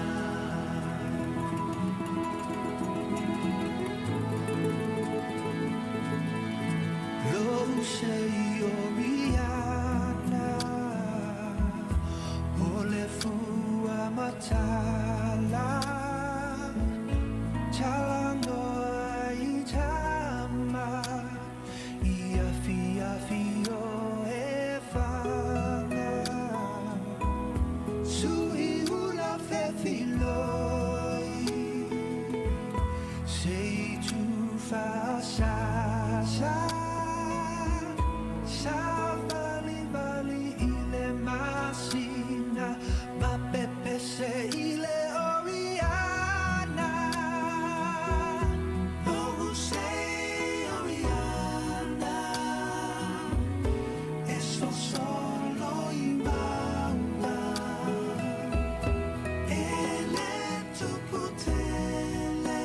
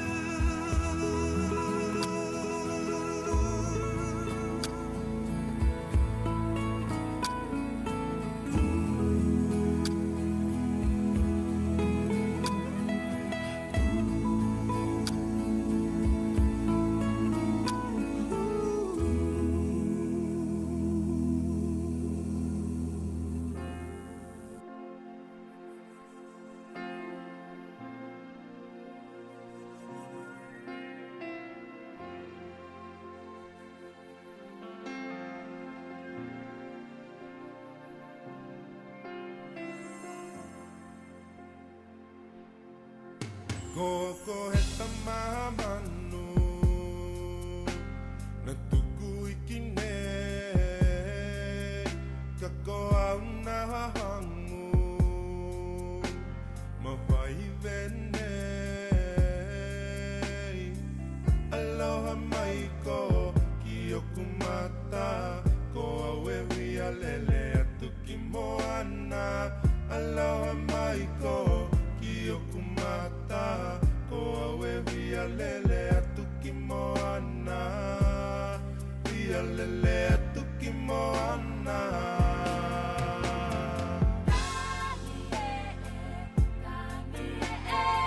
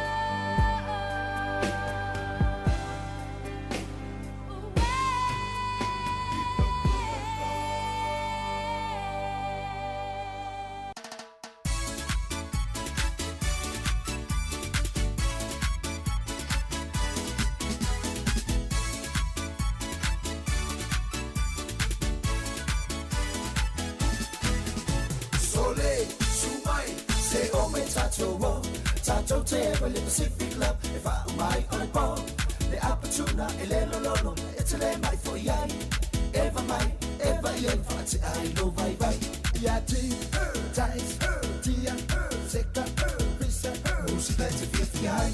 Sauma mai lau panga, wha amanga iai lau e manga, e uma o le polua koe fo ia, ko fisi oe wha ngā whangawhanga, yeah! Ale ai fo i o le ngā, ko i sau kasi mā whangawhanga, wha seki ai au fika o le ua kui mai o le musika. Put your hands in the air, yeah, yeah, and move your body side to side, yeah, yeah, put your feet on the ground, shake me on the round, move your body, shake your body, jump up and down.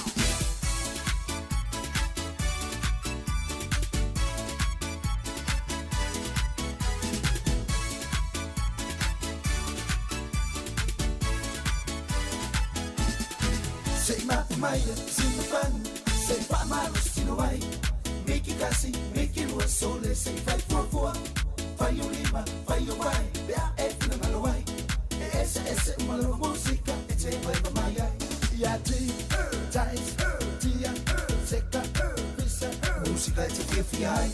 Sauma mai lau panga, wha amanga iai lau e manga, e uma o le polua koe fo ia, ko fisi oe wha ngā whangawhanga, yeah! Ale ai fo i o le ngā, ko i sau kasi mā whangawhanga, wha seki ai au fika o le ua kui mai o le musika. Put your hands in the air, yeah, yeah, and move your body side to side, yeah, yeah, put your feet on the ground, shake me on the round, move your body, shake your body, jump up and down.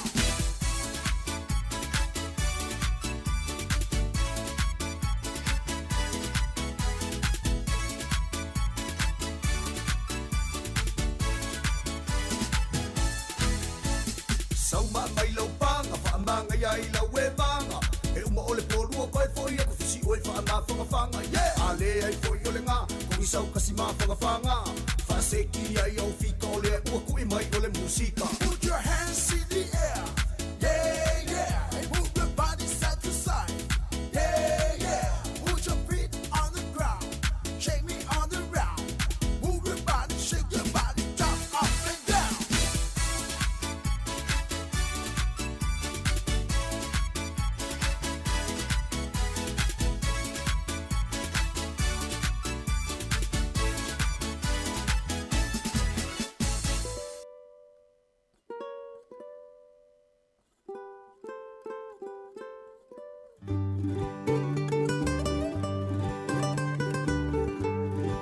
Hey, hey! Yellow bird up high in banana tree. Yellow bird, you sit all alone like me. Did your lady friend leave the nest again? That is very sad. Make me feel so bad. You can fly away in the sky away. You're more lucky than me. Hey, hey! I also had a pretty girl. She's not with me today. They are the same, these pretty girls. Make them the nest, then they fly away. Yellow bird up high in banana tree. Yellow bird, you sit all alone like me.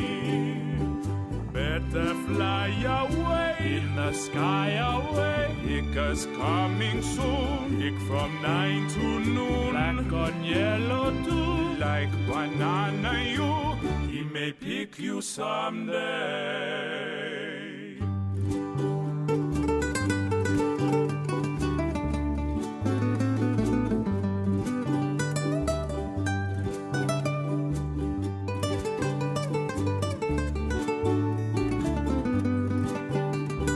Better fly away in the sky away, because coming soon, pick from 9 to noon. Black on yellow too, like banana you, he He may pick you someday. Yellow bird, yellow bird, yellow bird.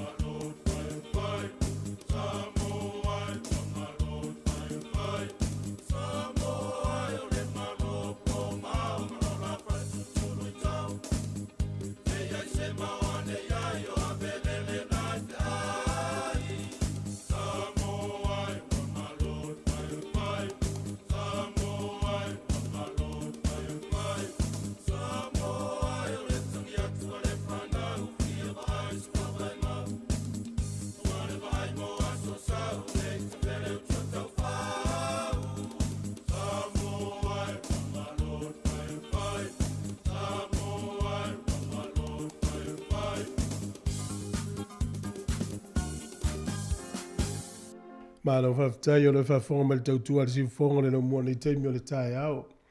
Ia e le tatou whaataltanoanga i le awa uli e peo na whailo atu to e 15 minuti e tasi. Ta sifuru ma le rua telefon ma musika fo i o le nei aso. Ai e le tatou whaasirisilanga ta ua le fia whailo atu ni teimi. Mo le sile fia fo i le tatou tunu. Ia usimaya le whafonga.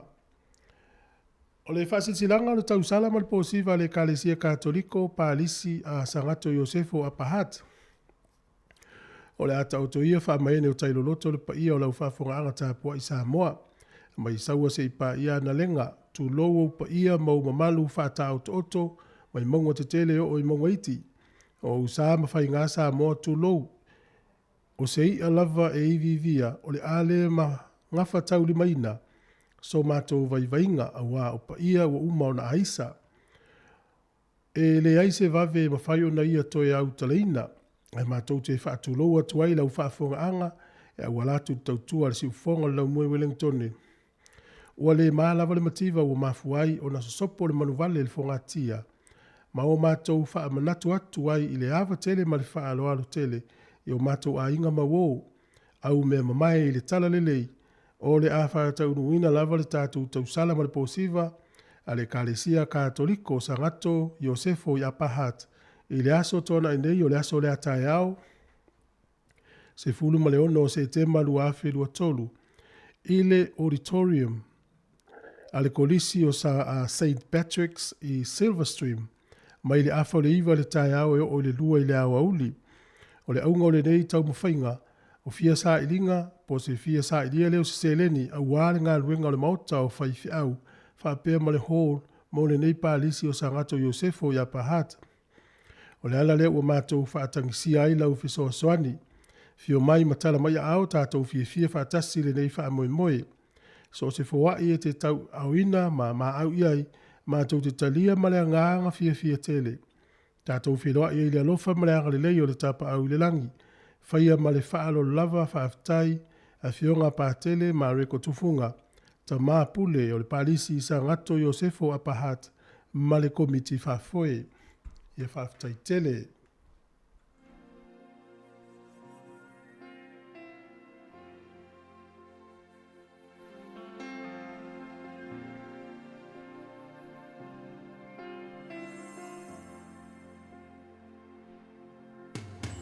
Ko he tamamanu na tuku ikine ka ko au na hangu ma pai vene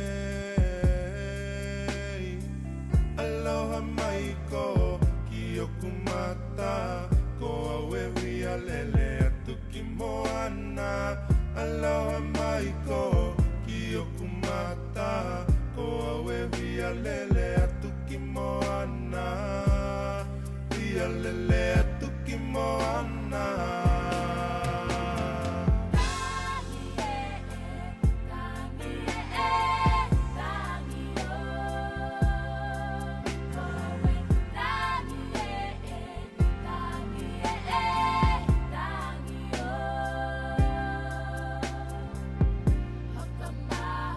Hana mai ko ki to kula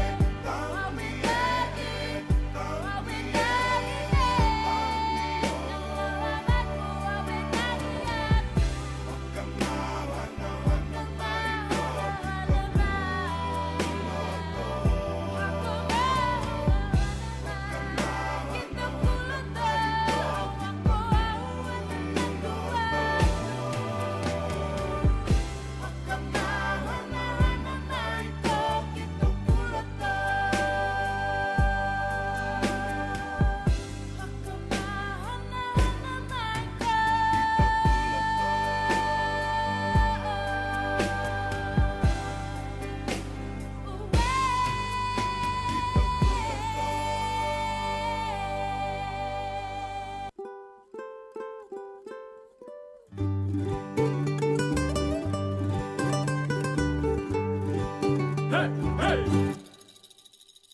Yellow bird up high in banana tree. Yellow bird, you sit all alone like me.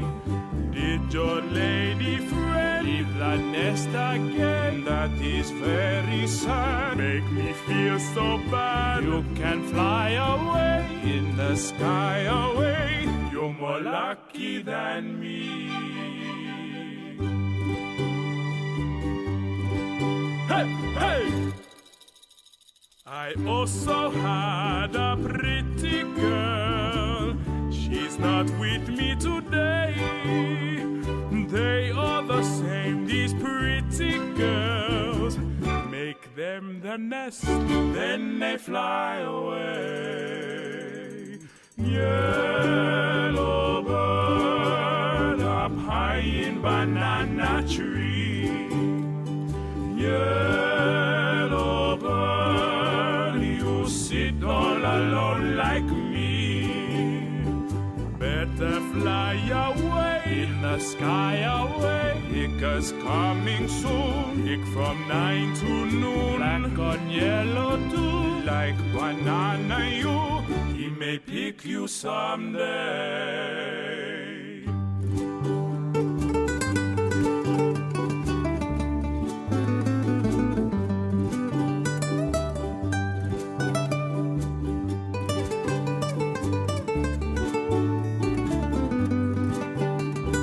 Better fly away in the sky away. Because coming soon, pick from 9 to noon. Black on yellow too, like banana you. He may pick you someday.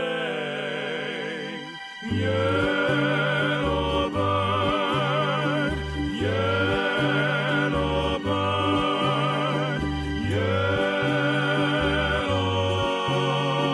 bird.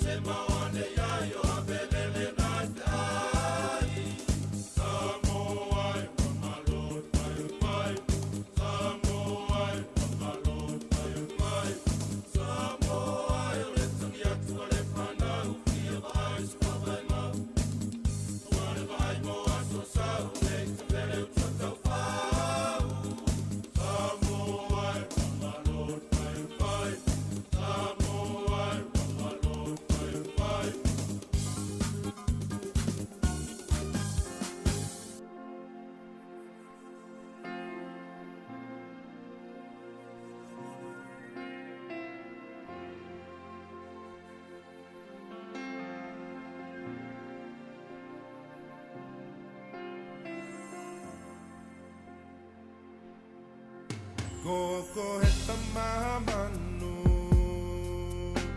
na tuku ikine kako au na hangu mawai vene aloha mai ko kiyoku mata ko awe wia lele atu ki moana aloha mai ko kiyoku mata ko awe wia lele atu ki moana wia lele atu ki moana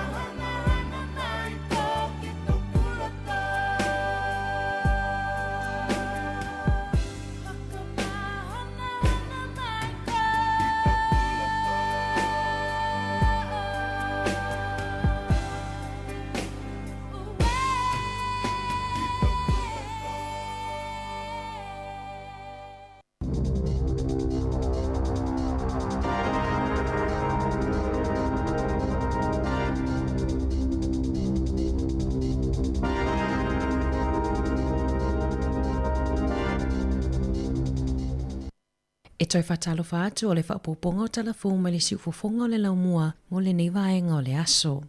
Nanga lulue le ofiso tine mu e tau tinea se mu i le whalefonga whalelua a le Perkins Building e ia i le whale ainga ma le pā a le Monarch Bar i le awala i King Street e Aukilani i le taiawa na le la le uasilia ma le se lautau sanga talu o na fausia e se fulutasi ta awa le fui mu na tali atu i le whaalave lave ma ele i aise isi na whaamanu alia ai pei ona lipotia ele le tio New Zealand.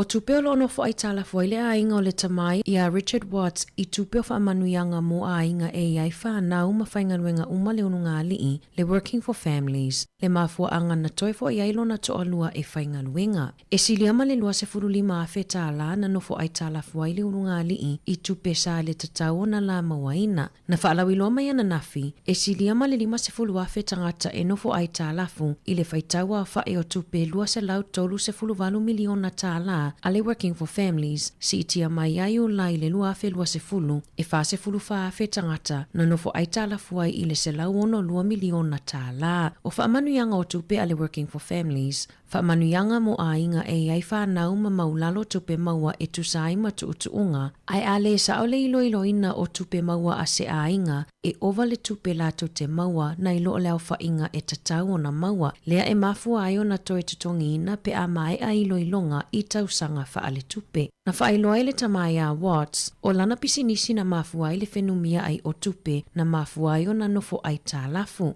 Ua whaatulanga e tutongi atu pe i meni ta i 5 se lau tāla e tongi ai le ai tālafu. Se ia oile lua afe lua fitu, wha moe moe e si itia i le afe tāla i le maasina, ina ia vave aina uma o na tutongi. Olo o fautua ina e Watts mātua, ia tanga i le lei pea o maua wha manuianga mo a inga e iai whanau ma maulalo tupe maua, e tā aua le feso o tai i le ofisa, pe a iai se suinga i tupe maua ale a inga i le vai aso, ona e toetinga aina muli ai. O le a iaini a upenga fou a leo e suitulanga ai i Tasers. Pei tai ele o whaailoaina mai e leo wha pele minista o leo Jeannie Anderson. Po o a upenga fou ai pe whapewhia fo i ona wha mautinoa o saunga le mu le whaonganga mo tangata lau tele. O le masina o Januari na amata whaalau iloaina i le Taser 10. E mawhai ona whanaina i le mamao e se 10 mita. Pei tai, o le masini tuai e na o le fitu tesima leono mita le mamao e whaonga aina ai. O le vai aso taluaina tula ai ai luma le whaamasinonga i New South Wales. Le leo lea na whaonga aina le Taser i le tina aiva se 5 tausanga mamaliu ai lava. E toa tolu tangata solo te e Wellington e na loka i nana nafi. O na wala taunga i o inga na vali ma whaale ngai naiti o ata o se whale whaatau ta avale i Wellington. O le au solo te e ana polokai awala i Wellington i vai aso taluai. Na lato whaonga aina se vali mu, ma vali aiti o ata o le Gaisley Motor Group i le awala i Cambridge Terrace. E taunu o atu leo, ua whaonga aina e tangata e to tolu se ke lu, e whaapipi ia i o lato tino i le sima i lumo le whale ta avale. Sa lato whaaleanga ina le whale whaatau ta avale, o na lato te talitonu, e le ofeso soani le whale ta avale i suinga o le tau, e ala lea i le whaatau ato piki apu ma SUVs, ta i lua se lau afe ta la e te lea i le kāpone. O le isi o le tōtonu e au fia i le scientist i li taia o Rosemary Penwarden. Lea na whaasi malo na 5 ilunga le awala i Wellington i le isi solo te e na whaia. Ua tuuina mai se lapata inga mai le malo mo tangata New Zealand o lo fuafua e malanga i fiti i ano fouta i le pepesi ai o le manamata tā se itulou. I se pepa o whaamatalanga mai le matanga luenga o soifua malo loina i fiti e whaapea o lo o tausa ilia le mafua anga o le whaamai. Ma ua iai se popolenga i le lema ma o vai tau mafa. E silia ma le fitu se fulutangata i le itu isi sifo o fiti na whaamaonia o lo ngase e au fia i le toa se fulu valu i whale mai. Toa fitu tangata maliliu a ele i whaamaonia mai le mafua anga moni. O lo fautua ina ele matanga luenga o le vai fafo ma fe whaatawa inga tangata e malanga i fiti i a tautua nā le tausia le lei o le soifua malolo ina e pui mai ai i le whaamai o le manawa tata. Ua iai se fuafuanga a le supermarketi a le Countdown e whaamuta la lātou por kalame lea e whaonga ai cards e mawai le pau i le penisini ma whaataunga le AA Smart Fuel ma le One Card. o le aso mua Februari e amata whaamamaluina ai le suinga e tatala i le lātou polo kalame fōu e whaingoaina o le Everyday Rewards e mawai fo i le pau mo le penisini ma whaataunga i le supermarketi. O le polo kalame fōu o le angalulu e whaatasi ai ma le pamu le PP e o fuatua i le pau mo le penisini.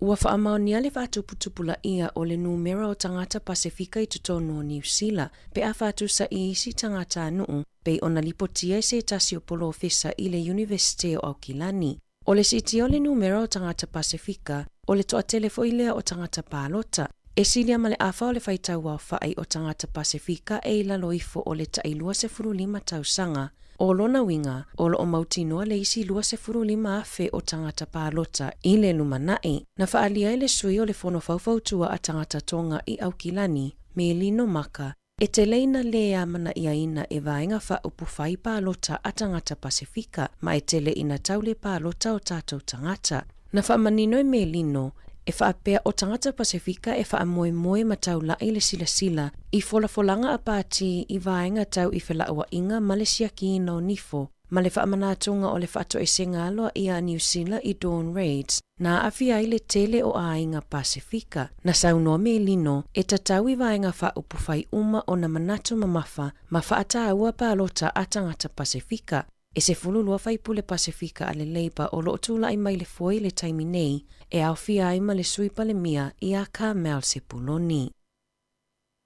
O le vaiaso neina wala aua i luma le whaamasinonga le mata upu a le tamatolu se fulu tausanga, le ana o sofa ia ma wha o manua i se talavau se fulu tolu tausanga i whangarei i le tausanga taluai. Ina ua whaanongo le tamaa i se whinaunga i le lotoa lea onga e au fia i lo nā talii, sa ia fuafuaina i loa malana wo se o sofa inga whaasanga i le tamaititi, ma whaatalitali i whafuani o lea onga, le ana lasa saina ma wha o manua i le talavou se fulutolu tausanga, e o mai le aso, o lo o mawalawa le talavou i mawhatianga ma le langona fefe. Ua le toi mawhai fo i ona savali i lea onga ona o le whaalawelawe na tupu, na molia le tamaa i molianga o le wha o manua ma le tau wha matau. Ua iai le porkalame po se polo ke tifou o le My Ryman Life Program o lo whaanga solo e whale e tausi ai tangata matutua. E whesosoani ai i tangata e maua i le ngase o le mafaufau o le dementia. E latai le fitu se fulu afe tangata i New Zealand e maua i le ngase, ma o lo ovalo ia e ono o atu i le se lau fitu se fulu afe i le lua afe 5 se fulu.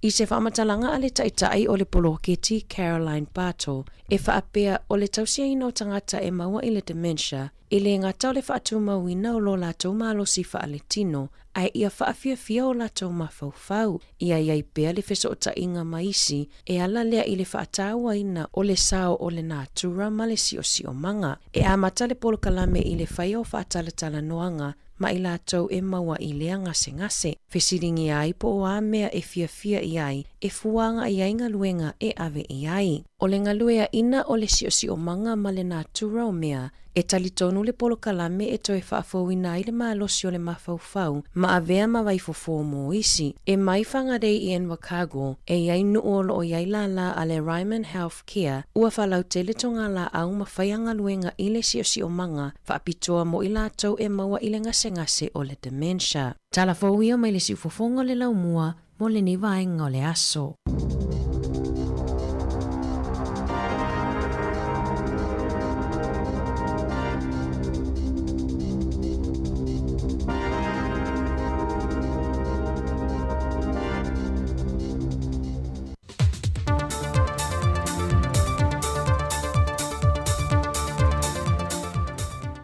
O te whatalofo le tātou tunu e se isi wha o pōponga le nei, e tale meo lo o te tupulu tātou tunu, usi mai el wha whonga.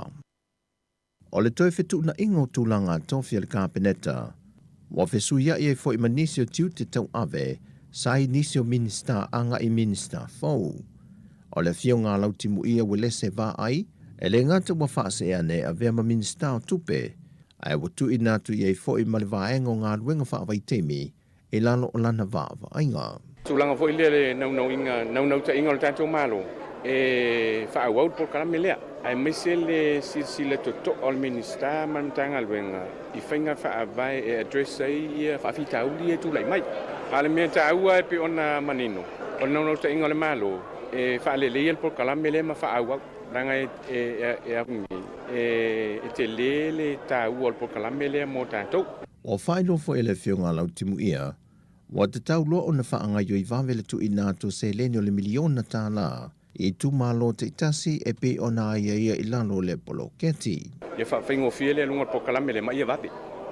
Vate an whatongu. Ia whoile i le mino ingo po kalame le. Ia tu sai ma whai me iu whata atia lu tātou malo, mo le manuia lau te. Ma o lewa, o tu langa whoile o i tātou tu malo. O le o malamalama o mau tātou tu malo polo keti lea, o tele na malamalama mai, o le mea fau. Ia ele i whapefo i ele ieni lu i tau, tele lu i tau, e o mali te mine, o la fo i eisi i tau. Al tūlanga i tauna manino i ei, e whatau nu ua. O le māsina fau o whaatūlanga ina, e alo ia i loa tō whinga fau lea o tu inatu i lana whionga le minista. O se whainga pa anga wa tutu whaatasi e nilimtanga luenga wa onga maanga nuu malimtanga luenga le soifua malolo ina, whaatasi e manisi o pa anga lango, e whaatino se au o nanga whaapitoa mo le siaki na leo fofonga po o te linga o aluma whanau la aiti uma, o loo ili tausanga mua po le ia wan, mo aso loo te toi o le nei tausanga. Wa whaia lea ngā yoi ngā ia mtanga ruenga, o nao se tasi leo whaafita uli o whaamawina mtanga ruenga, o loo adia e mai pea i fofonga o po o te linga o whanau la aiti, o le ala leo wa tāpena ai se whainga pa anga tu whaatasi, ia vave ona fo ia whaafita uli ala le whaalongo, ma o oina i fo i mātua i le vaia le leile po o le tausia, o te linga o whana witi. O le nei au nanga o le a whaatino i lantou e iai to mai whaapitoa, ma e whaiafua e le aise tutongi. Mo whaatulanga mo upolu le aso se funmalvalu o le aso lua se funmalelua o se tema, e mai le tu la iwa i le tae o atu i le afo le whai le a fiafi. Ai mo sa vai, o le aso lua se funmalelima e o atu le aso lua se funmaleiva o se tema, mai le iwa le tae au i le afo fo i o le whai le a fiafi. O le whaasolonga o a onga mano whanga o le a mata i le polu karamasi o ina whai wina, o lo whamai e mai e iamtanga luenga lo lato whaatulanga ina. Wa mai e foi se whaasisilanga o tu ina tu iamtanga luenga i le atunu. E talosanga inai mātu e nei a seini pepa e malienga, e whai loa i le talia ina o le siaki na petanga fie fo mai, whafonga po o talinga o nei o lato walo, mo le whaatino ina o tonga fitinga. O sa mitamitanga ma se whiawhianga i le whaurulunga o le whaalapo pitonga o le kānesa Samoa, le whionga papali i John Ryan, ina wahaman ia ina le tamaita i tausala i a Shane Thomas, le olo ia tau aveina le pale o le tamaita i tausala o le kilope, wa si o lo tātou tunu, ma maua se awa noa tā wana te whaasoa i le mafuanga, wa ia whaatawe na i le whaalapo pitonga o le kānesa Samoa. Na whaamatala i le tamaita i o lona tua apo o lona tina, na maliu le mai o le kānesa, mai ele o se teibi whaingo fia i lona soi whanga tuputupuae, ma ia wa aia a fianga o le mai, e matua sili lona whainga tā. O le ala le o lona whaata waina o le whaalapo pitonga le nei, e nā te una ia e fo ia o ia tau aveina le pale o le malu o le tausalo le kilope, le fe au lava o le vave siaki ma wa aia fo mai, e teimi e whaalongo ine wa iai se swinga, pele ai foi se swinga, a ia whaatu langa ni siaki whaapitoa i tausanga te tasi. Jane Thomas o lo i le antunu na au maia le company Telefonia le Vodafone Samoa, le ua ia mai a sia foi le lau mei whaianga, o le no whanga leo le siva ai lau afi, ma ia ta amilo i le taulanga e a sia fale sui te tasi o tangata Filipino, e whaai loa fo iei lona lango a o iei i le antunu. Wa mai moli alo ia tu nei e whaalapo pitonga leo no mea production ma le Teacher Cell Samoa, i le ofisa ma le pūlengo tangata tā whao mai mō mai Samoa le turisi. Le tamaita i tausala wa ia tau aveina le pale o le malo le tausanga le nei ma le tausanga faudua whelua se ful ma le wha, moe moana sa whatoa swanky. O le vahenga leo no mea production, o i lantu i sa tāpinei na a tō le wha moe o le sa ilinga tausala o le nei tausanga, mai o le momoli alo i nā tō le tausala mō le amate ino na tiu te tau ave, o le whai wina i fo leo le tele o le lātu tautua, sa whātu te mai le amatanga. O le company Telefonia Digicel o le lango au tū lea, o le wha moe moe le tausala o le nei tausanga ma le tausanga fau.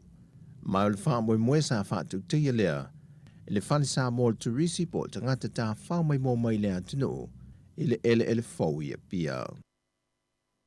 Wau lava ina o atu le mata au po le to e seo le soifua po le o le talavau ia tu au, e se tūlanga ma ale maonga e le ngata mo tā penanga ale tu o leo, ai whape nā foi tā penanga lo ia pea o atu le whamasi nonga. O se tasio mo le maua whesawa i nei lunga o penga te whailangi, le ta mai a sa tanga pe o nei loa i le swafa sami lunga o penga te whailangi le nei teimi, e lana mo le mau na whaatala noa i lunga le porkalame le tauta ia ele, wa ia tā uai ma le tele o nisi whaingai whaape pio, o lo whaatino i nei nisi o sa tini mau le lunga o fo i le komisina e to hiva iai lātou, e whaatatau i le mata opu lava le nei.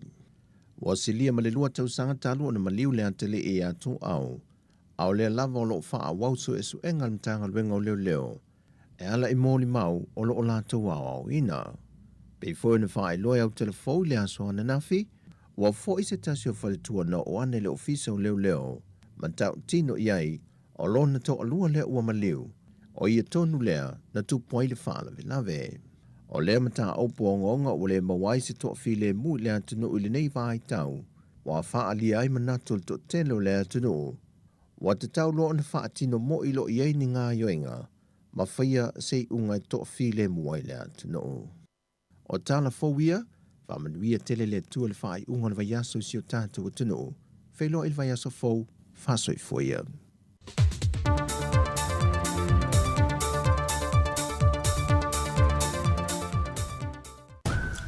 Talofa, si ufufonga o le lau mua.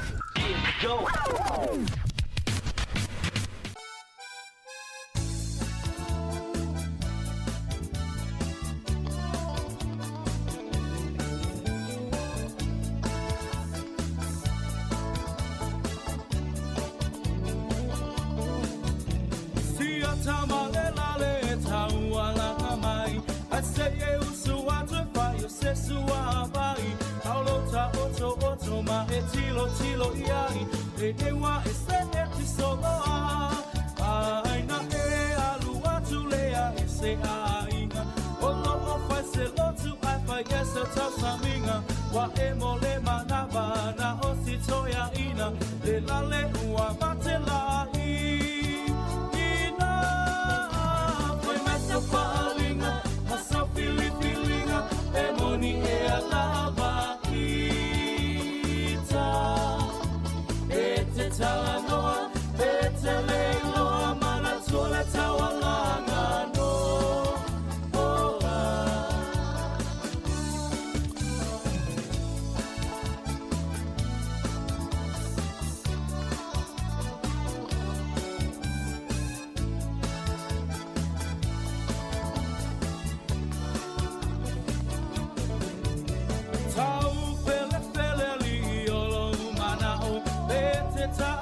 It's fia o aku wa e fama wa lunga le poto wa e mawa le ai maso fa au tau ta ua ave a oi ma filio le fai fe au o fai ma fai a ona wa mi ona le tau pa pule le au moe ma lo fie ka u koe ai ino sia ai lava o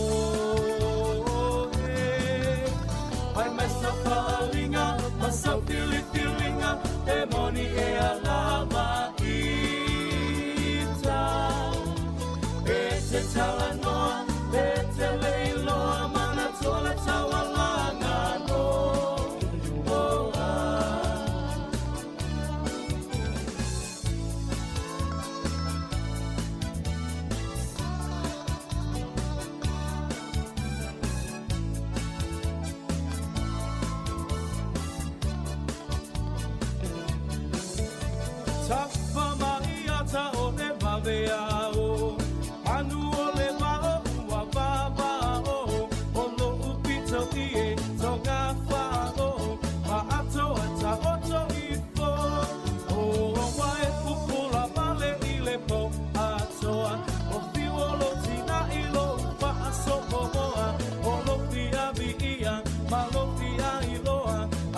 sia ai lo wingo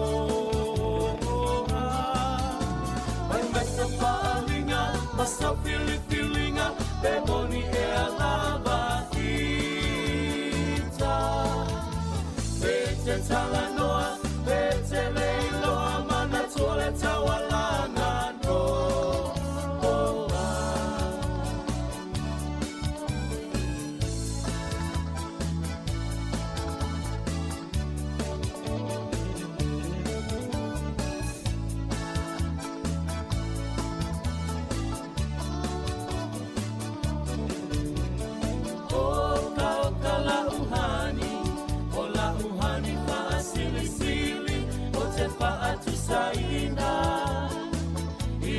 apa ela pi o se pisu pasili o se masike que mai piti o sina sapasui o ni tamato maniti afai lava uatonu lo fina ngalo tapa ai ipo avane ile malo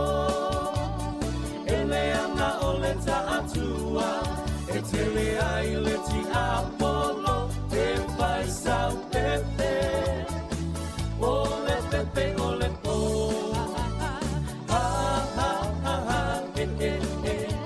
sau ia la ia malolo tele via mai atachape se yo pese atu ile ea se yo pese atu ile ea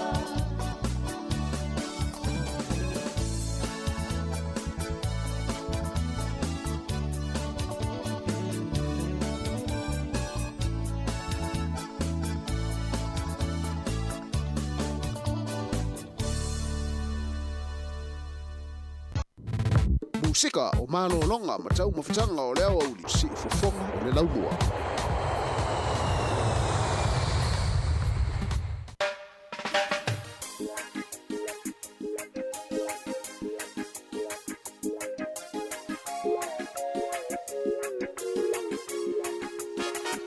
Well, here are sound boy. Mix that up a little bit and little sweet, and when the people them get nicer. Stand up higher than high and listen to sound boy.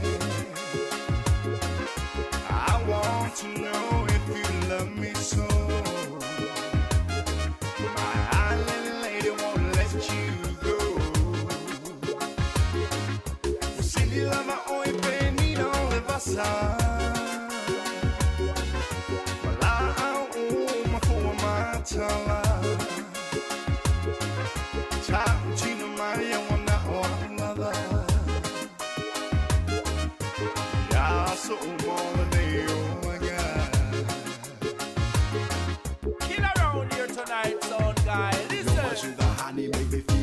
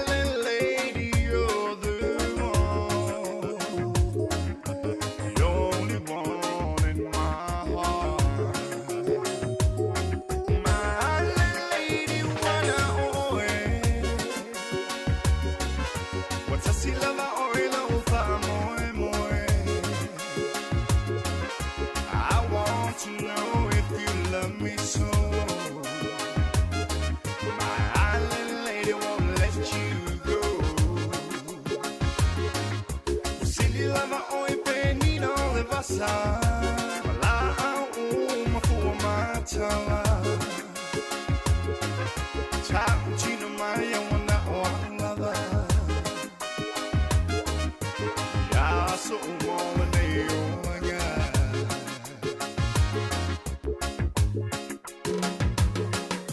O le whawhonga le tautua si whonga le mua le te mio le awa uli le ua lusu fitu minute wa te aine le sifuru le lua e le whamoe moe tā le tasi ia ona whawhonga a toe sifuru 5 minute le tasi ia le whawhonga lo le tātou porkalame whatanoa tuai e le Palemia o New Zealand Right Honourable Chris Hipkins e le whionga le li pule a whamsanga te alu moresi ala whau whawhiwhianga whepese ia o le whataltal noa na ia pēr ma le sifuru 5 minute i le ngala whapetania e le wha moe mulimuli ane ia ona wha li liu lo le tātou ngana wha Samoa po le ngana Samoa e se taimi mulimuli ane le yaso wha tātonga naro tātou porklami mo le silfia sma le wha whonga le wha whiwhianga sui whiwhiloi le wha whonga mo le siu whonga le lau mua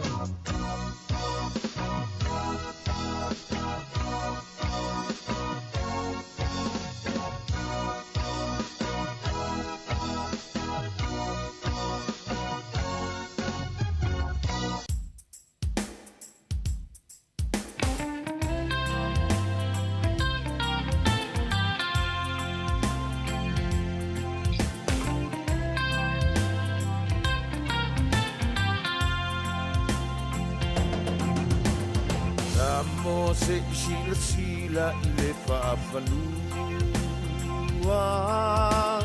Olo nei tau ki o te mua mua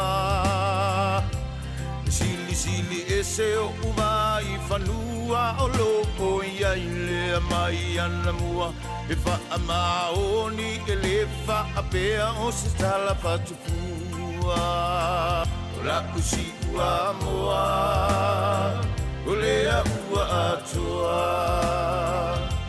O loo iai tama o lea misa moa Ma lei a eva o le si ua moa Ui lato ia ua eva ua peini a li I mau oa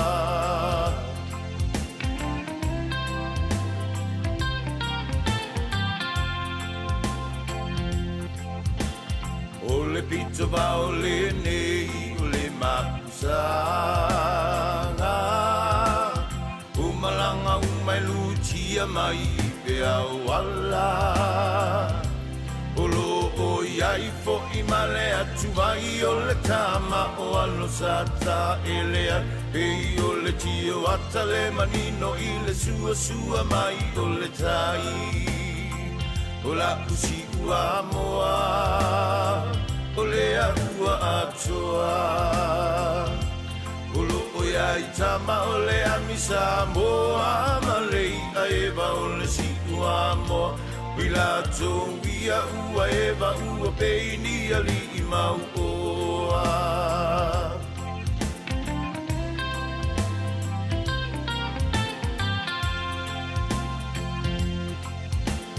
Sa faisi o unu o le poula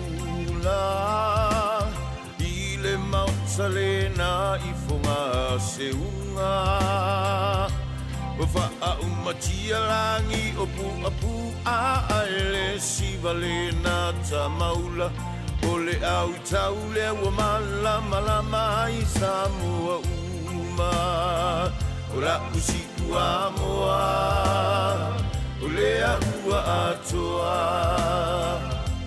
O lo o iai tama o lea misa moa Ma lei a eva o le si ua moa Wila tau ia ua eva ua peini a li I mau oa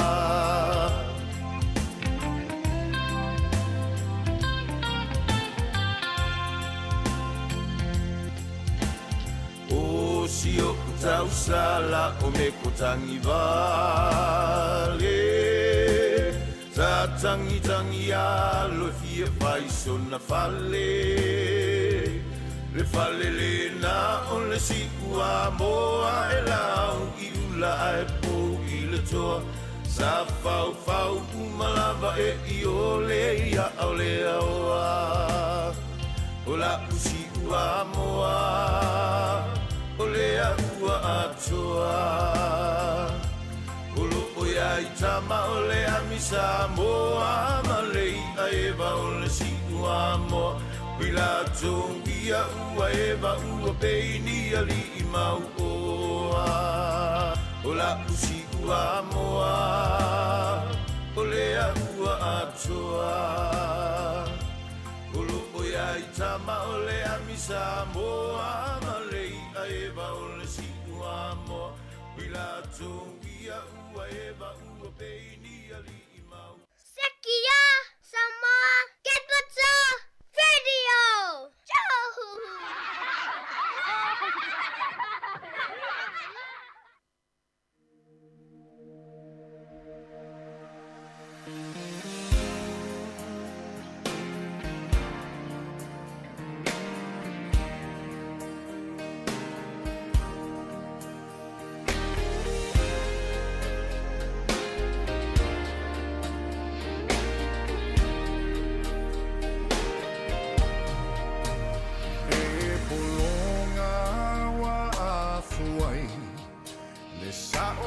Tonga po fera oyai Le o langa sa umusuai Wa o mai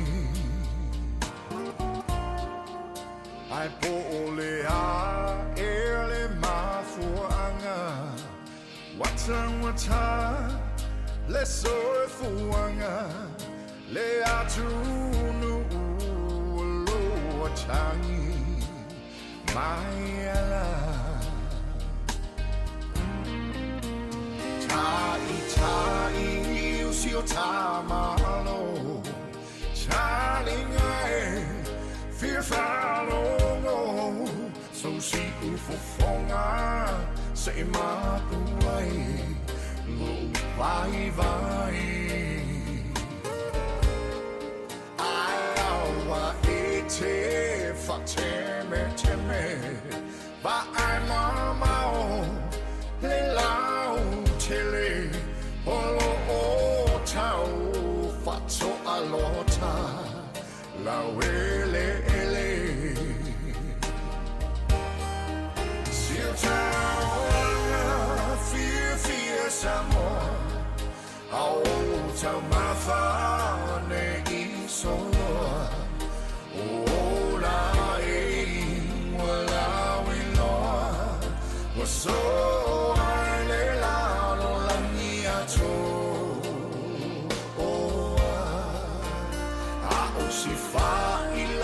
to aile moa male miti le patro moa masina ia e teu le mea atoa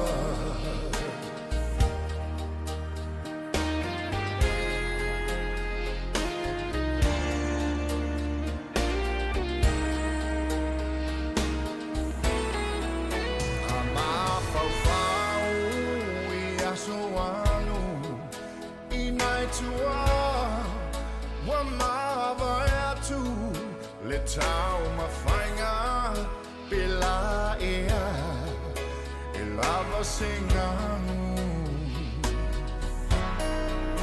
le filinga malea lofa ia samoa ne I polonga va ailo fa vai o le suafa oh yeah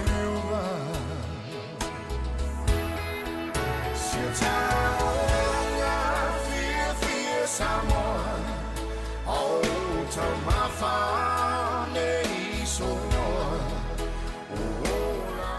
Sekia sama get what's video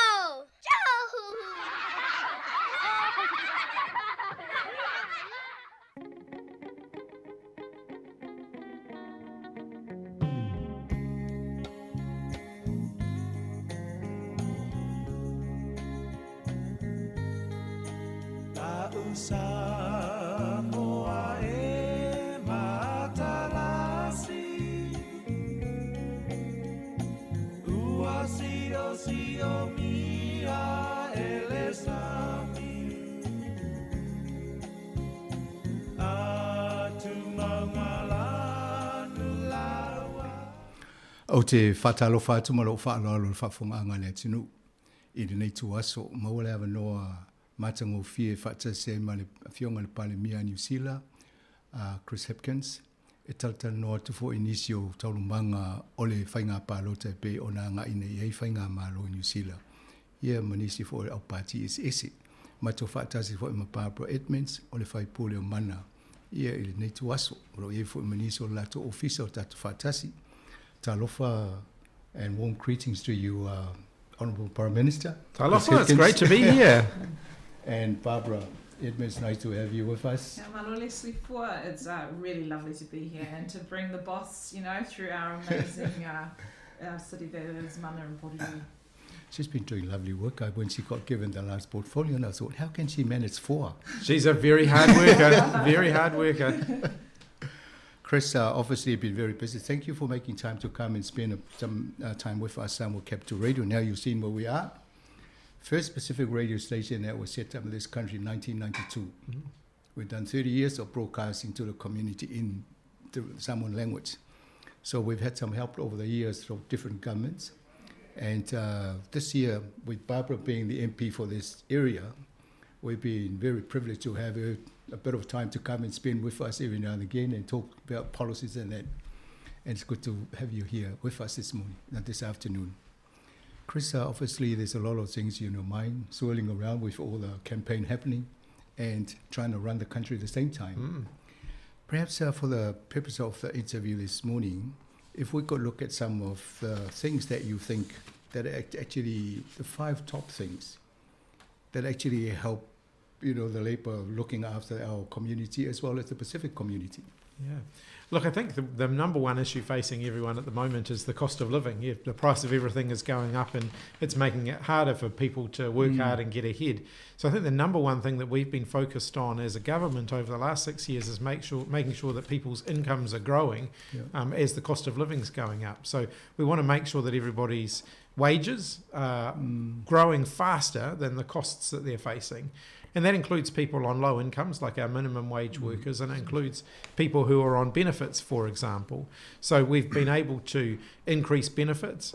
We've increased the minimum wage so that a minimum wage worker gets about $7 an hour, nearly $7 an hour more than they were when we became the government. And we've also just made sure that the economy is growing wages for everybody. We've got some particular commitments in this election which we think are going to make a real difference to families. So taking GST off fruit and vegetables will help families in their weekly supermarket shopping. We want to make dental care free for our under 30s because we know that tooth decay really sort of starts to kick in when people are in their 20s. We want to introduce paid partners leave for when new babies are born. We've removed the $5 prescription fee when people pick up prescriptions from the pharmacy, and we want to keep that off. And we've got free or discounted public transport for our young people. And those are all things that are helping families with the cost of living. So I think we've done a lot, but there's still plenty to do. I think raising the wages, the minimum adult wage, has been a very good initiative. I just been to Samoa. The minimum adult wage there is about $2.50 an hour. And here we're talking about $22.70. Yes. Yeah, $22.70. It's nearly $7 an hour increase since we've been in government. And I believe really quite strongly that raising people's wages is far better for them than tax cuts. So if I take that minimum wage worker, nearly $7 an hour better off under our government because of the increases to the minimum wage. The National Party have said that they think we've increased the minimum wage too much and that we should cut taxes instead. A minimum wage worker would get only 25 cents an hour from the National Party's tax cut. So I think the $7 an hour that they're getting under our government is certainly a lot better than the 25 cents an hour that the National Party seem to think that people should be satisfied with. And of course, cutting government spending in order to deliver tax cuts, which predominantly go to people on higher incomes, means that we don't have money for health and education and housing and all of the other things that New Zealanders rely on. Has any government over the history done a scoping exercise of the size of the public service that should be at? The public service isn't that much bigger as a proportion of the economy than it was when we became the government. It's bigger, but then the population's growing and the economy's growing. So the public service is sort of similar size now. It's a little bit bigger, but it's a similar size now to what it was when we became the government. And it's not unusual to see the size of the public sector growing when you're spending money to support New Zealand through a difficult period. We saw it after the global financial crisis as well. Under the last government, there was a spike in in public sector spending, because that's actually how you support communities through what can be really difficult economic times. What is the size of the New Zealand economy? From memory, it's sort of a touch under $400 billion a year, the overall New Zealand GDP, and it's growing, and that's the good news. Our economy is still growing. So what is the debt of the government now? I don't have the debt number memorised. It's certainly gone up in recent years as we've led the country through the the COVID-19 pandemic. I think if you look at our deficits, so that's spending more money than we're earning. It's going to peak at this year. I think it'll be somewhere around about $11 billion. Right. But that goes down, and within another 3 years, it comes back to a surplus of about $2 or $3 billion. So that's one of our goals as a government, is to get the books balanced again. And then in the meantime, of course, while we're getting the books balanced, we're also paying back some of that debt that's already been accumulated. Yes. All Very right. just recently as well, we've had Fitch, Standard & Poor's, Moody's, they have all given New Zealand strong economic ratings for our financial management system. So that's been a really good indication that we're in the right direction.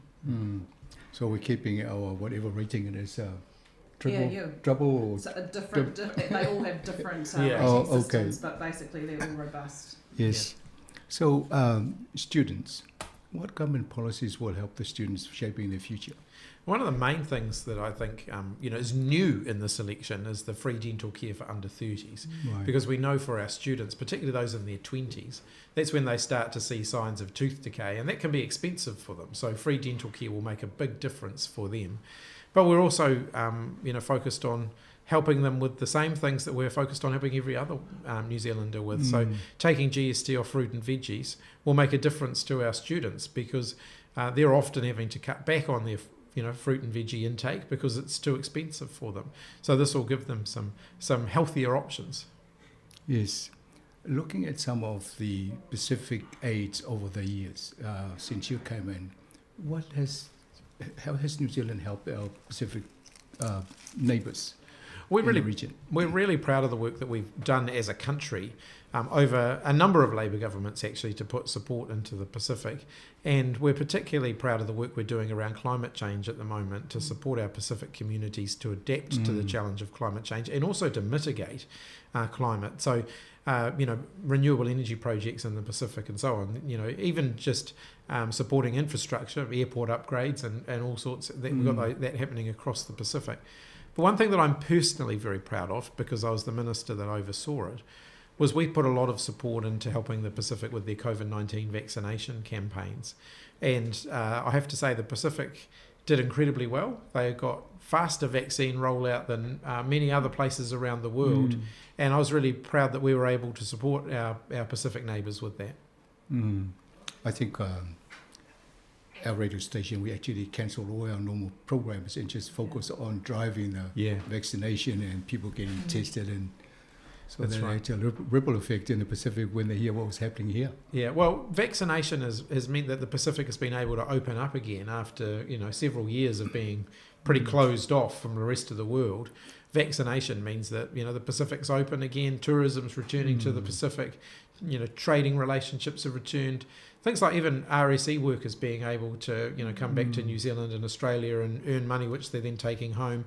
Those things are a lot easier with the borders reopened and people able to move more freely again. Yes. Obviously, the government through the Pacific Island Forum look at the likes of New Zealand and Australia to help with driving the economy in the Pacific. And we got the Minister of Economic Development with us here. One of the things we find here in Wellington, the transportation to get from here to Samoa, for example, we're looking at a direct flight from Wellington to Samoa. And given that the government owns 51% of the shares, can you not persuade or direct Air New Zealand to give us a direct flight? Is that the bid today? That's the bid. I have to tell you, as a Wellingtonian, I'd love Air New Zealand to fly a lot more direct flights out of Wellington to the Pacific. I know that there are some Pacific Airlines, Fiji Airlines are providing direct flights now. I'd love to see direct flights to Samoa, Tonga, the Cook Islands, all the places that I love to go and visit for a nice warm holiday. But unfortunately, we can't tell Air New Zealand what routes to fly. But I would certainly love to see more Pacific flights out of Wellington. I think there's a real opportunity there as well. Well, it certainly help with the economy of the Pacific if we can enable that and make it easy and it actually help the people in Wellington pay less rather than go and staying overnight in Auckland or on the way back. Yeah, that's right. Yeah. All right, let's work on that, see how we can get... So next year, the Samoan government is hosting the Commonwealth Head of Government meeting in Apia. When they held the SITS conference in 2014, the accommodation was one of the issues. And I think New Zealand helped out with, they had a cruise ship out there in the harbour and paid for that. Is New Zealand and Australia helping out with something similar? Yeah, we've got a team that's just been set up at MFAT, our Ministry of Foreign Affairs and Trade, to support Samoa with their organisation and their preparation for hosting. And it may well include, I mean, I'm sure they'll work through all the options, but I suspect cruise ships will end up being part of the answer because it's such a big event and there's so much accommodation required for a short period of time that having cruise ships might well be the best way of being able to provide that. Winston Peters, I see that he's been having a go at the Maori people here and he's down in Nelson. Will you work with him or not? I've been really clear. I wouldn't work with Winston Peters in government again. I've worked with Winston Peters in government before. I don't admire his style of politics. I don't like the way he attacks people in order to try and gain political advantage, and he attacks groups of people.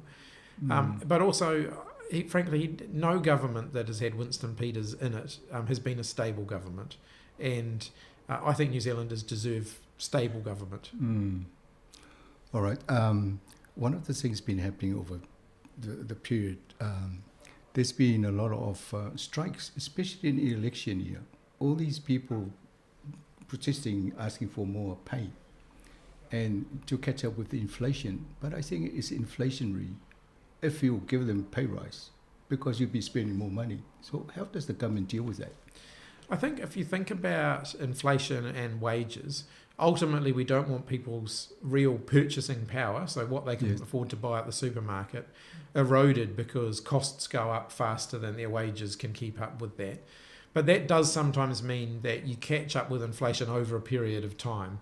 So it might not all happen at the same time because, you're right, there is a link there that says if you put a lot more money into wages and that all flows into the economy, then actually prices stay higher. We're seeing prices coming down again now. And then over time, we're also seeing wage settlements, so collective agreement settlements, for example, that have pay increases that step up over time. That means that we can still keep inflation going down, but actually people's wages can catch up again, so they don't fall backwards.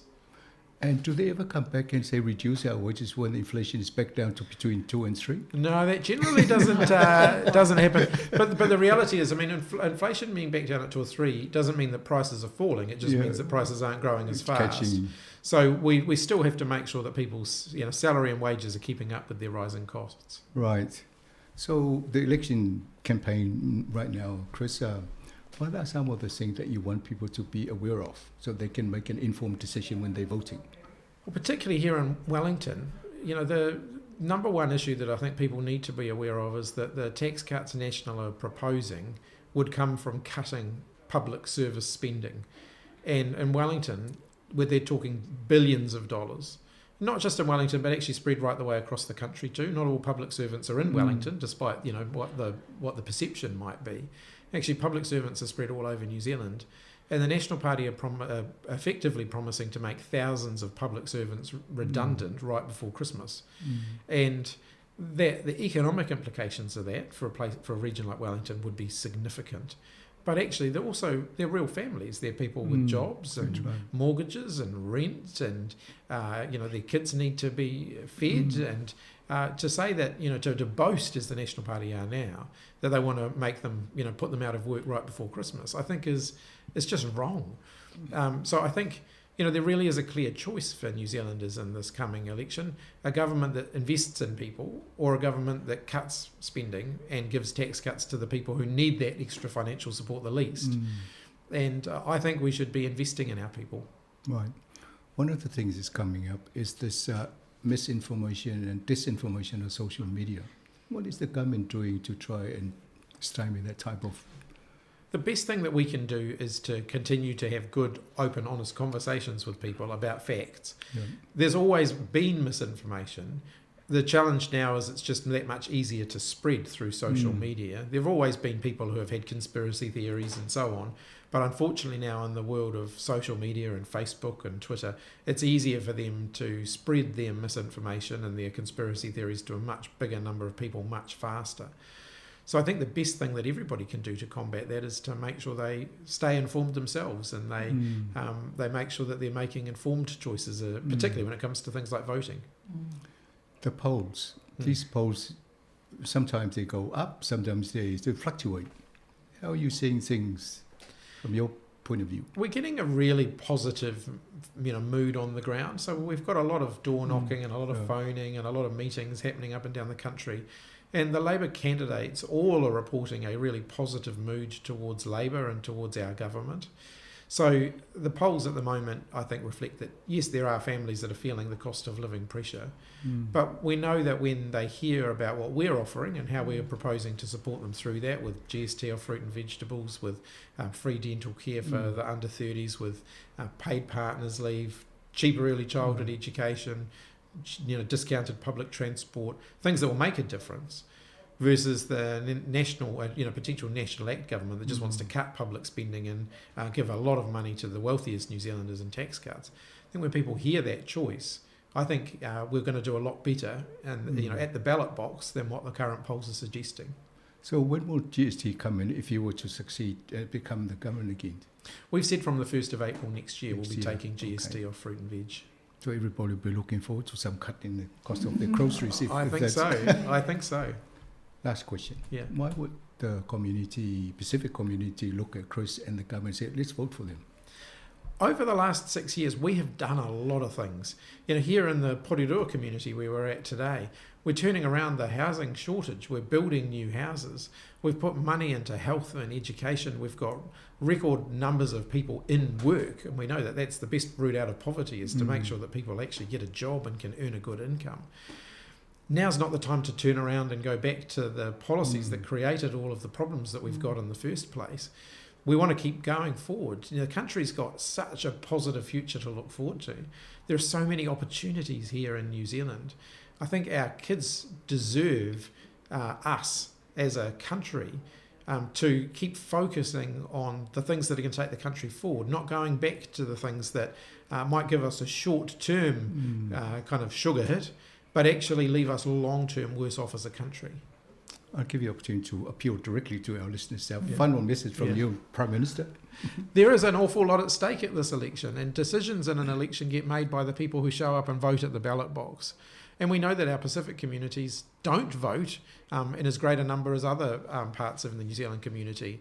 I think if our Pacific community shows up at the ballot box in great numbers, votes for Labor and sends a clear message that you actually want a government that cares about people, that you want a government that's investing in the future, that's going to send a bit of a shockwave through the political establishment, and I think that'll be a very, very good thing. Good sell. Well done. Thank you. All the best for the campaign, and then hopefully that you will succeed and continue the dream. Thank you. And the same with you, Honourable Minister. Well done. Thank you. Yeah, o tato por kalame na mo fafonga le tinu o le tale tolu le oli neula avatu le fa Samoa o le tato por kalame le. I just told the listeners 3 o'clock we'll put the Samoan version of our interview. Very good. Fantastic. All the best. Thank you very much. Thank you. Okay.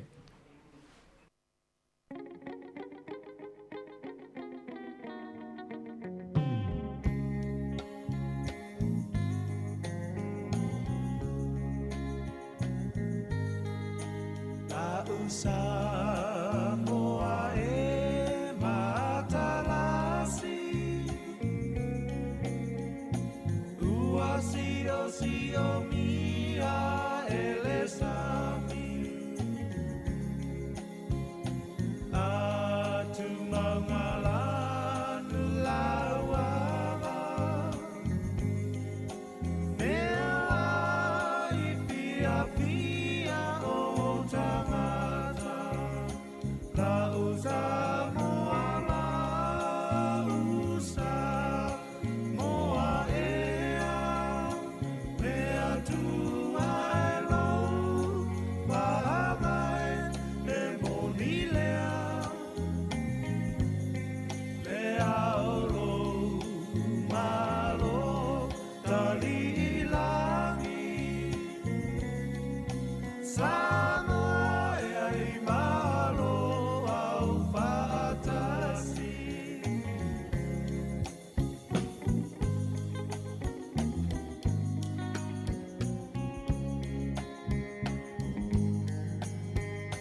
La tau e le kueta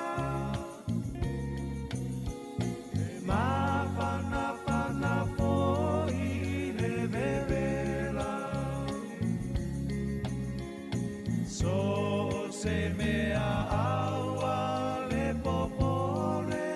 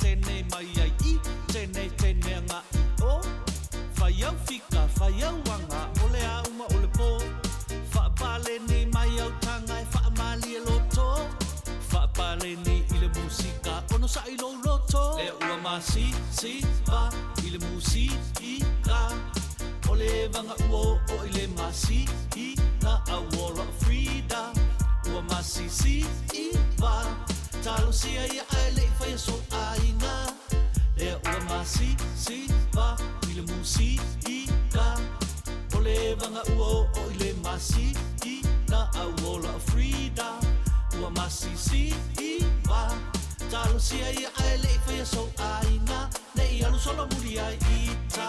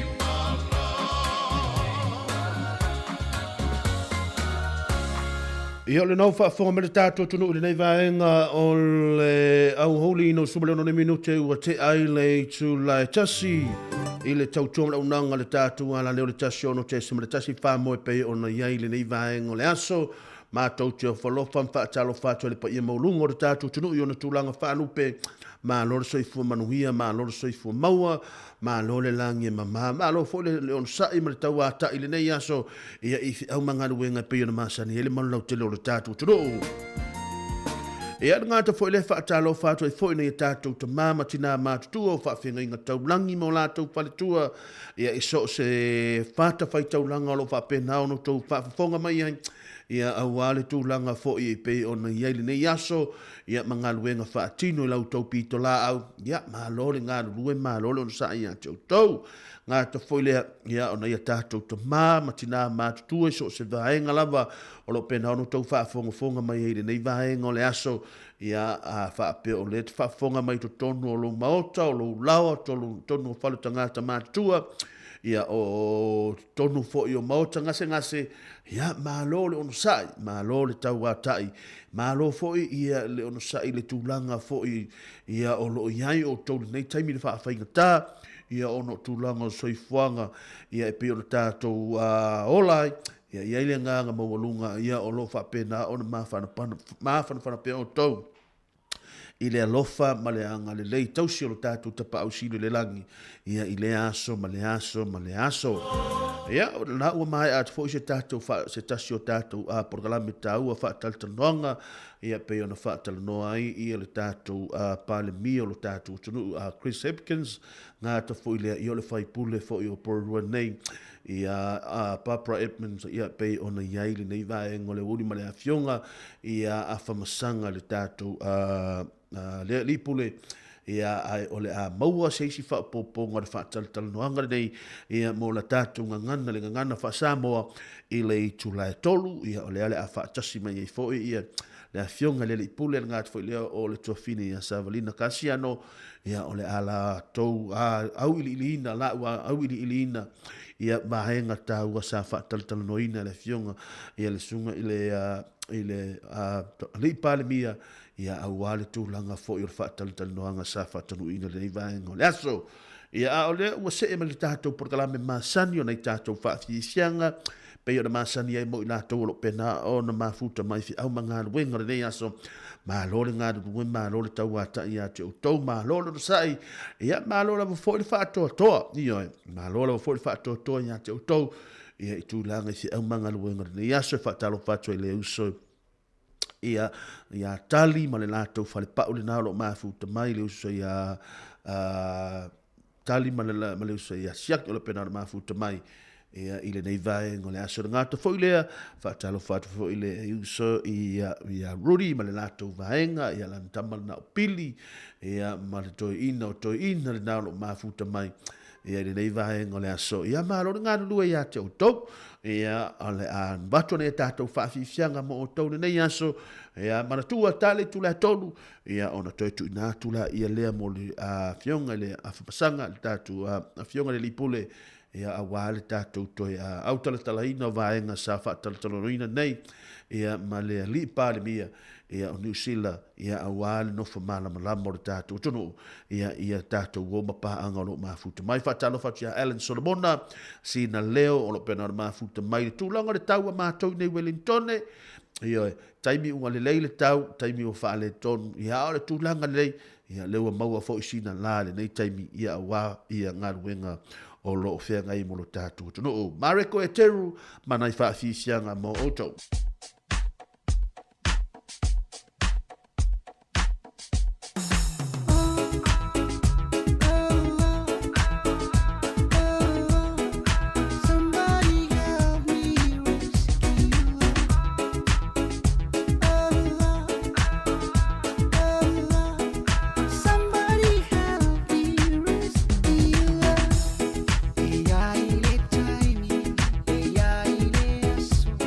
Yeah.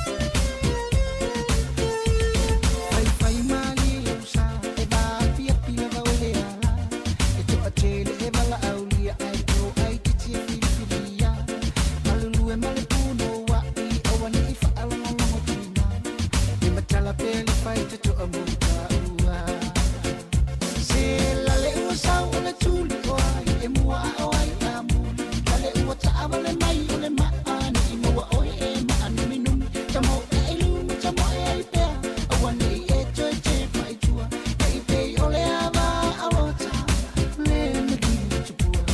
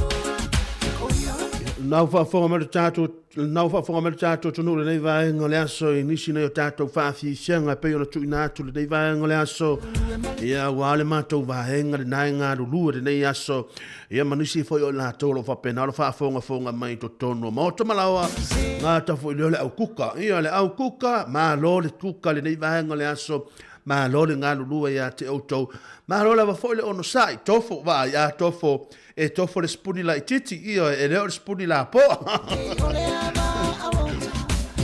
le anga wata masani le i tofo tama ia e tofo o le umo le supo le awa uli tea ia o le ia o le afiafia nani e tauna vai ele mea ai le tuina malo matua malo ngā lulu ia te autou malo la foi ia le ono sai malo le taua tai au manga runga malo fa malo si ia o le tala le afa ia paua le tala na le fa malo tua ia te autou ia wa autou fai valo filima ia lo fa pena ona manuia ia tatu ainga ia fa nau ia maso se mea la volo autou fa tonu ina le nei taimi ia wale manuia o tatu ainga malo ngā due ia te autou ia au ato te pole tulanga i tatu musika ia o lena ia i fo isi tina sa mata le nore asun te mai se fai mata mai ta pese mai e te longa o le matu ha onga sisiva tu ai e sisiva tu ai le taimi ta mai au pese fa oi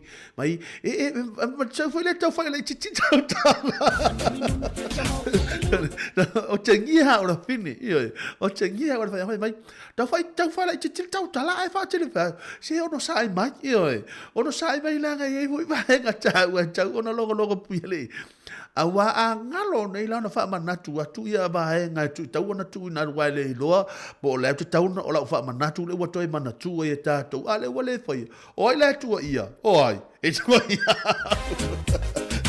ia malo le tatu wa o ngale nai pe wa himo ia le sunga fai ha onga nga ta foi le ona fa na nga onga ia tele na la tu fa nga ina me tatu tau tu ma tatu musika le woli ia awa ia tu langa nei tatu walo fa na nya le lei awa tau te pole ia tu mai ia tau tu fa nonga ia au mai na le au mai ia tau tu fa nonga do i pe ha mo tanga tau abi ia le lei o ia le tatu fa sisilanga le nei fa mo le tau na tu inatu ia ona tātou walolo ia tātou whaafisianga le vaenga o le wauli. O le whaasisilanga le nei o le tausala ma le posiva le ekalesia katoliko palisi a sangata Iosefo ia i oi apahat. O le ata oto ia whaamaeni o tailoloto le pa ia o lau whaafonga tā pua i Samoa mai saua se ia pa ia analenga. Tulou o pa ia mau mamalu whaata oto mai maunga te tele e o i maunga iti. O sa mawhainga tā Samoa tulou o se ia lava e ivivia o le ale mangawhai taulima ina i se mātou vaivainga. Awa o pa ia ua uma o na aisa. E le aise vave e mawhai o na ia toe au talatalaina. Ai mātou te whaatulo watu i lau whaafonga anga e awala i le nei tautua a le si ufofonga o le lau mua i Wellingtone. Ua le mā le mativa, ua māfuahai o na sosopo le manu vale le fongatia. Mao mātou whaamanatu atu ai i le hava ma le whaalo tele. Io mātou a inga mauo ma au mea mamae i le tala le lei. O le a whaataunuina lava le tausala ma le posiva le nei e kalesia o sangato Iosefo i apahat i le a soto ana i nei se fulma le ono se te ma lua whilua sumo le tolu. I le auditorium a le kolisi o St. Patrick's i Silverstream mai le afa le iwa i le tae au e o i le lua i le awauli. O le aunga le nei tau mawhainga o fia sa ilia se leni a wāre ngā luenga o le maota o le whaifi au, whaapea ma le hall, a le nei pālisi o sangato Iosefo i apahat. A fia mai, matala mai a ao tātou fia ai le nei wha mātou wha moe moe, e soo se fōai e te mā au iai mātou te talia ma le anganga fia. Tātou whiloha iai i le alofa ma le angalelei o le tāpa au i le langi, faia ma le whaaloalo tele a fionga ia pātele ma le kotufunga ta ma pule o le palisi sa ngata Iosefo a pahat ma le komiti whafoe. Ia o le tātou whaasisilanga le nā ia i le tātou katoliko i palisi ia i le whaitu lea le apahat lona winga o le a whaatau nuu lava le tātou tau sala ma le tātou posiva i le aso se fulu ma le sfulu ma le ono se tema lua whilo suma le tolu ia a wala wa foi ia le wha le leia fo inisio vaenga ia e pei ona tō malau ina atu malole ngalulua ia te utau malole ona sai tātou whilo ai I wa tau wana wha sauni ia o a mea umalo ia te oe ia wa tau na e sauni ia le aso sum leono le se tema ia a wa le whianga i e fo i o le tātou kalesia katoliko ma le tātou tausala, ma le posiva ia i le aso. Tātou whiloa iai, nai whaafisianga mo o tōne nei taimi, ia a o whianga i lo tātou tunu i whiau mangaruenga i peona masani iai, tālofa lava.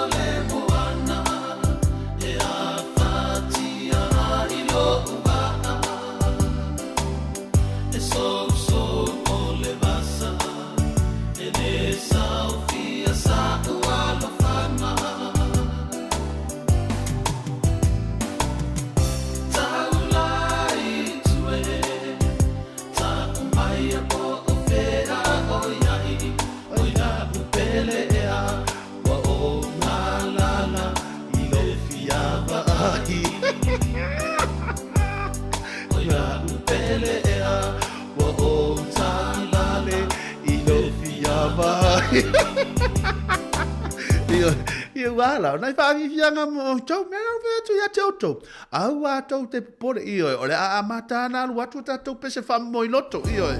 E ala na ula le awa uri le nei ioe, o le alu atu le pese whammo i loto e se i whaalongo mai ai, i rau vahanga i rwhale ioe. Whaapea lau vahanga i rwhale. E le whainga luenga ala, ula tamale le ia ma se whaapea mai, se i tango i whale telefoni whaapea mai. E hani o ha mai oe ioe. O ha mai o ha mena fa wa fa se me ai to ina male lo matua ai le lo o la nga lu e fo i mato ia le mato tu pa nga luenga ala mato tu tangi si io wa leva na mato le nga la le io o fedi me e alu male tau maftanga de tai ao le tio de tai ao alu male me ai o le auli alu male ka fa tau wale me ai wa le lo wa fa le lima me ai aveltina io ale fa mai hani wa onga la lo via va le ngā la io ia la foi ngā la io no le misia o to ono tu langa fo io le o le tau sia ina le to ina lo no winga o se tu langa le tele io a va per le tau sia ina le to ina ma le lo matua ia o le tau ngā la fo ina le to ina le sia va ai mato e mami io a tato a tato pingo mo fa mausini la ia e tau alo mausini ia malo ngalo le ia ia malo no sa ia wa te pole musika le la tu na tu mo tato ia wale fo ile nei va en ole aso malo ngalo lue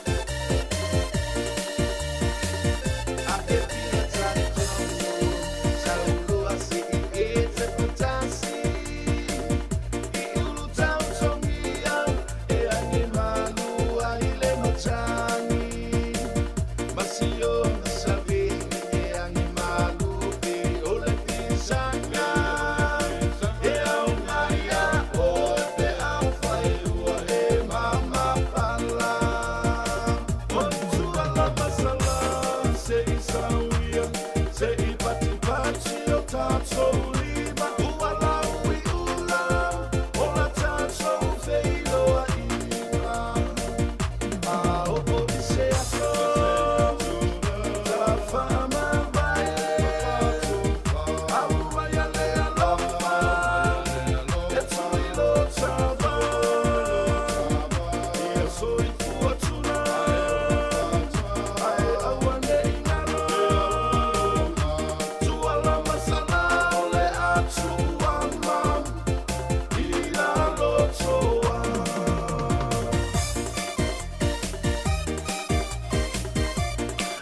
Nai vavi fianga mo tolu nei vaenga le woli o fianga I fole tātou tunu I whea mga ruenga pēna māsani e whātalo whātoi fōi.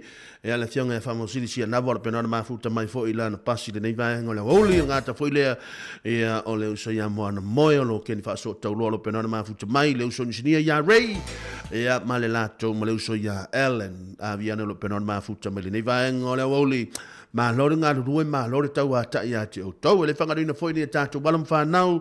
O lo fa pena fo ona ia to ia o onga nei taimi ma lo nga lu ma lo le ono sai nga ruenga nga ta fo ile io tu langa o onga o ni nga le te to nga ruenga fo le melna io e a o ni nga le te to o le o nga o le nga I fo le onga ia pe le te alu nga ruenga io lo lu nga a le le fo ile tu langa o onga pe no to fe nga ile nei taimi ia e o atu al taimi te matua I ma wa e whaatanga ta matua ia te le popoli ia a o mātou la leo le a whaatamala le taimi li nei ia lona winga ia e o olo le taimi matua ai ia o le a popole foi ai se a ia wa sa whaale tonu whaatamala le taimi ia a o lai titi ai lona winga o le vaenga tau e tau na tātou a o mai tātou mai se le whanau fa o ngā le avanoa o le taimi ea o le lava le taimi le nei o ma le avanoa le wa e fa o ngā le taimi le nei o ngā ea tau ina ia fa o ngā ia e fa o ngā le lei pe le nanu o le spalani mai use wisely ia e ia vena ia mai le nanu ngā le nihomu mai if you got the opportunity, use wisely. Use wisely la tato. For nga le leile ava no taua ina ia mawhai ia ona. Awani e popole ia ele taimi matua ai ia ngata foi le. Ia la whawhi ina foi matua ia e lautou ngā ruenga whaatino. Alofa atu mo otou. Moli fo le nganga whaatai nei tātou matua mo le lātou ngā ruenga. Leo le se furu nei minute o na tale tula e lua. Ia tale tula e lua whaasauni atu mo le piki ina o nei tātou wala mo whanau. Ora mātou whaitu nei porua. Lea na o pasi mai anei, ia na e whai asi na pisi o tūlanga, i whiau ngā ruenga o loo whaatino ina, i runga le awala, lava pele ono sai, ia lava le ono sai, ia mau pele tō vai, ia aua le ono sai, aua ne I e watu foi, wa e le ono sai, wa e latu foi wala au sau tala, voi le le, I nai tangata whai ngā ruenga mai lātou, o le tau whaasoa soa, mai a tātou ta avali, e watu mai, maa lore ngā lulue, ia maa lore ngā lulue, whaaftai lau tau ngā ruenga, awa ana le aia tau ngā ruenga, ia e le leire tūlanga, o le tau tuaina foi, o mātou nei, ia o loo mātou whewa I lungo, awala, maa lore ngā lulue a tau tau, ta whapitole nei pese mo o tau umalawa, o lo whapena o le mafuta mai nei vanga le aso, ma lore ngā rulu e ia te utau. Chris Mona. Hey, hey, hey! They call me Mr. Lover. Honey face, honey face. Hands on your body, I don't wanna waste your time. Hey, hey, hey! They call me Mr. Lover. Honey face, honey face. Hands on your body, I don't wanna waste your time. 6, 5, 1. All the good things I've been dreaming all night long, it didn't happen at all. So I tried to push it and go really slow. When I was 16, I was feeling comfortable. Maybe it's time to let it go. That means it's time again, nobody will love me like me. Oh man, no, I'm getting to lose control.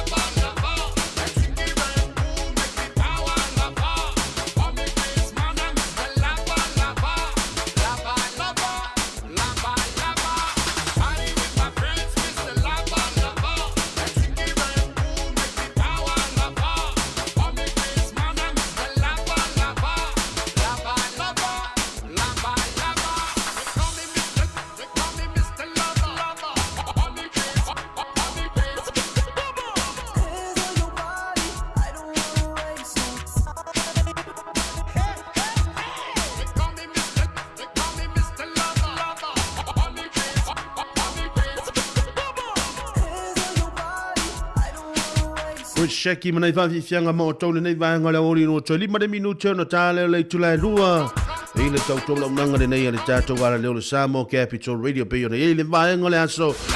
Suma le 5 le nei ma se tema lua wheno suma le tolu aso for right le fo le nei i le tau whama ina o fe au manga luenga pe ona masani heile malo telo le tātou tono.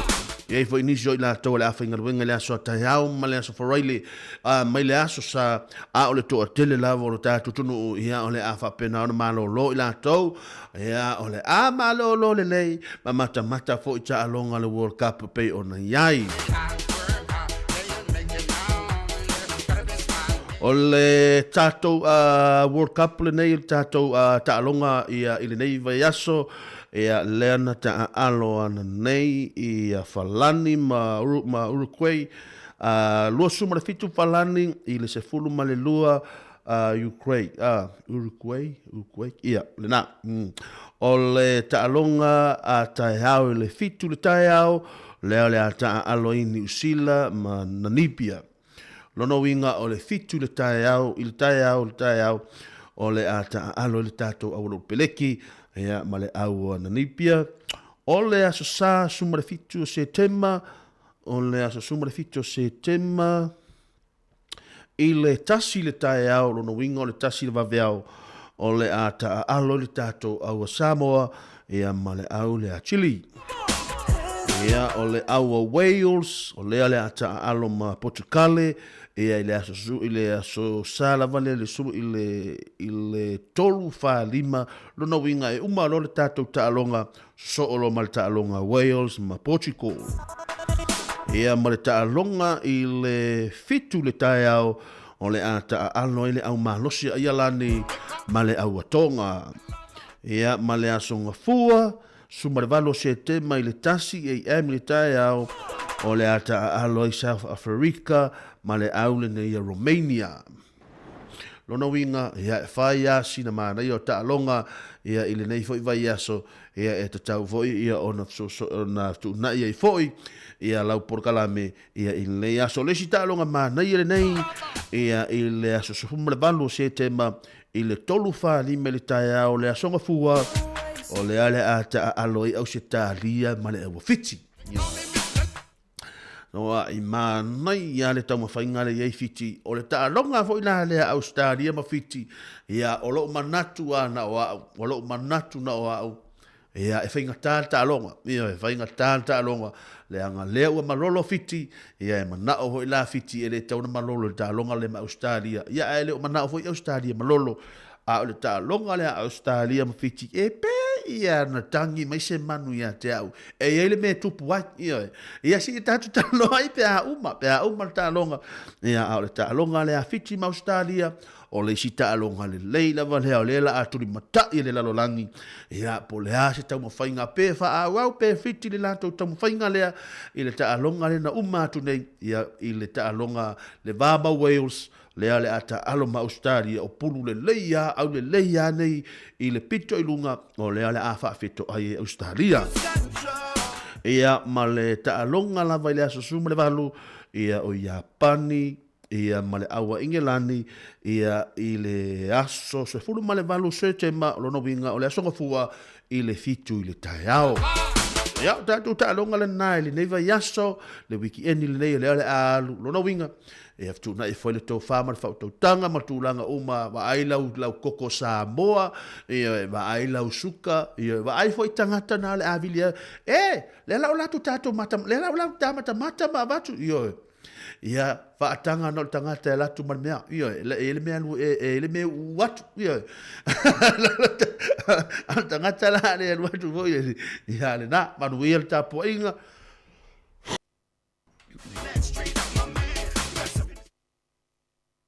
le whengata foi lea, ia le whengai foi ia o le tātou tunu ma le tapo inga o le tātou au wale manu Samoa ia ilana ta'alonga ia ili nei wiki eni ma lore ngā lulue ma lore no sa ia te outou na i whaafifianga le nei mo outou ili nei aso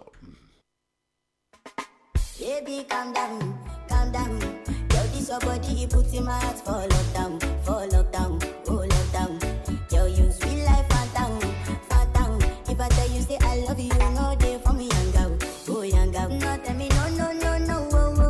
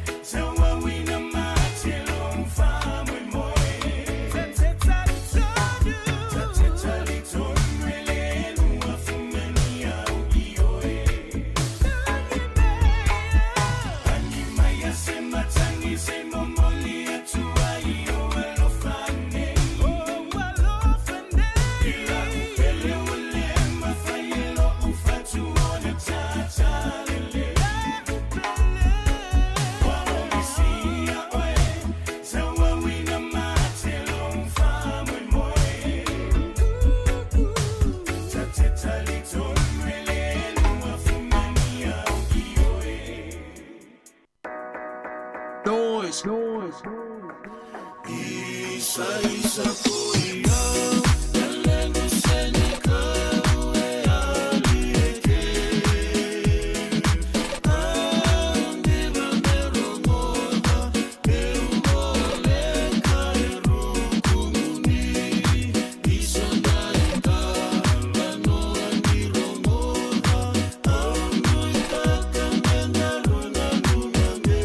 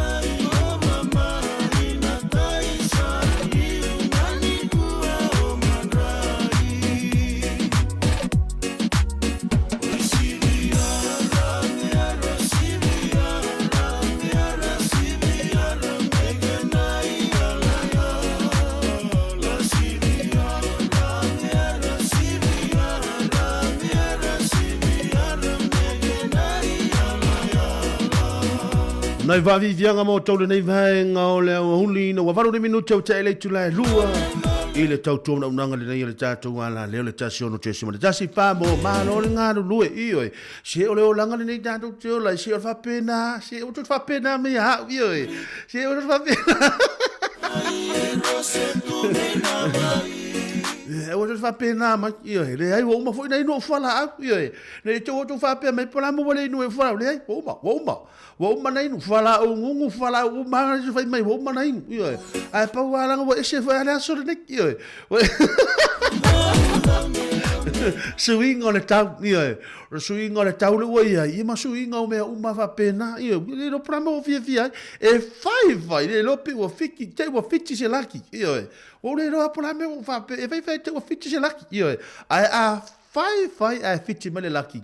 Ia le mele atu wa I longo atu a o tou a laki le pepa le ana fai o sole o te le lo pola tala le afa ia tu ia te tou ma lo le ngalu ruwe ma lo sai ia fa talo fa tia I talo pena ma fu te mai napa ia ngata foi le malo te lo tatu tu no tatu o fai ngal wenga ia so se ngal wenga so se mtatalo e fa talo le ngata foi le tatu fa le inga Samoa e tatu fa le inga Samoa I na Stokes Valley o I na fia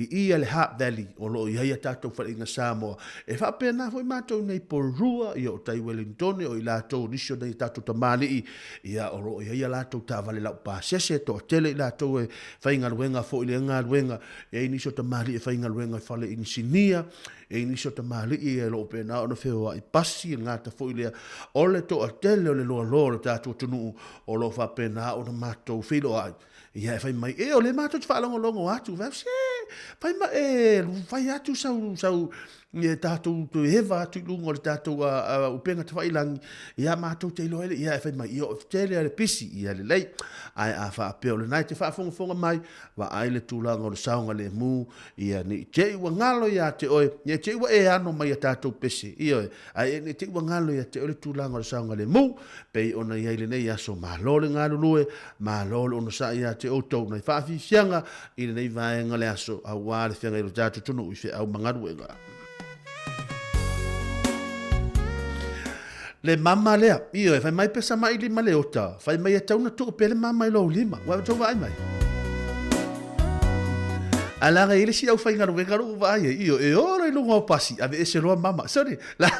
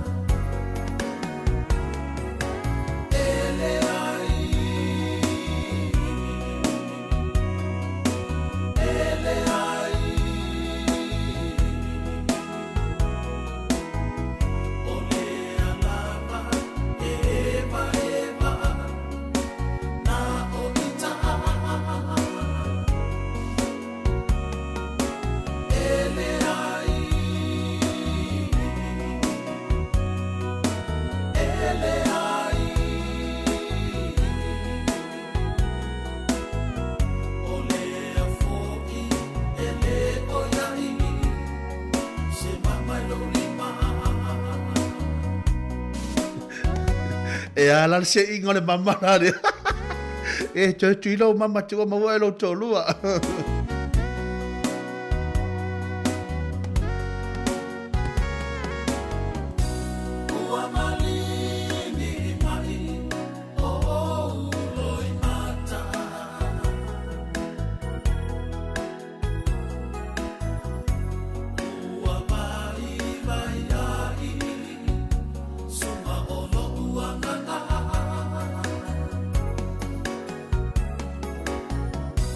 My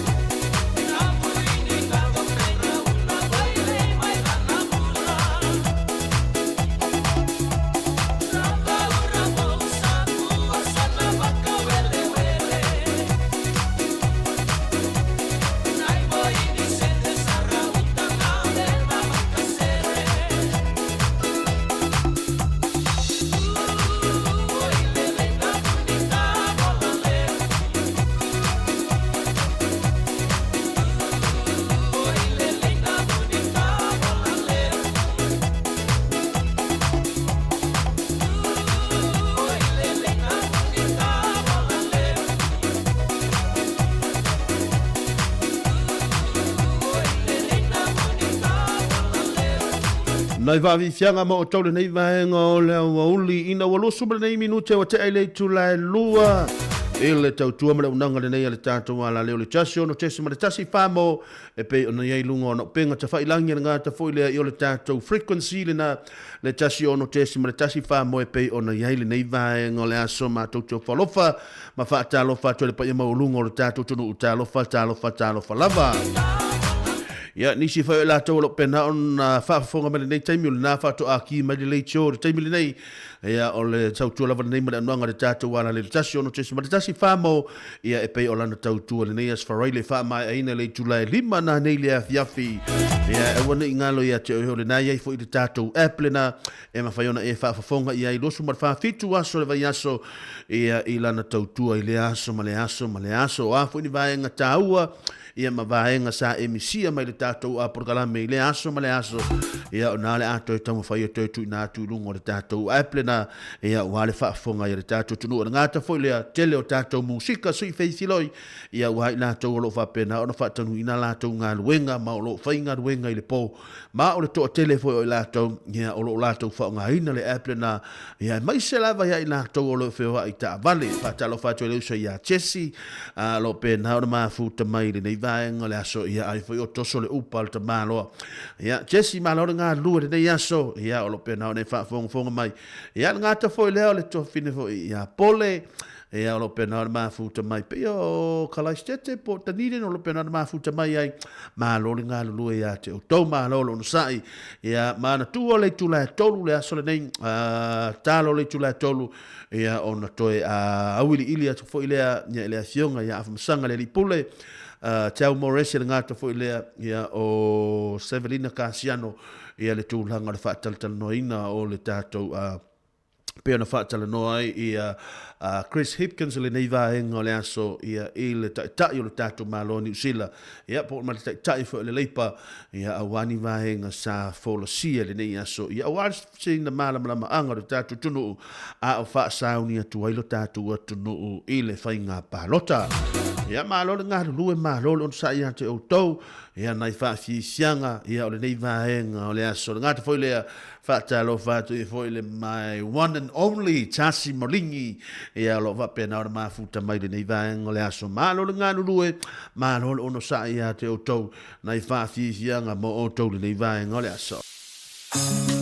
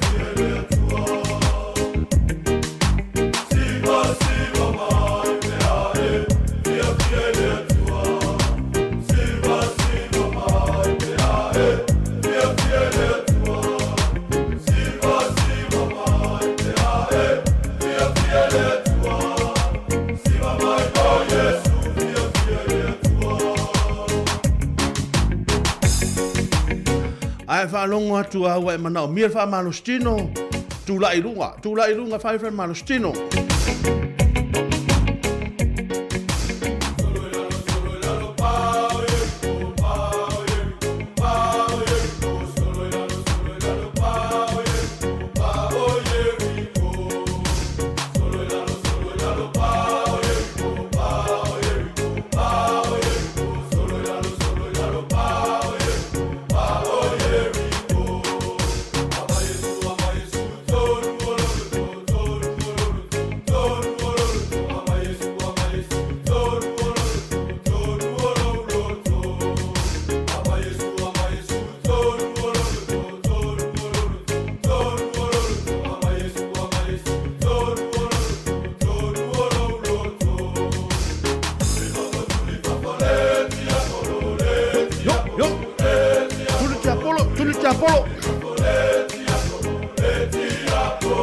Si Apollo na fala lava yo tafa tuli fapo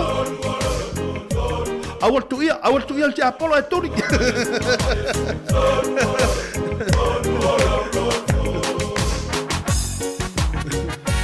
awal wa tol si Apollo ai tuli fai le bul si Apollo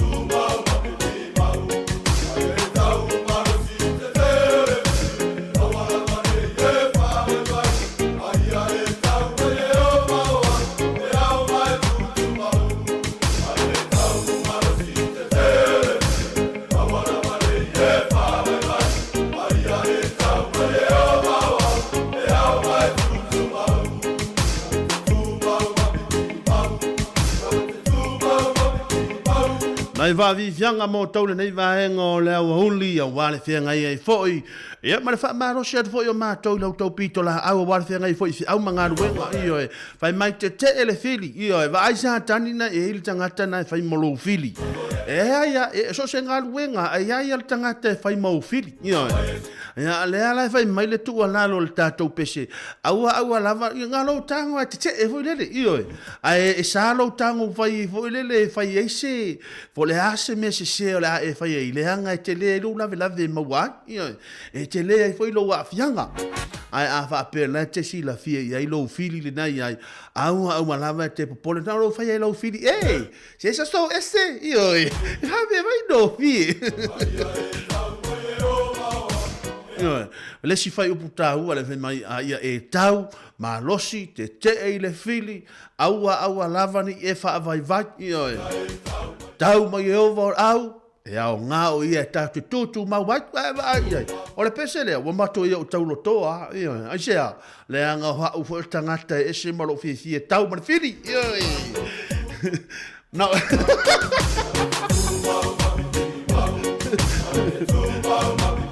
ma ai po oile na fai mo fili wa na fai le na te mana tua na ise tasio la unga na o fa longo samo tu la ia tu ai lunga ia se tasi fo ina fai na la unga fai mai o ai lo fili la tilo solo fa per le calesia tilo solo fa per si ia tu lunga o lo fili ia o lo tu ha oi fai mai fai la unga le ai si ia tu limo les o lo fili o lo to lua o la fa nau fai mai le tala fai le ai si ia tu lunga le limo les fai mai o lo fili o tangata e te lesi si iai no winga o ai al tangata te lua fa misa e te lua taua i misa te lua fe upuai io o ini lua fe se inga e ini lua fe ese inga o lo fili na Ia ana fai mai lo la ia leo le fai ve au.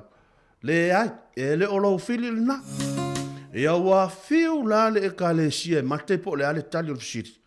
La unga lo, ia, a te wa sau le tali ale fai la, ale fai la unga mai, o lo fili, o ai lo fili, o oe.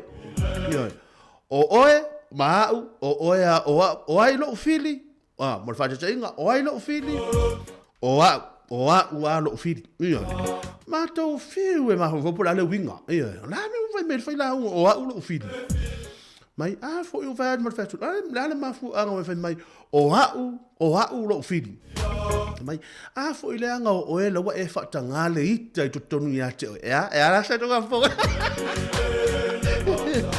Awa, ele está mai fai la unga, me la o. Ia. Mai, foi o le wa e mafu ai, ona e a vatua le fili lo mavova. O foi e te fai le fai unga o lo walu e fai se me se sei lo fili. O foi e fai le fai unga o lo walu te fa to e sei lo fili. O foi e te fai le fai unga e te alu e te fa mangalo i lo fili. Lono winga o sea o onga taua mo i tātou le au fa fonga le yasa. O le ole a tato tala loa I mea taua whiri a ha peo na te iloa le anga o te iloa le mea o lo te tupu se fuanga o lo tau wola e a mau tātou o tau soifua mo tātou whiola e iai ali tangata e a vea mau whiri ia a o le aua tua latlo atu le whaiwhi au ia le ai o lo whili o oe lava lo na winga o ai ave se lo fili o ai na te fa mangaloa lo fili o ai ma fai ona ia fa to ese lo fili o le tali o au mai fa vivianga o tau nei va ngale uli ia mai le tamauli gospel music ia mai fa vivianga mo o tau ia na ava pe na te lo ia lo fili na ia aua lava nei o oea e mafuai ia ona lua fe ese sai malo fili io o oe fu e mafuai ona lua fa le lei malo fili ono le wa afa le tula lua te le afa le lua ia le nei va nga le aso ma lo nga lua ia te o tou ma lo no sai ma lo nga lua nga ta fu ile mo le fu le nga fa tai te le lava ia ina ia tatou ila to bolo fa ile fa vale o fa ia onga ina tatou fa ula iti ole fainga tai lo tau pitola au ia ai ma loringa lu ia te o tau wa tau ai foi ma o tau lu tau ono sai ia mi o te maiti ia ai leanga le tio seis ia leanga la heti ane tatu walum whanau ma lore ono sai ia te o tau ia ona ono toi fa malulu atu tatu le atu nu o penan fa fonga mai o le ale fa tatu ina le tatu fa taltanoanga pe ona fa tatu ina le tula tolu ia ona oni mafu anga tatau ia e tatau ona fa tatu ina ai o le fai le fa talanoanga le nei I le asonga fua o lona winga o le a tau fai ia fa lau tele tulanga sa fa taltanoa ina ia maua se malama anga mo I tātou ia lea la ua lea I se tātou whataltanoanga li tula tolu nei a o lea le atu na atu I le asfau le asonga fua ia ele leile na ia o le a talanoa I vahenga taua pe ona forosia ia I le nei aso I whaamali atu I le tātou tunu ai awa tō te pole o lea ia tātou purkalame ia e mawhai ona sui tūlanga le vahenga na mo o tō nei aso ma lore ngā lulue ma lore ona sae I lo tātou tunu o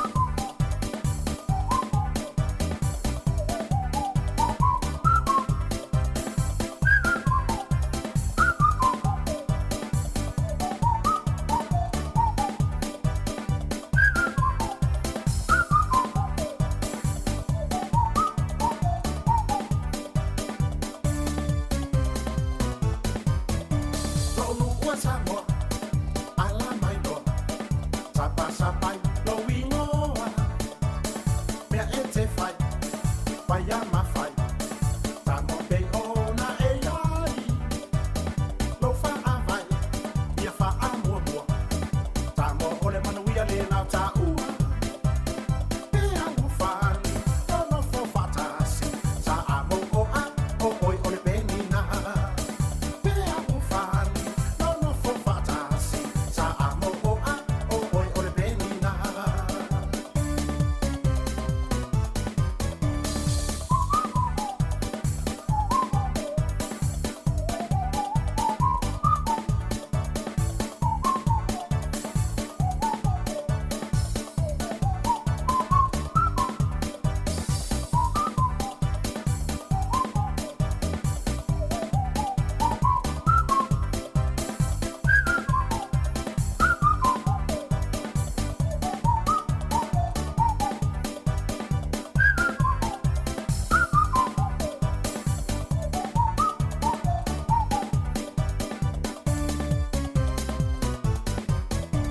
Amu ia o Samoa, talolangi atua, lo wha a vai, te atua lea.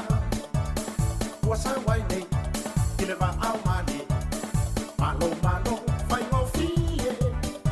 E lima fetu, o lau fu a Samoa, ua a ngia ngia, i le ea. O tu puta ma se tu puana e file au Samoa, o le tama a ina la u Samoa lea. O tu puta ma se tu puana e file au Samoa, o le tama a ina la u Samoa lea.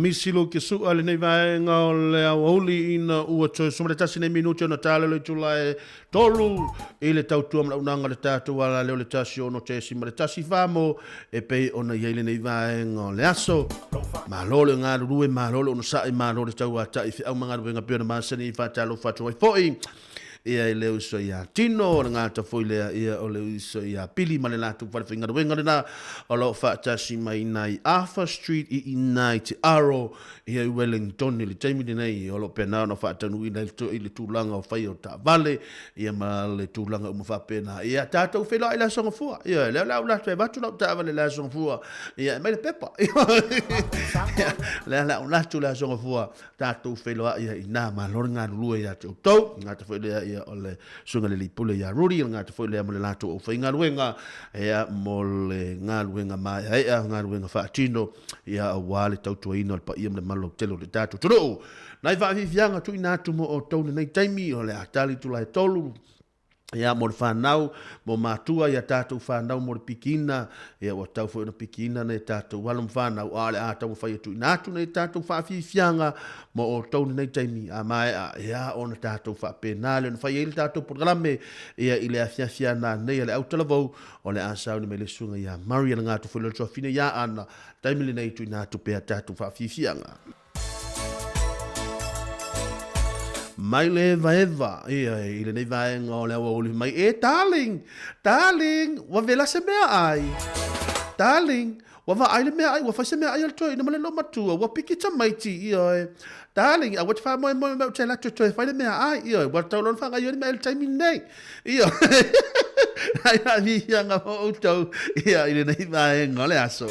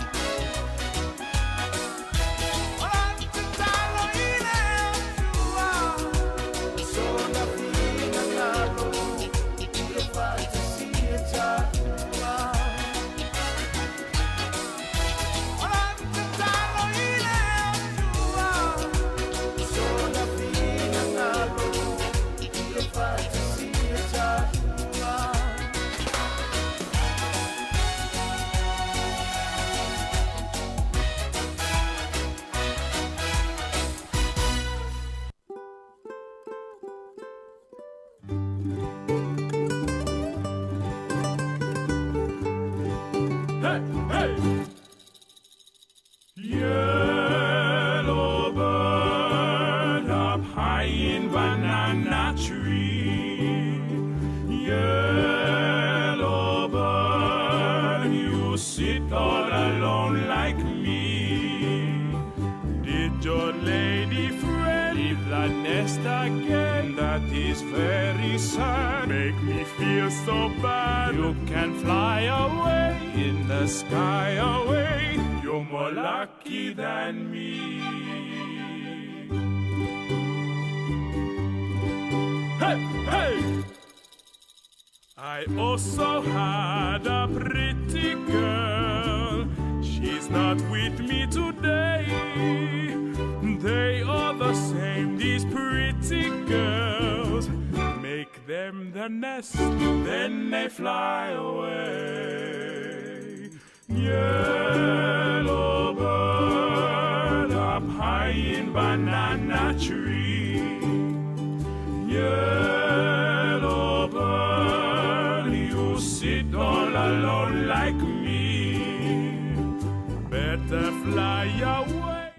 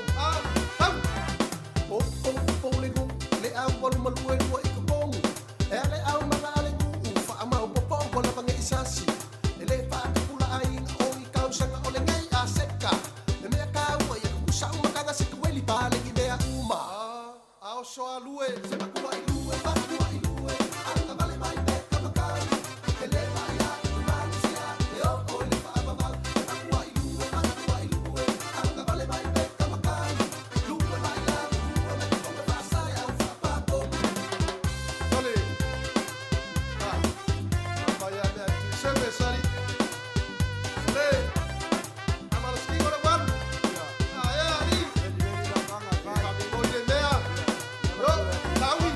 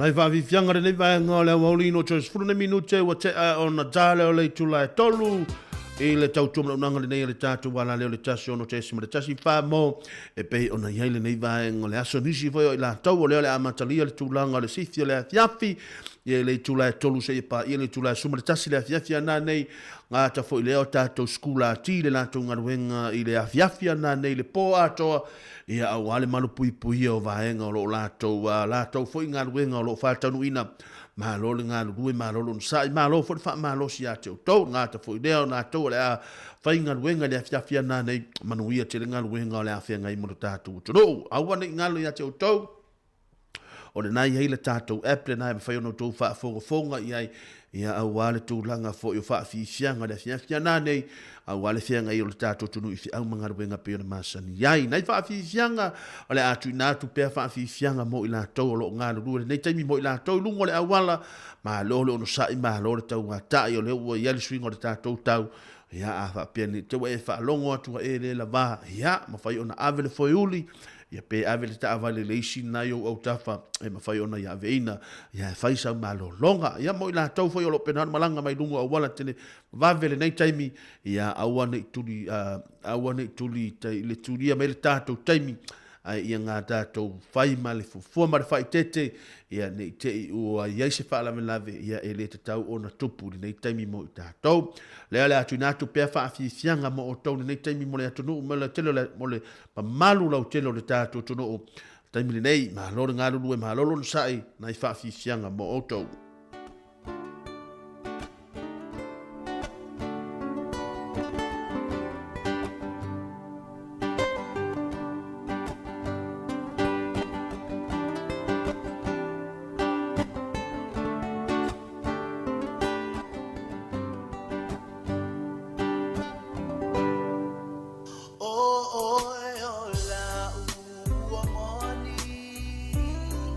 Ele ngalo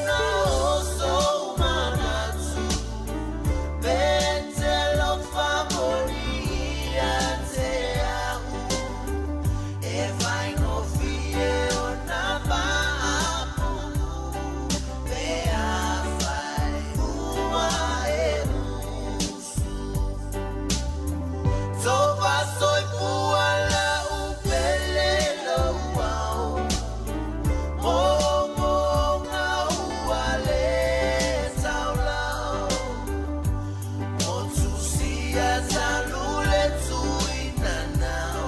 Fia fa asasi e fa baba. O tu sia talule tuina now. Fia fa asasi e fa baba.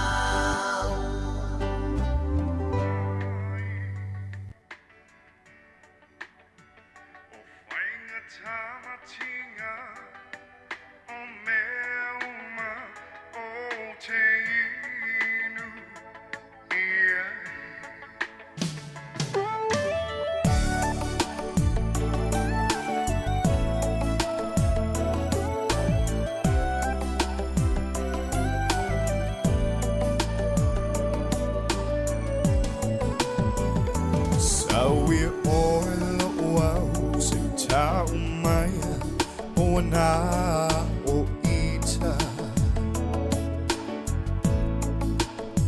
ta otomai wow taf musu mai ilo talinga sita umaya telefoni ia taita awane I engalo ina leta pengaya ayuma fau ngetupe ia so uma le fieva aia oi le maname I taimi uma lo ufatu ape yo ma faunga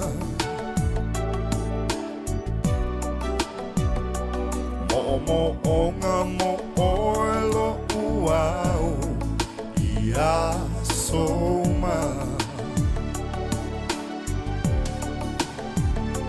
ole sami o maunga mavao o te tawasa ai o whainga tamatinga o mea uma o te inu ia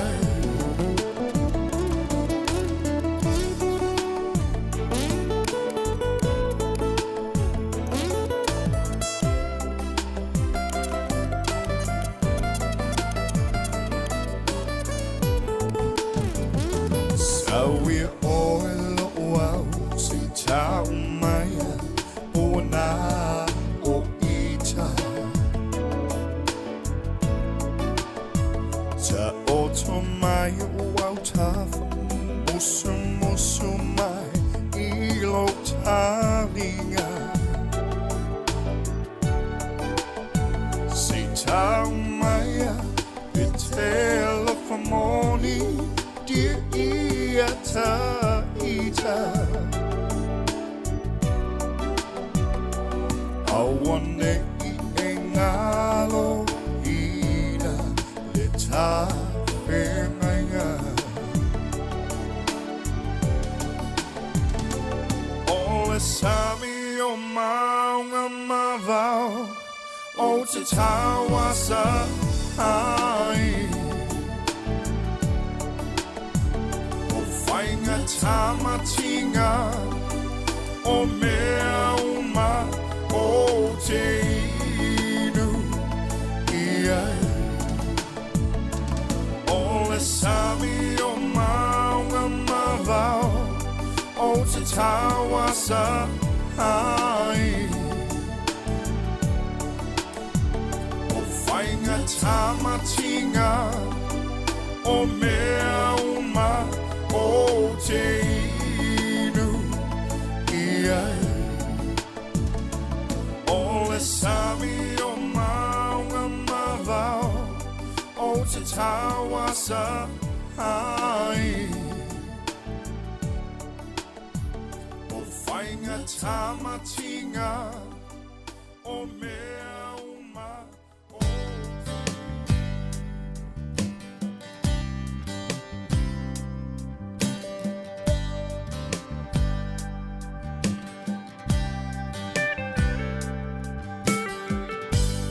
ua o iloa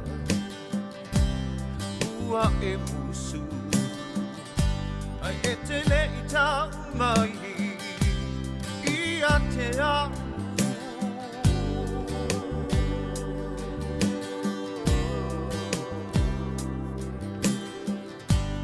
la mana mea si tau mai ia mai mai sa upu e moni ea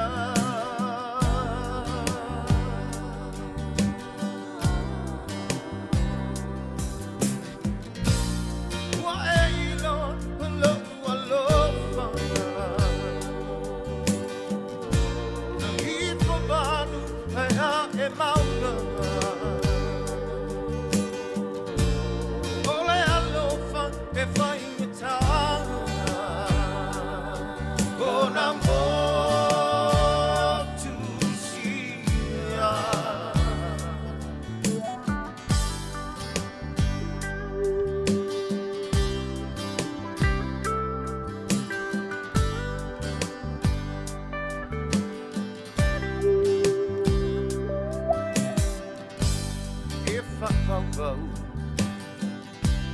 Fungala au no si o mi ai tunga mau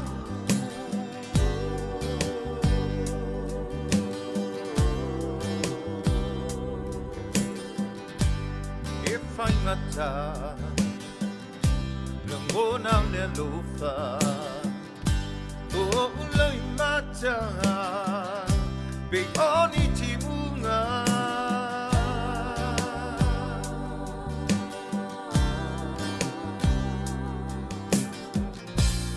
wa e lo lo lo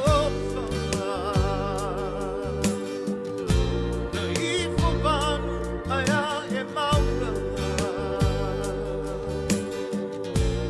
ole alofa e fai ta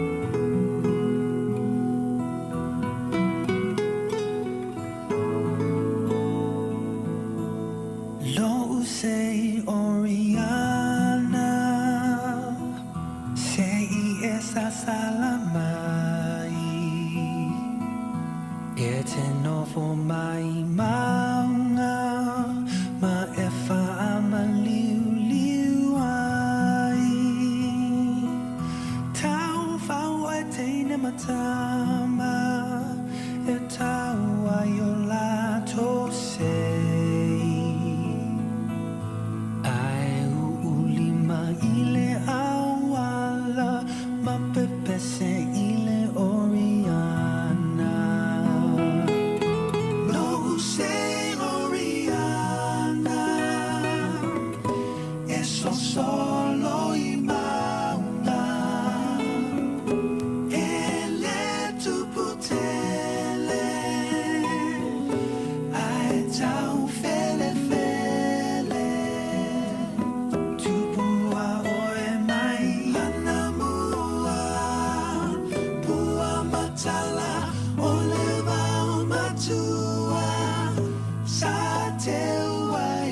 Samoana, lo usei Oriana.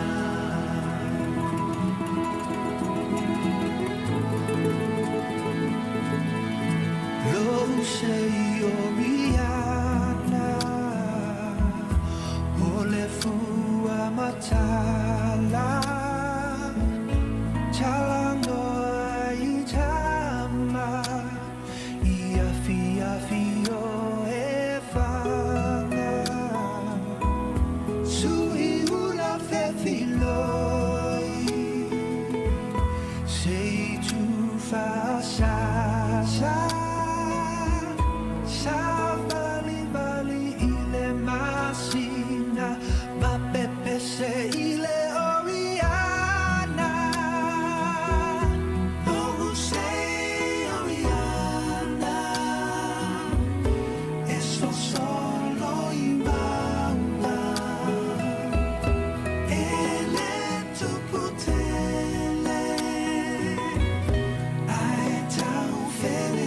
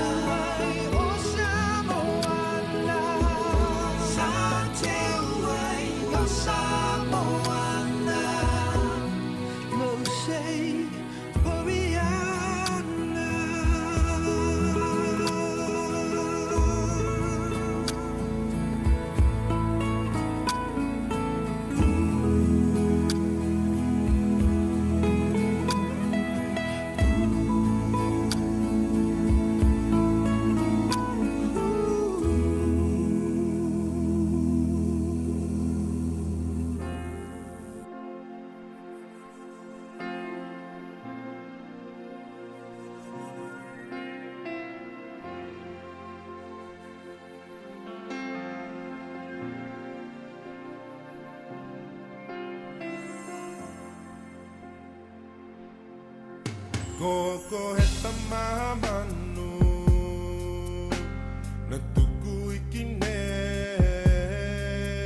kako au na hangu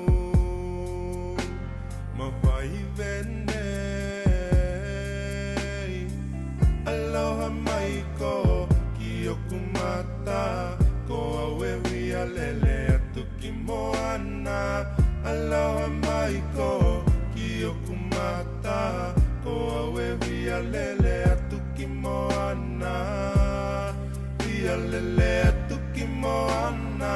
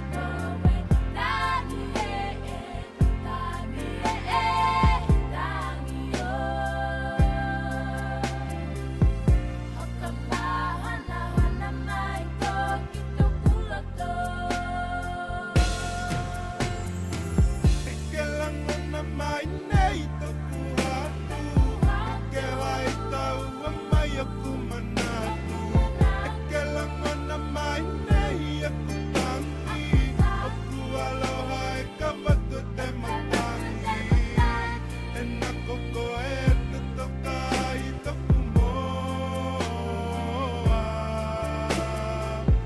toku o langa nei kua he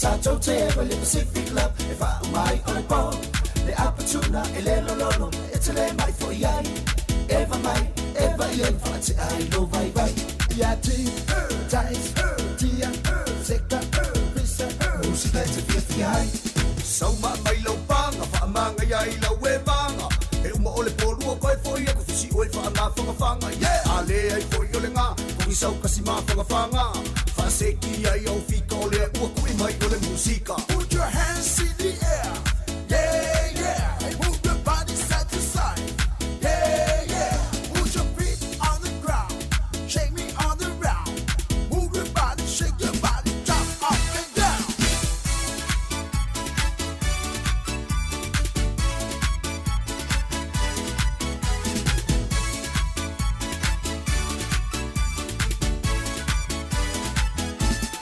say Maya, sing the fun, say Pamaro, sing away.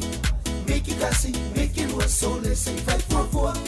Fire Lima, fire away, they are effing them all away. S, Malo Musica, it's a vibe of my eye.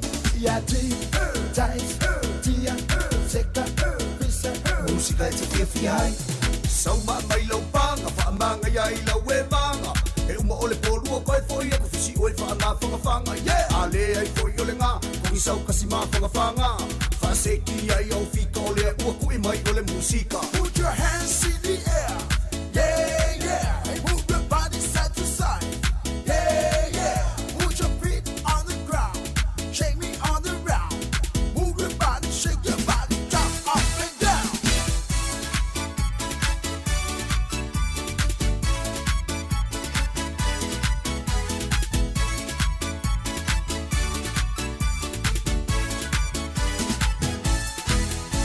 so ma mai lo panga fa manga ya I la we banga e uma ole polu ko foi e ko fisi oi fa na fanga yeah ale ai foi ole nga ko isau kasi ma fanga fa seki ai au fika ole u ko I mai ole musica put your hands in the air yeah yeah and move your body side to side yeah yeah put your feet on the ground shake me on the round move your body shake your body jump up and down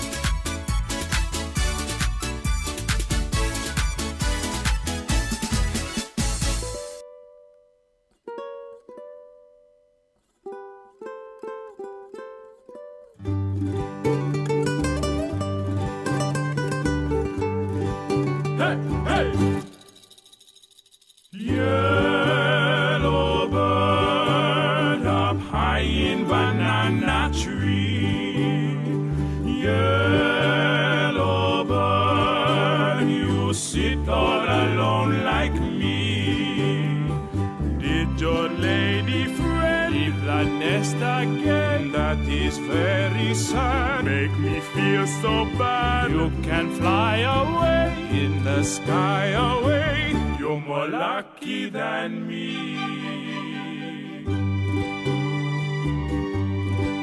Hey, hey! I also had a pretty girl. She's not with me today. They are the same, these pretty girls. Make them the nest, then they fly away. Yellow bird up high in banana tree. Yellow bird, you sit all alone like me. Better fly away in the sky away. Because coming soon, ik from 9 to noon. Black on yellow too, like banana you. He may pick you someday.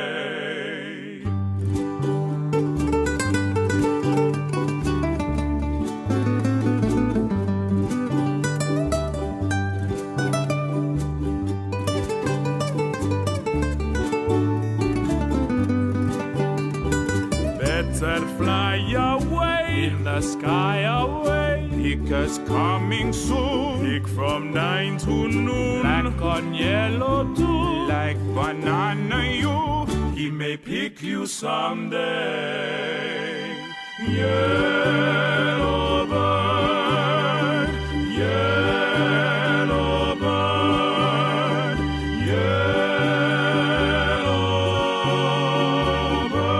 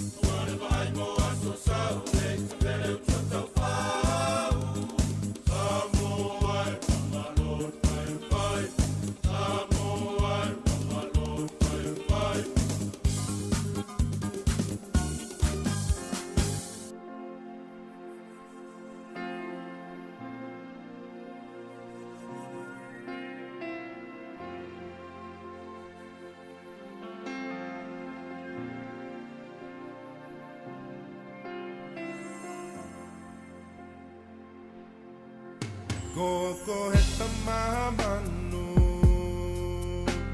na tuku ikine kako au na hangu mawai vene aloha mai ko ki o kumata ko awe via lele atu ki moana aloha mai ko ki o kumata ko awe via lele atu ki moana via lele atu ki moana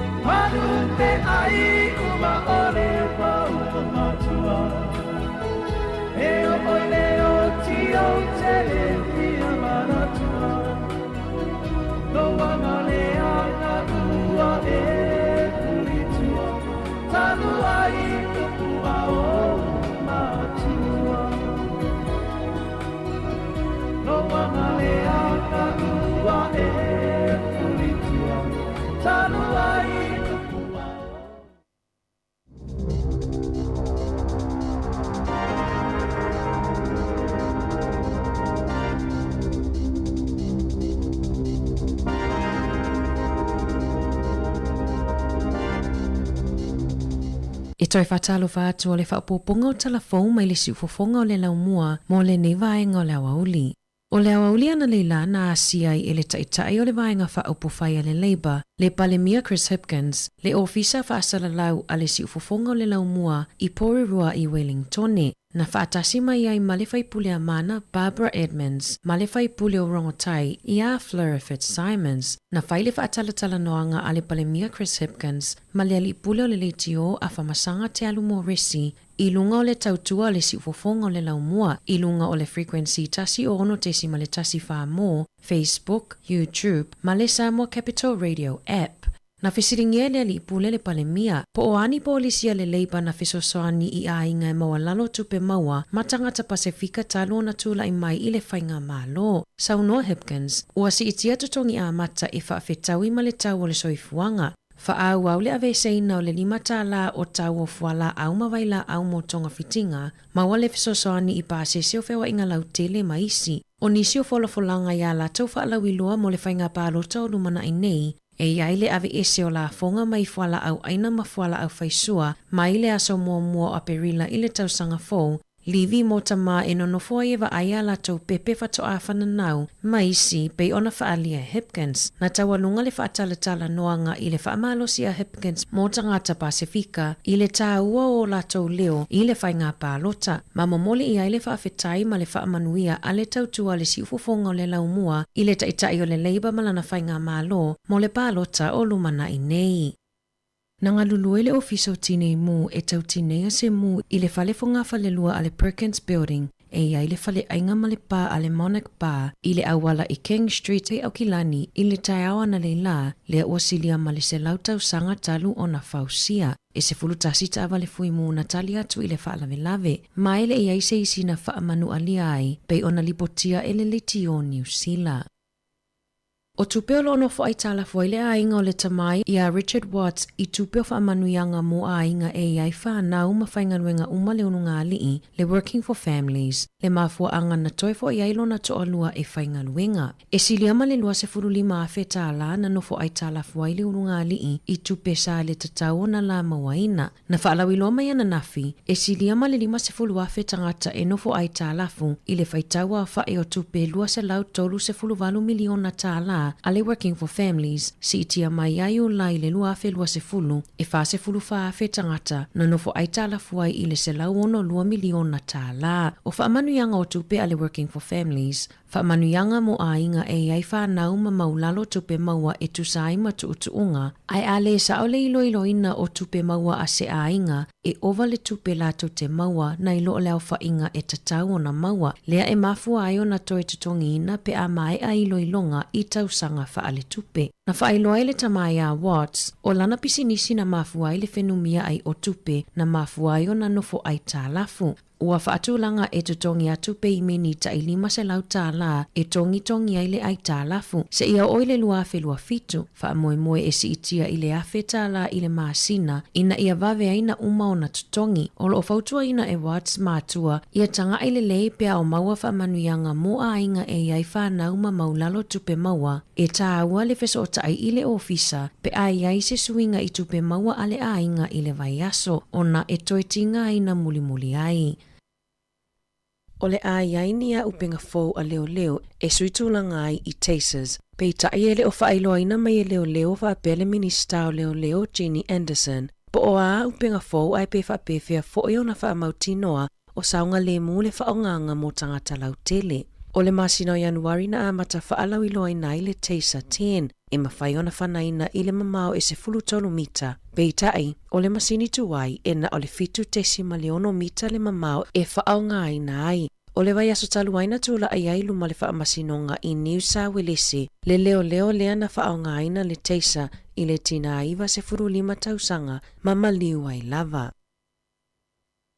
E toa tolu tangata solo te ei Wellington e na loka i nana nafi. O na wala taunga i o inga na vali ma whaalea ngai naiti o ata o se whale whaatau ta vale i Wellington. Ole au solo te ei ana polokai awala i Wellington i vai aso taluai, na lato whaonga aina se vali mu, ma vali aiti o ata o le Gaisley Motor Group i le awala i Cambridge Terrace. E taunu atu leo, ua whaonga aina e tangata e to tolu se ke lu, e whaapipi i o lato tino i le sima i lumo le whale ta avale. Sa lato whaalea ngaina le whale whaatau ta avale, o na lato te talitonu, e le ofeso soani le whale ta avale i suinga o le tau, e ala lea i le whaatau ato piki apu ma SUVs, ta ai lua se lau afe ta la, e te lea i le kāpone. O le isi o le to'otolu e au fia i le scientist i li taia o Rosemary Penwarden. Lea na whaasimalo na 5 ilunga le awala i Wellington i le isi solo te e na whaia.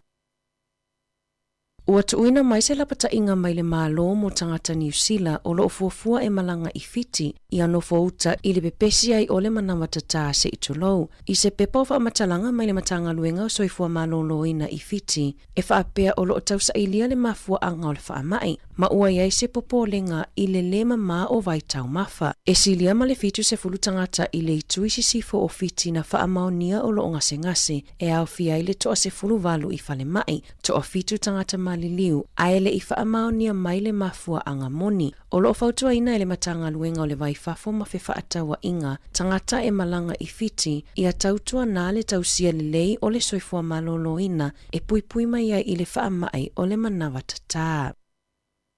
Ua iai se fuafuanga a le supermarketi a le Countdown e whaamuta la lātou por kalame lea e whaonga ai cards e mawai le pau i le penisini ma whaataunga le AA Smart Fuel ma le One Card. O le asomo mo Februari e amata whaamamaluina ai le suinga e tatala i la lātou polo kalame fou e whaingoaina o le Everyday Rewards e mawai fo i le pau mo le penisini ma whaataunga i le supermarketi.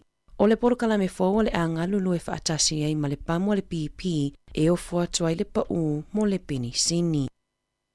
Ua whaamaonia le whaatuputupula ia o le numera o tangata Pasifika i tutonu o New Zealand pe a whaatusa i isi tangata nuu pe ona lipotia se tasi o polo ofisa i le University o Aukilani. O le siti o le numera o tangata Pasifika o le toa telefoilea o tangata Palota. E silia ma le afa o le whaitau au whaai o tangata Pasifika e ila loifo o le tailua se 5 tausanga. O lona winga, o lo o mautinoa le isi 25 afe o tangata Palota i le lumanai. Na whaalia le sui o le fono faufautua a tangata Tonga i Aukilani, me lino maka, e te leina le amana ia ina e vaenga wha upufai Palota a tangata Pasifika, ma e tele ina taule Palota o tātou tangata. Na whamanino e me lino, e whaapea o tangata Pasifika e whaamoe matau la i le sila i folafolanga a pāti i vaenga tau i whelaua inga Malaysia ki no nifo, ma le whaamanatunga o le whaato e sengaloa i a New Zealand i Dawn Raids, na awhi ai le tele o a inga Pasifika, na saunoa me lino e tatau i vaenga whaupufai uma o na manatu mamafa ma whaata ua pālota a tangata Pasifika. E se fululua whaipule Pasifika a le Labour o loo tūla i mai le foi le taimi nei e au fia ai ma le sui pale mia i a Carmel se puloni. O le vai aso nei na wala awa i luma le whaamasinonga le mata upu a le tamatolu se fulu tausanga, le ana o sofa ia ma wha o manua i se talavau se fulu tolu tausanga i whangarei i le tausanga taluai. Ina ua whaanongo le tama i se whinaunga i le lotoa lea onga e au fia ai lo nā talii, sa ia fuafuaina i loa malana uo se o sofa inga whaasanga i le tamaititi, ma whaatalitali i whafuani o lea onga, le ana la sasaina ma wha o manua i le talavou se fulutolu tausanga, e o mai le aso o lo o mawalawa le talavou i mawhatianga ma le langona fefe. Ua le toi mawhai foi ona savali i lea onga ona o le whaalawelawe na tupu, na molia le tama i molianga o le wha o manua ma le tau wha matau. Ua iai le porkalame po se polo ke tifou o le My Ryman Life Program o lo ofa anga solo e fale e tausia i tangata matutua. E fesosoani ai i tangata e maua i le ngase o le mafaufau o le dementia. E la tai le fitu se fulu afe tangata i New Zealand e maua i le ngase, ma o lo ovalo ia e ono o atu i le se lau fitu se fulu afe i le lua afe 5 se fulu. I se whamatalanga a le taitai o le poloketi Caroline Bartle, e whaapea o le tausia ino tangata e maua i le dementia, i le ngata o le whaatumauina o lo lātou malosi whaaletino, ai ia whaafia o lātou mafaufau, ia iai pea le wheso o tainga maisi, e ala lea i le whaatauaina o le sao o le nātura ma le sio manga, e amata le polokalame i le whai o whaatalatala noanga, ma i lātou e maua i lea ngase. Whesiringi ai po o a mea e fia i ai, e fuanga i ai ngaluenga e ave i ai. O le ngaluea ina o le sio manga ma le nātura o mea, e talitonu le polokalame e toi whaafauina i le maalosi o le mafaufau, ma avea ma waifofo mo isi. E mai whangarei i Enwakago, e iai nuolo o iai la a le Ryman Health Care, ua whalau te le tonga la au ma whaianga luenga i le sio manga, whaapitoa mo i lātou e maua i le ngase o le dementia. Talafou ia mai le siufofonga le laumua mo le nivaenga o le aso.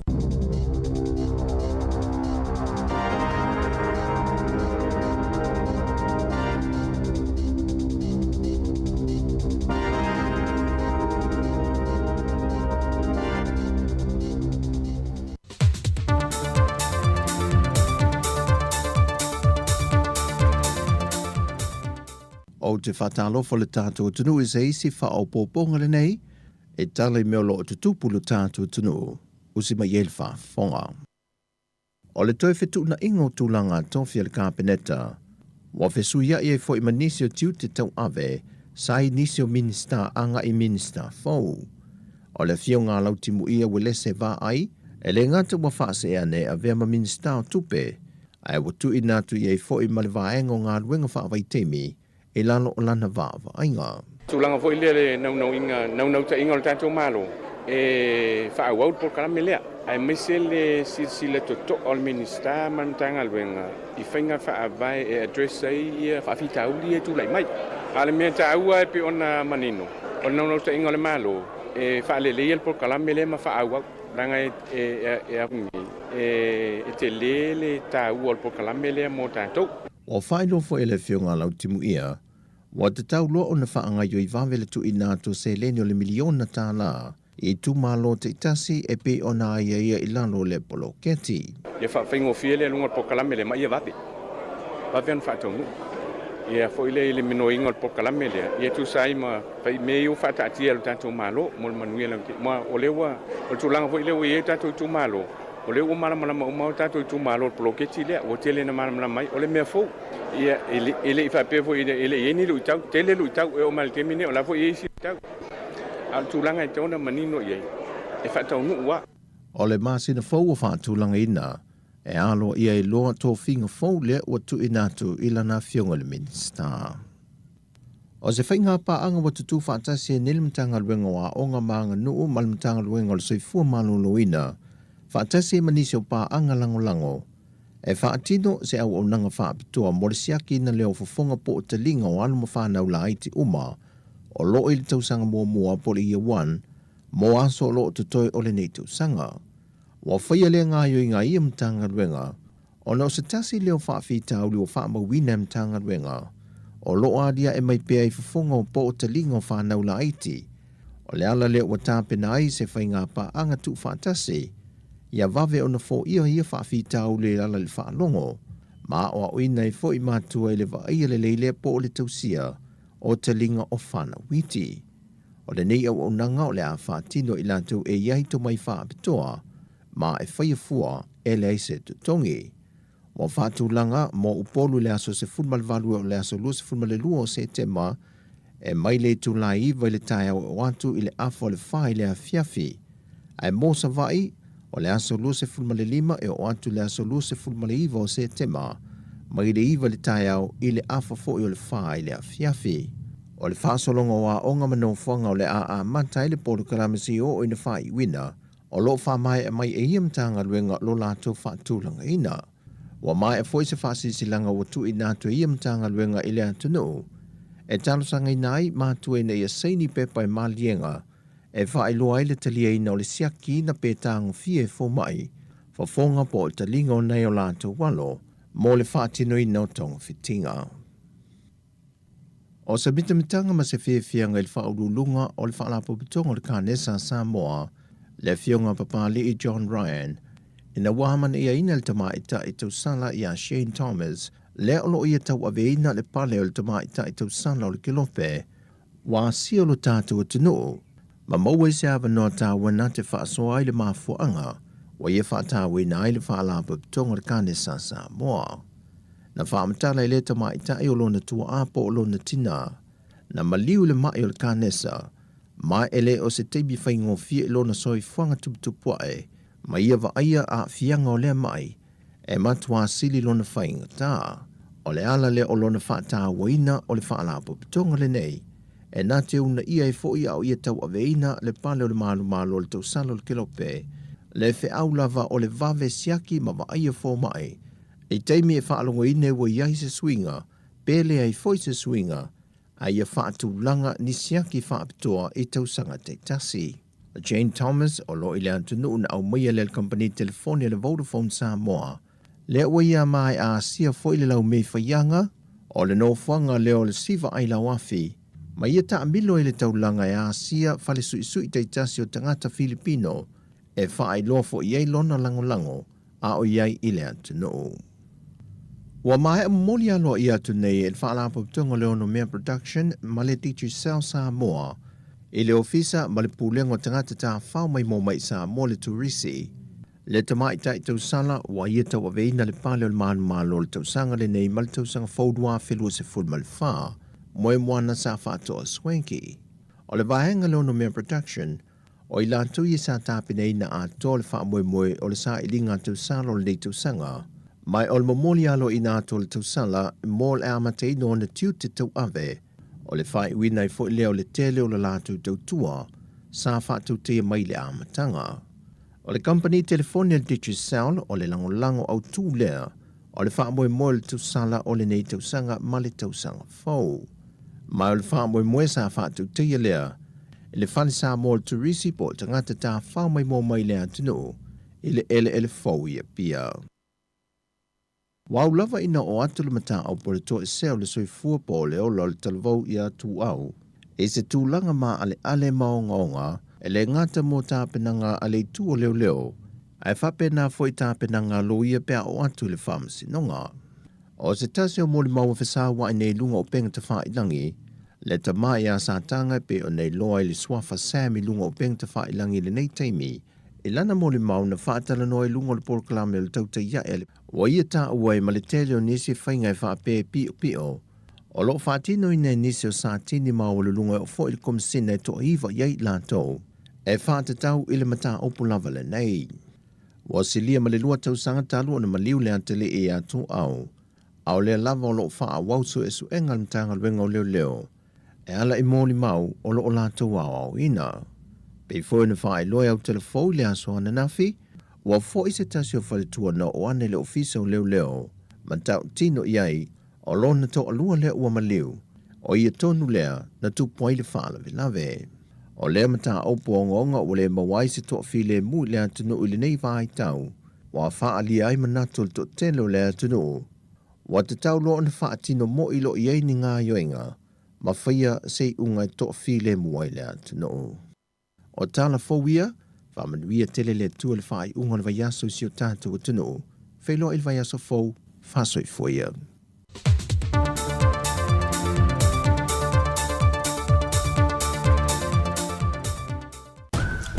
Talofa, si ufofonga o le lau mua.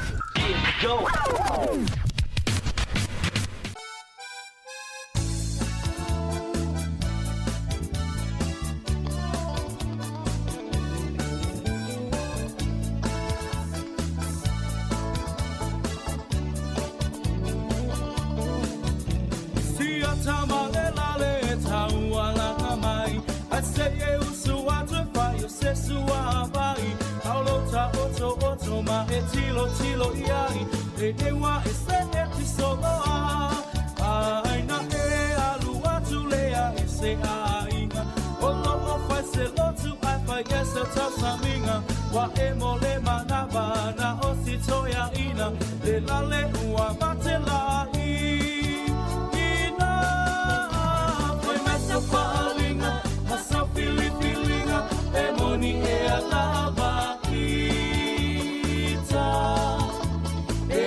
Tala noa, pete leiloa, mana tole tawalanga no.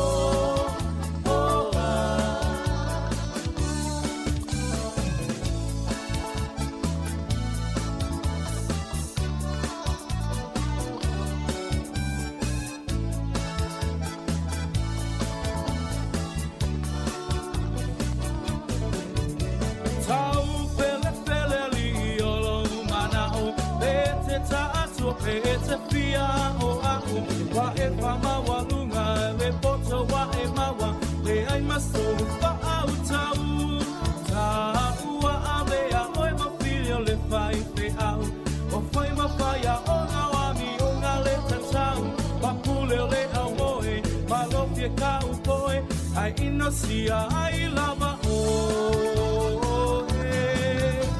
ai mesa falinga masa filipilinga e moni e alama ita e te tala noa e te leiloa mana tola tawalanga no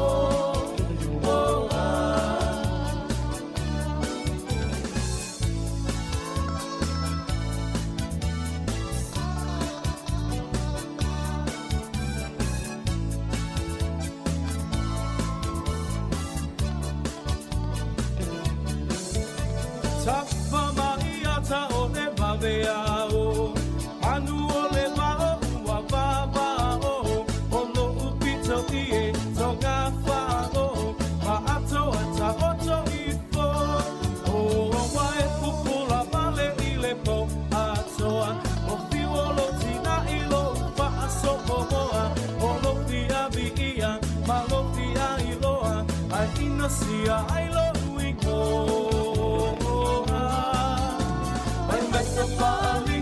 Masa filipilinga pe moni e alava kita Pete tala noa, pete leiloa mana tole tawalanga no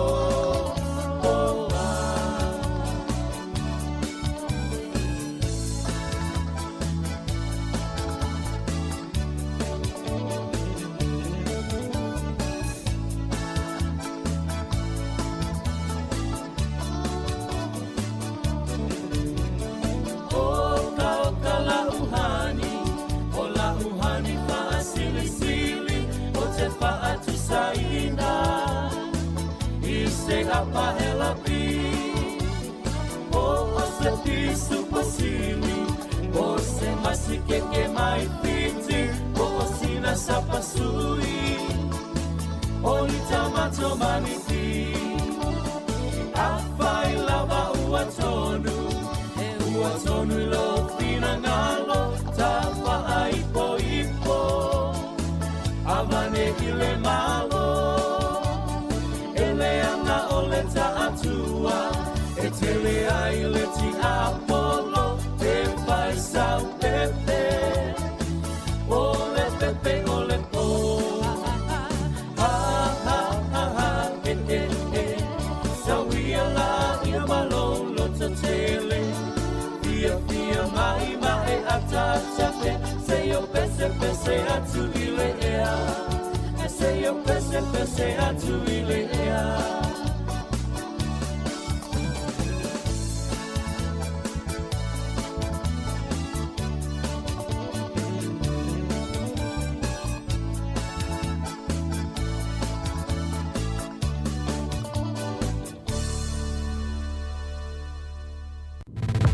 Musika o malo longa ma tau mawhitanga o leo au li si fofonga o le laumua.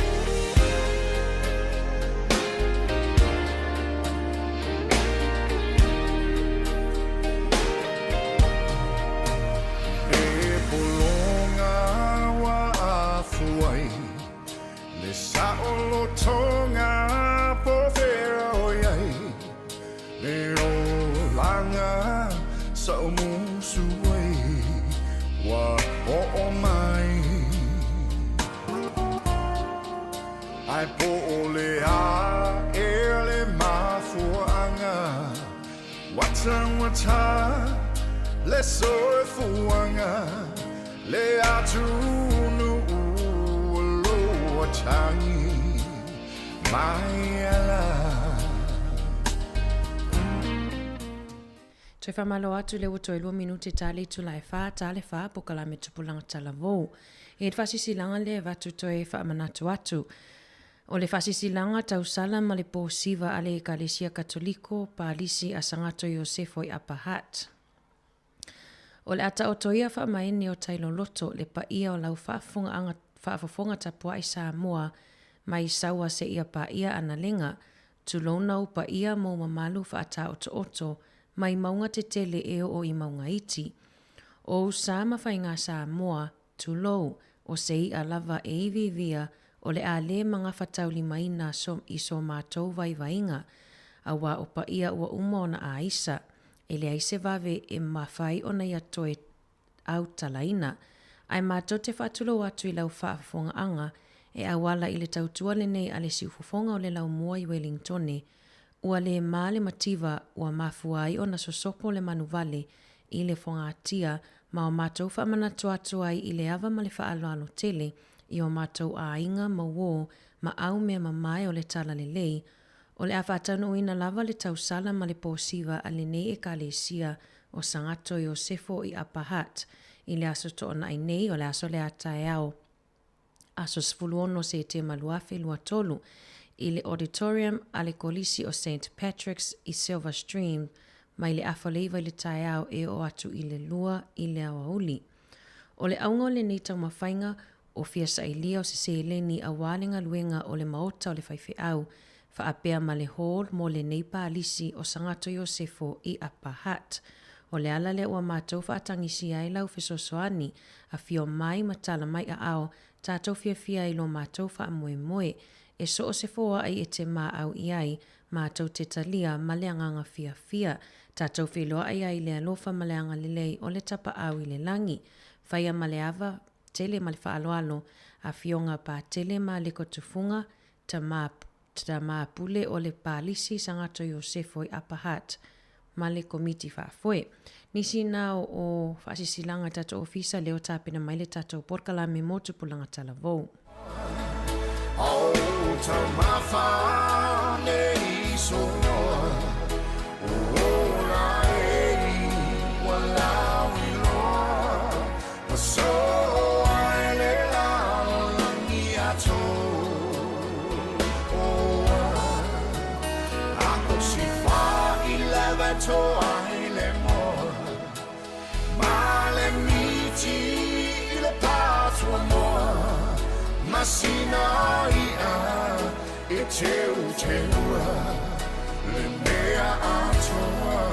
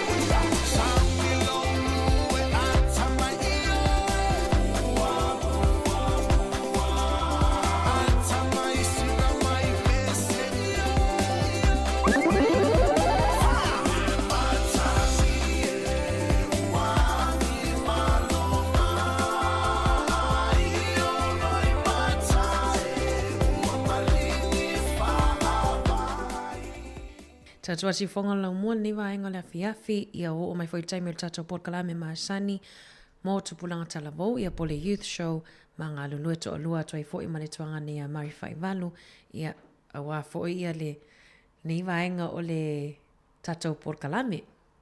Fatalo fatu Mari. Talo fa malole se foi a tole to fene ana malole tau tua foi a tunu foi le vaenga o le tatou te Port Kalame. Fatalo fa foi tupulanga talavou alung whanau o le tatou tunu ia o e o loo whatau waile nei wha moe moe man leipor klami as roi le taitasi whaftai fu mo lewa ni ia wanoa tātou tue whatapa i foi ia ilunga pēo ngalo le ea ia wā foi seisi whapoponga le tātou por klami masani ia mo tupulanga talvo manatu lewa yaso whia ngai fui whanau maa o onga ma lo le tau wha ma lo foi lona sai manatu ia sa i manuia ia te mawhainga foi ia o le neiva yaso ia o onga ia le tofine ana ia e fia foi Bola valo matato wo matato paanga masani programa tupula telvo. Tato fa so foi matato tertanoa. Inisi fu matato po ngai to la patai. Ia malolo pili be tato. Miso tato telvo. Moni le marito e tasi le vai aso tato wa onga. Joe verse fo ia ona ku tu ua foi le o tato alum fa nau ia wa fu to ia e me kwata lona fa por kwata muli foi. Ua vavela ro tau sang o nai te lo ai to tasi le vai aso kwata lona tonu.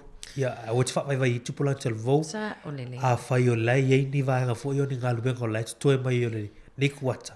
O le te mitonu ala ne tau whai wha o mai. Ne i o atu fo i malo longa toe wala o tu la o ngai toe e mesa tatu i level 1, 2, 3 NCA. Ua whai malo longa toe vile tu la. Toe su mai lau sunga e sau e whai lau a wha malau assessments i leli uma mai lena tu ua mai i le kuata lona tonu. O le teimi lale nei, ia te mwhai wha o ngale teimi te tau nei. Ia wha malo e le fengo fiel kwata a to a pe ma ho fo telo va yaso ia ia ile mai la matanga kwata lon tolo ia le la tau fa iu to e tasir kwata martau sang Christmas martau sang fo tu wa foi leo alum fa nau ia lona winga taimila nei te tape na au a fesiri fo ie pe a fi ave fa ia onga a wa le tu wa no yo fa ia onga Mariano fa nau pe a toi fia catch up pe toi fia ini fesiri fo ie fia malam la matiri fa pe fo ia assessments lena e tau ai longo to is fa ia onga vo le o ai longo is fa ia onga musu e tali e fesiri fa no na o ia le ile mana tu vo ile ai longa a ia pe o le si vo me pe ma sani tatu program o le popole vo le pe te ua e fa ia tu fesiri ai e fa pe mai ni sia woa you're dumb. You don't know the answer to the question. But to elise facility to lo fa meritato to evalea elise facility valea la lo lagri. Every question is important. Ye mala mai oi. E tell for life ayo ngalwe. Ai la mala. Sa olele. Ia la vatu statu fa fifia ia vanio to loa to pulanga ana to lai mai tapena ne vai lo fa onga tu ultanga mea ia ona e li for le TV por le tio nena papa po mama dad tato fa soai fo ile nei vai ngole afiafi.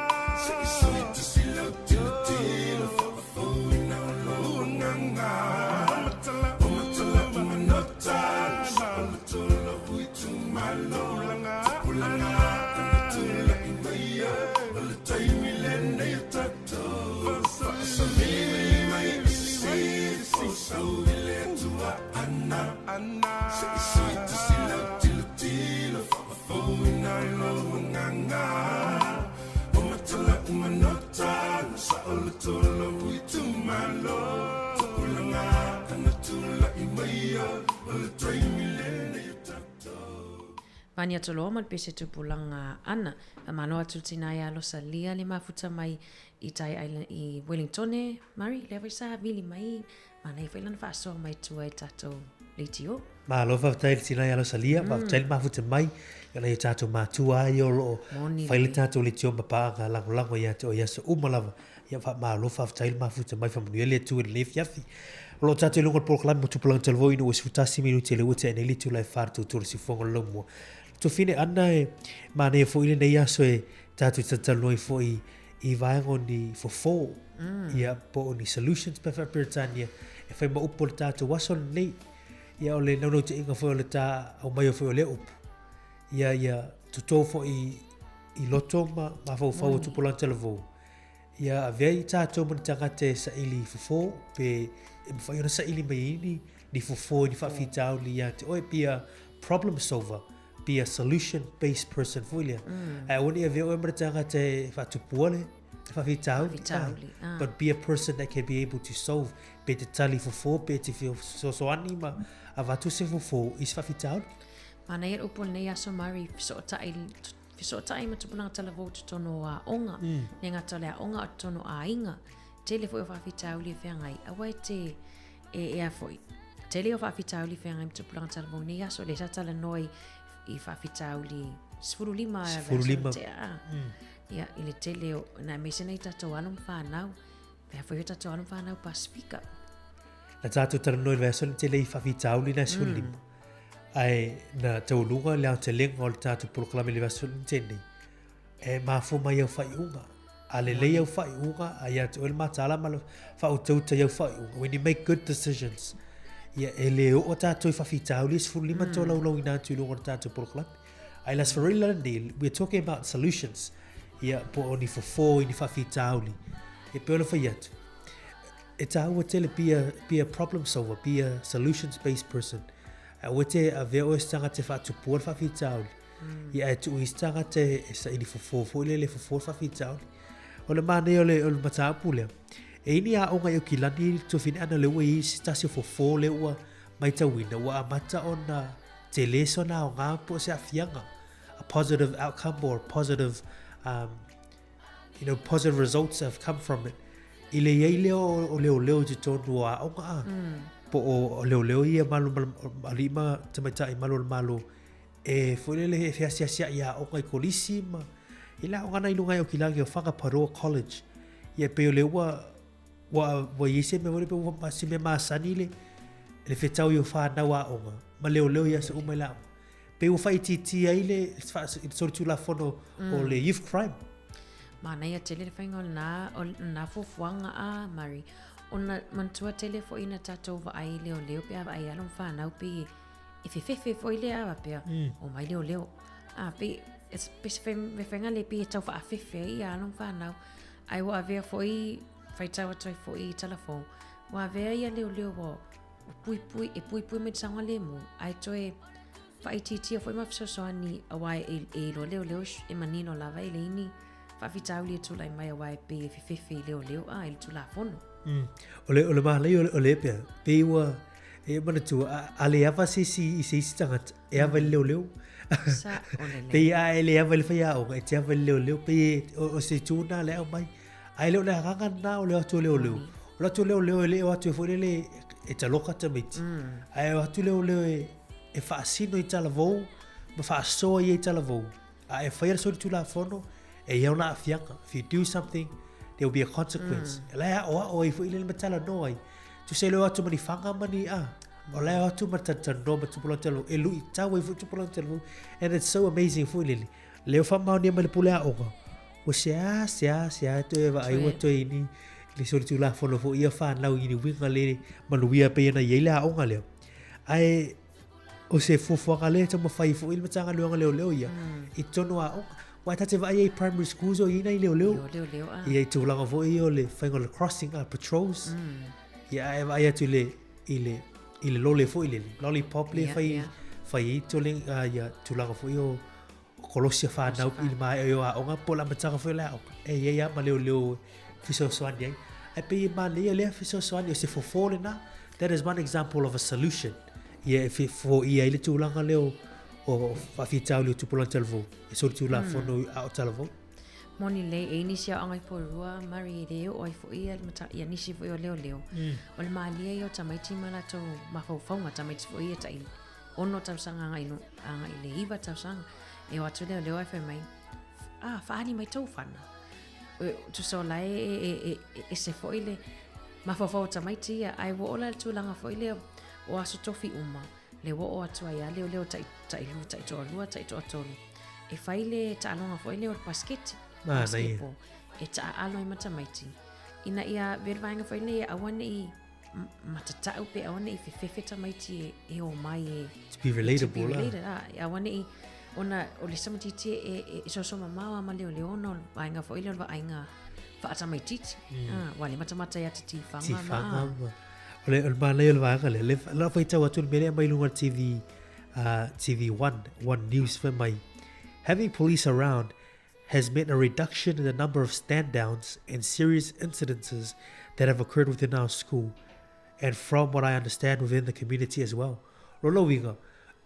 O to telo tamiti le aonga le aona na faisi tolu tuna fono. E fa malolo me le aonga misila so aonga pe tuli ese male aonga. Te mila ni sabo. O fa ititi o le to ye ni tala vovo i was ona fa malolo ye pe o te tuli ese male aonga. Ina wo ye leo leo wa lu fa tasi leo male aonga. O te lea se winga. Fa ititi foi la fufusu i fa foi o le to ini fufusu te mole aonga fa fone foi la aonga community. Ai se ala le u avatu ia fisoswan o la te foi manatu na o ia na wa ia te le fai foi manatu la tunu e te tau i matanga luenga ia ma o nanga nga lu fa tasi a collective approach i va ale ia wa ia mai matanga luenga o nga ia mai le va pe fai se ala to in silos a tau na nga lu fa tasi ia vai la le stasi le fa te ngol nga lu fa tasi matanga luenga onga le onga malo tanga luenga leo ya le omba waini ya sala fia le vanga le pate falonga tu le wa fai ti so li tu la fono fan lau o le tu fusu o le tu pu me o le oi fa fo mala o ngar te me malo longa te facilista me titi ye pe o fa for community ye pe ina wa matana any positive changes ya pe ole au ngar na ta upo ne yas o le fo po le solution focus mana ia tele so ta ile mata upo ne yaso tele isfa fita uli tupu mai I tonoa onga mari la tata pese to tali mai tata no le fa fita uli le ole puli po le sawa ina le masani an tata no ai mana to fa manato to la veta lavo ai me se tata lavo la via sa mo le malam lama ngana ni tata talai ya ona ta fa so atla I el vainga le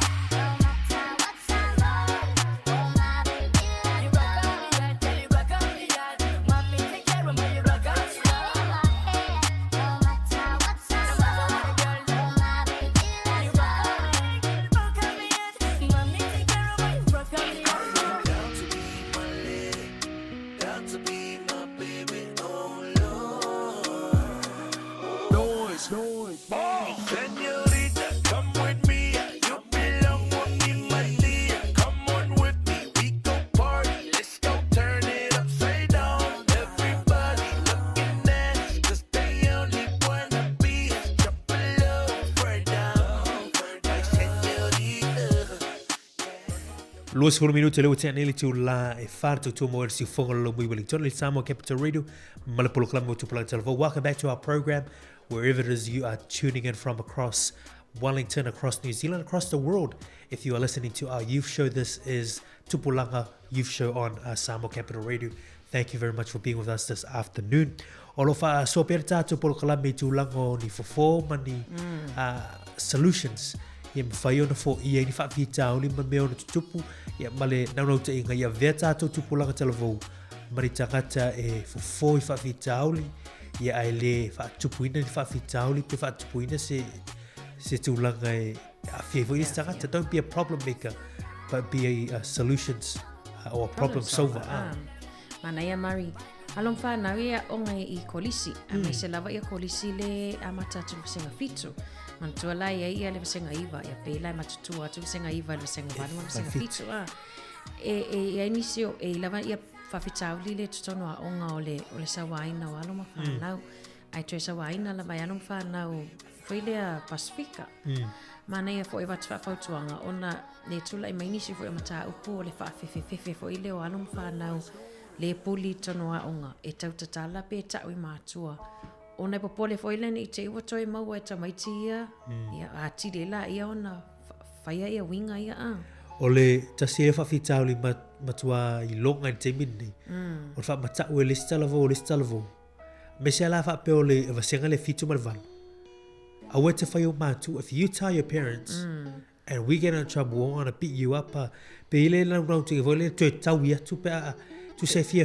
whai le e sa watu listalavo ai le mana ola tu bawa pe muli mai tasi le lu tau te le tatu te lu tu matala e mana e fu fa utuanga le tatu por kalami ia tan noi fu matu I fa lau fu le don't be afraid to speak up my fa ilo ia tatu te mafai foi se awale e mo fa na wala tu create an environment for them to be open fu le ia wa afa yo mai male manatu na au ta ua nei ma tuale le mele tupu ia te au e te ua toi whaia o e tangata le se teimi o mō pe e ta ua ia le wha awanoa se teimi tono o tātu a ingama e wha asoi whanau ia ua fo ini whiwhiwhi whanau e wha asoi tāpu nei a whai o lai sa wai na lātou lea onga a le lai sa ule whale musi o ta ua tu ona e whiwhi te ua toi ina i se a whianga e pe alu matua e alu whaise mei whai a onga pe a matalano iei o bela nai le tauna tu it's tauna open fa na ma fa so atu ia dia fa ise fa unga foi le ia ise fo sa le Mari in vai fena watu tu ala ni tato matua ona ele mta open tu lai me fanga reilin na watu telefo ole telefo sul tau sanga lo te na aina na fa alongo le tamao o afia le ngo lo na tali I tana noanga tono lotoa la malo el tamale e el tamatiti le faiana venga le pe e lui foi le tamatiti na sa la pole ole tamatiti mal pala onga fasi lo el tamama malana wo ia le tamatiti le faia le venga lo puli e tu la tamale mal fama sinonga vai ason nei ole tu ala lo foi le fa tuanga e ia wala ni tunu faiona wia e la vea ile tu la fono e mo foi o nei tunu e alu uma le court ia vainga whapeni tu la fono ma meu e tu se e ai vai li si tu e luai tu tupi o le tamala e pui no Natali ia ai e pe ona ile lau sa lorto fine e fui awala e uia ia e mese la tu la whapena ona la e tau foi tatu matua a tu la i meloni veva pe e mala e awala foi ona e fiso sana melau I meli vili talope te oso I oil ese tu se fa no ste mi fu le pisima ai alu ila onga ia felo e mel pula onga po fa ya tar talo mi ta po ni wale fo ia fa fi ta wi ma ia pa tonu wa ia po tonu wale le sa mala I lungo lulu fa I ma ta po pe e tu poi pe le va le ia ole la ka pe be ole la iti o tu pola talo vo te mi ma fa no lo fa winga fa pe ni e oi upu matala. It is very important, young people, that you don't bully. And what's worse, how would you feel if you were bullied yourself? wa ele le manatu fule do to others what others would do to you ele ona lo no fola fai se te winga fule ai ona tu fai mai listanga te to pe tele tali fa mato facility na don't facility how would I feel if something like this were to happen to me and I was bullied sa only ele fa fe fo ele to planta la vo mari mission ai tato matua ni te ufa so to fa pe mai ia tama te mo to ai pala ai tele avia ia le ainga pe avia ia le tono le ainga your household your home safe space and fai ona fa so ai ia non fa na so se vai en fai fa so o le simene le ona tau fio fita me titi mari ona e fefe tamama tina e fa so ni te wa fa pia na mena le boy ia le ai o tatu tal noi ono o fa la vela mi fa fita le ono tula i me taimini ta o yo le vanga le we te sa no tu fili ana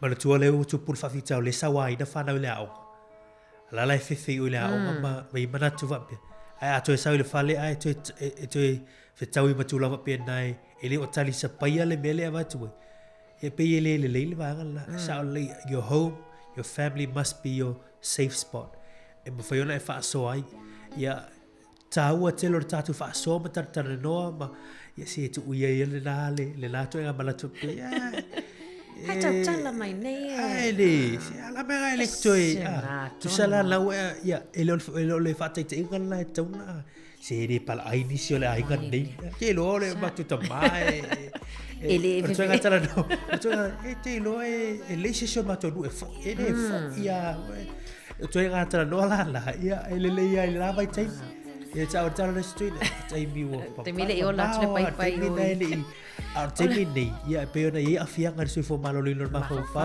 ma pena ya ole fa ma ni ai tatu fa mo ya mai tatu telefon ma tatu tale fa lo atu ele o boya le va ngalo le pule lola ya puni va fo io ni sa wanga fa ma fa mental health ya tu fa tu tele le ni te ya ona afia fa pene ale le la tatu response for the tatu ngalo ya fo ia ma vai ni fo ile foi fa fitalo ni eu te lo e fa ma fola ia tu e manino mama ia ma ia ele le foi mo tu pola salvo ia ai nga foi mo la to ia fail melo le puli e o ina la to la to ia nei winga ma nei va ma pena ia why everything has a consequence whether good or bad ia ina lo e ma tu na fa na ai fa tu foi ni si la tu fa na ia ele ma na ia foi ele ma foi sia ia la ngale mata mai la titi o lai fai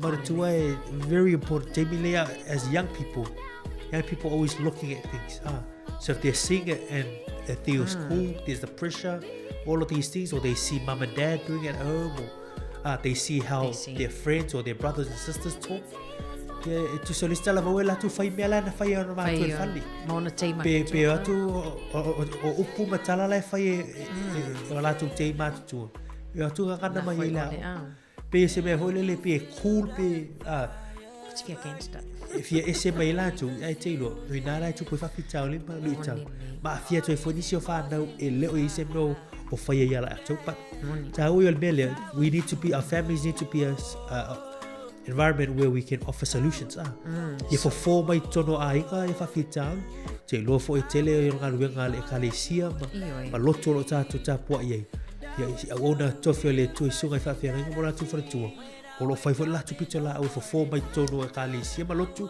la ga sala o te lo vo ya de tele o fa fitau ya ba bio mai o le mai ta e o ese mai fu o lo ye we so ni a onga i councillor tono a onga vena so ni fa fitauli ni o fo tuanga mo tu planga tala bo tama mtene pe fa pe o fa no mai if you're going through hard times i le puli pe fa pe e fianga im fa fitauli ele o fa ona e fa so ya mama dad to alalo mo na tato matua make it a safe space make it a safe place mo tato fa na im fa ona open up tato fa na I want if I ina as a threat because if I'm a tato for you pe awana ni o fa longo to e 514 the penets pala ai lao o upu e fa nga fo ye ai whangatai o nei taiming tu pulang talabo nei aso mari. Ta ua te leo tātou matala i vaera ia, o le tua lalo, ia tue whango i fui tātou ma, sa sa alfa fa pa tu va ai di awala ia sa fo ia pe di fa fi tau li ma ia nga mo se o nga mo tu o nga me o le se me vole le wei lo uma me o ia nga me tu pu ia tawina i pe tu develop i pe tu la e mana i lista tu a me ta pula tu no sa so fa ia o nga ia kilani ia fo ila me tu tia la fo fo le wa ta pena fo mo fa na le numero. Yeah, one of the solutions this teacher from South Auckland is doing to help young people in terms of NCA i tūlanga o Numera.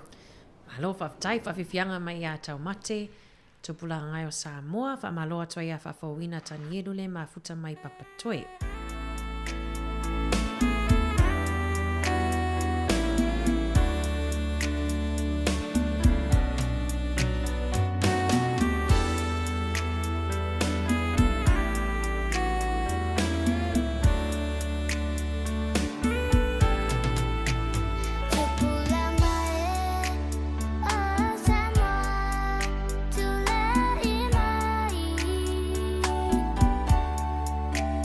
Oh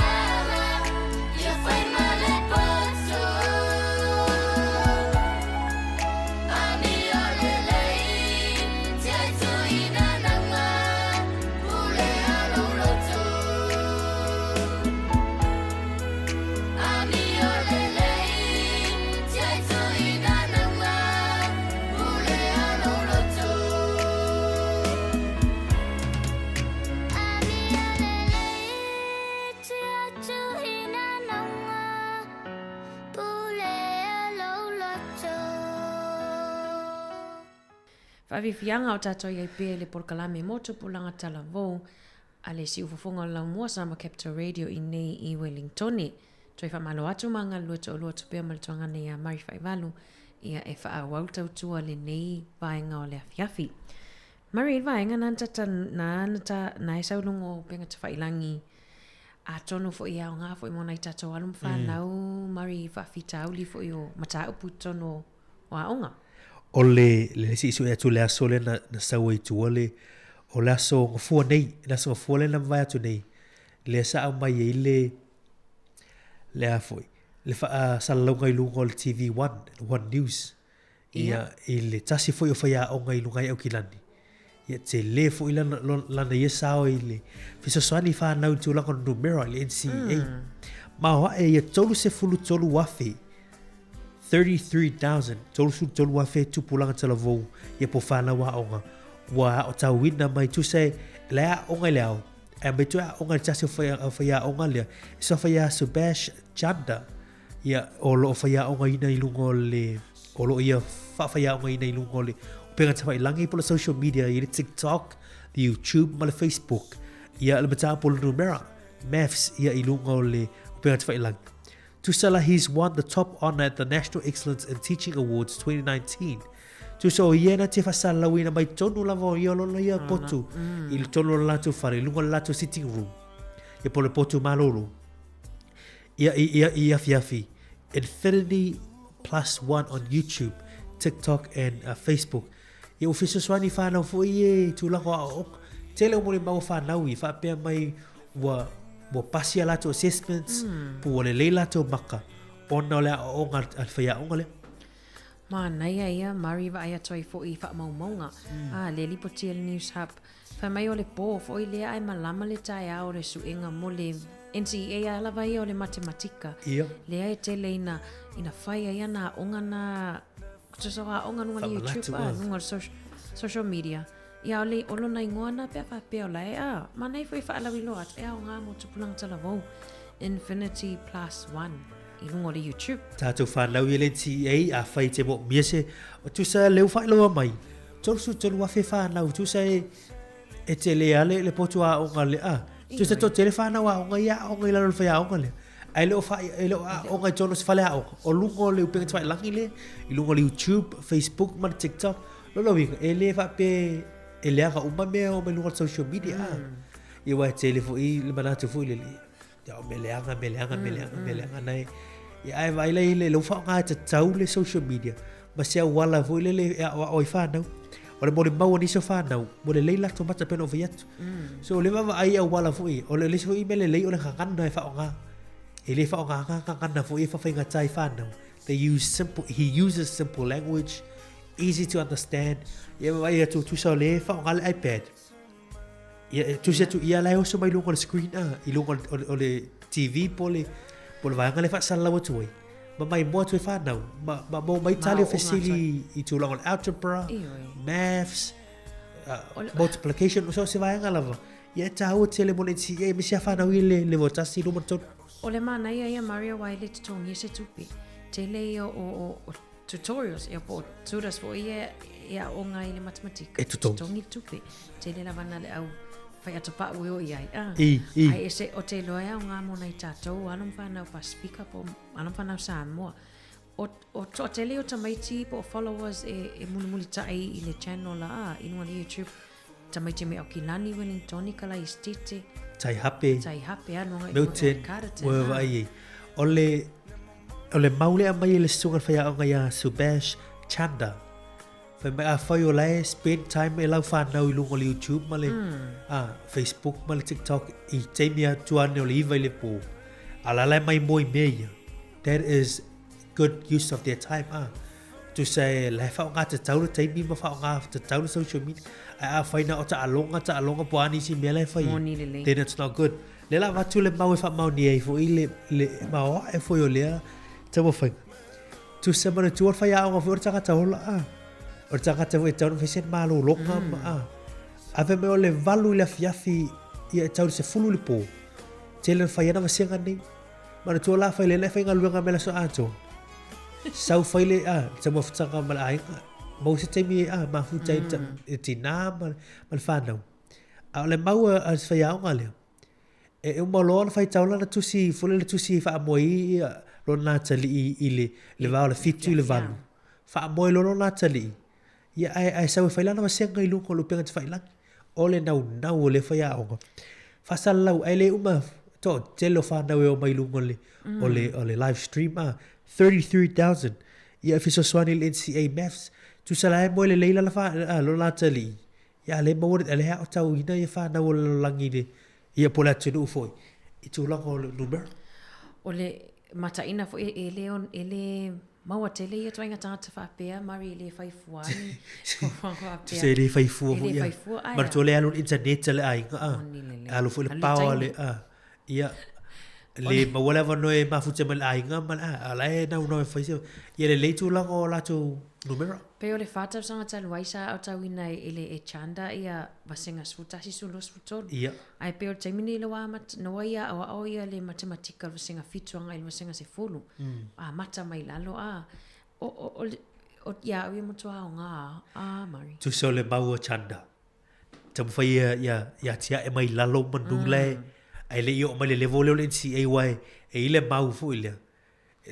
Tu se i vatu ai lo ai le numero Pea o mai le level 1 ni o to fiu e to tam fa ya o mai uma me ai ale le ya mai ale matanga le fofo ka mai le level 2 e o mai le temo le si ai mai se la to ye fi le maps ye o mai le temo na le ufa ngo fi ya tolu sur tolu a fa nau ya tu pola tele vo ya ai fa yo mo mi se fi so swani tu la o tau numero ya ai si telinga tali se sa ilinga vo le fi so swani ya o le proclamena e whai ngoi no le Infinity Plus One.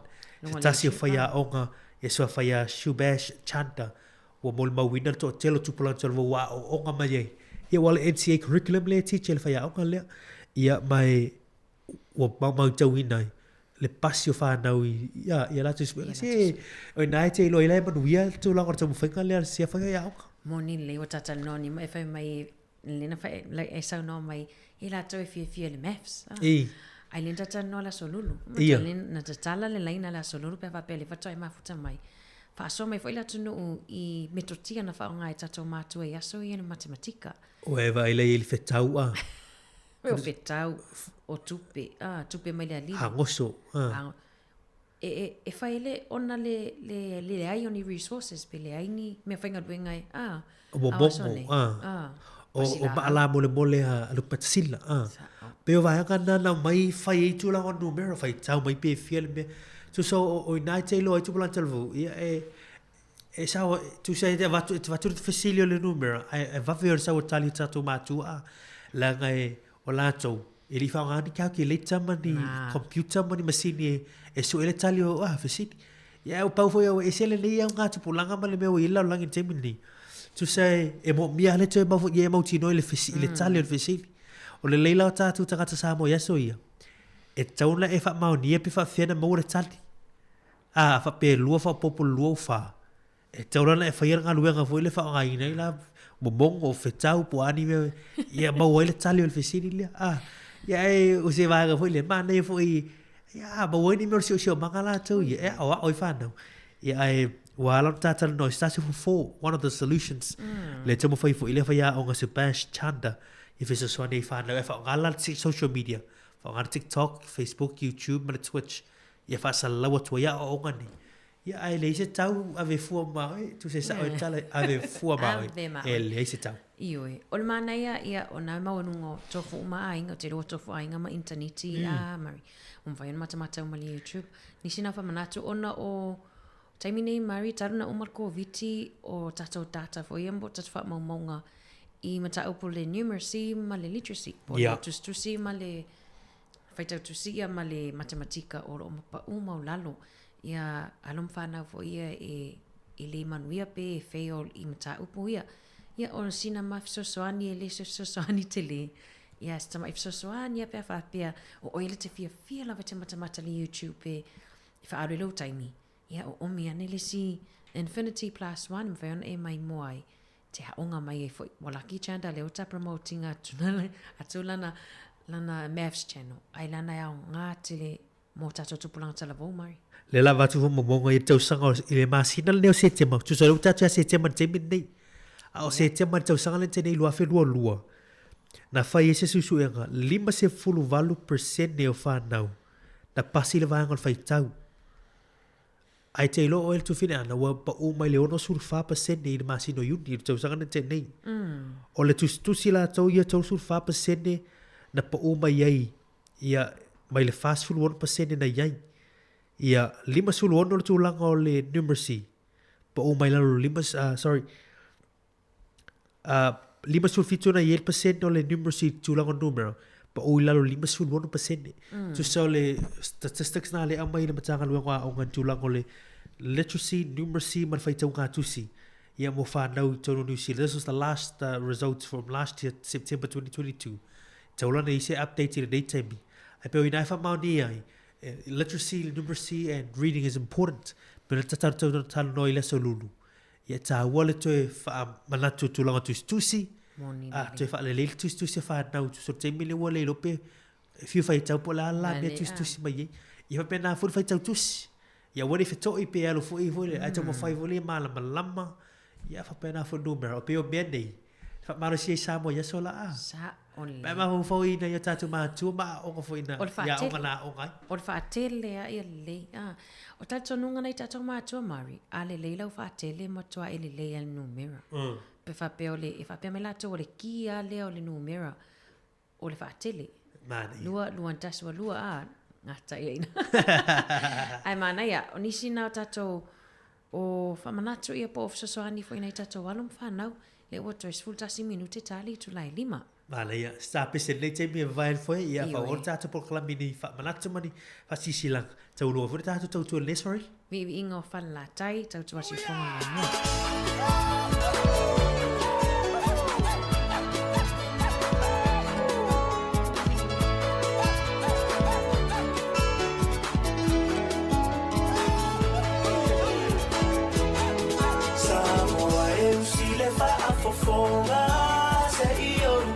Ma fai loa o te lefa tufua o se tana aia ona na whamala malama tangata masi ona paasino manga o le ai ngataua ana le matua moepo malona ai ngatoa fitu o tama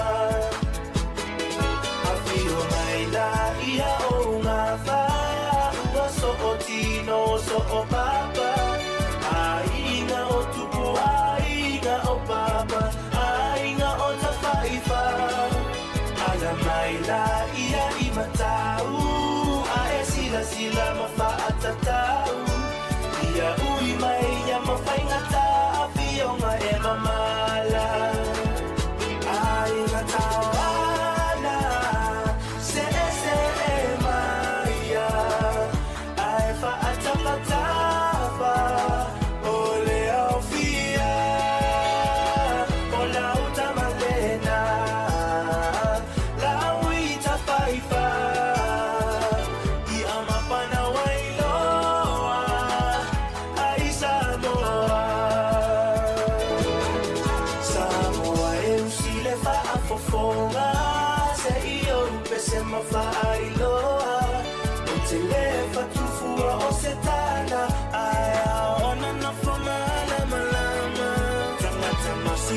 Paasino manga ole ai ngataua ana le matua moepo malona ai ngatoa fitu o tama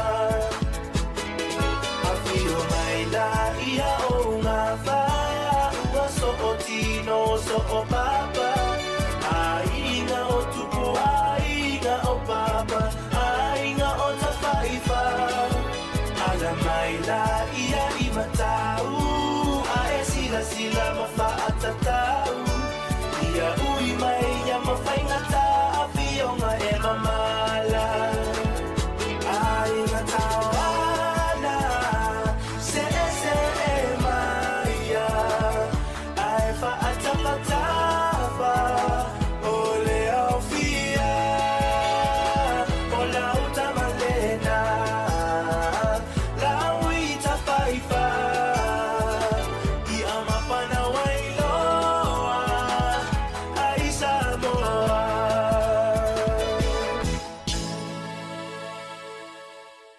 Toi wanu minute tali tu lai lima wha amuta fo ile o tatou tautua I lungo le tatou frequency, ia ma tatou Facebook, ma le YouTube.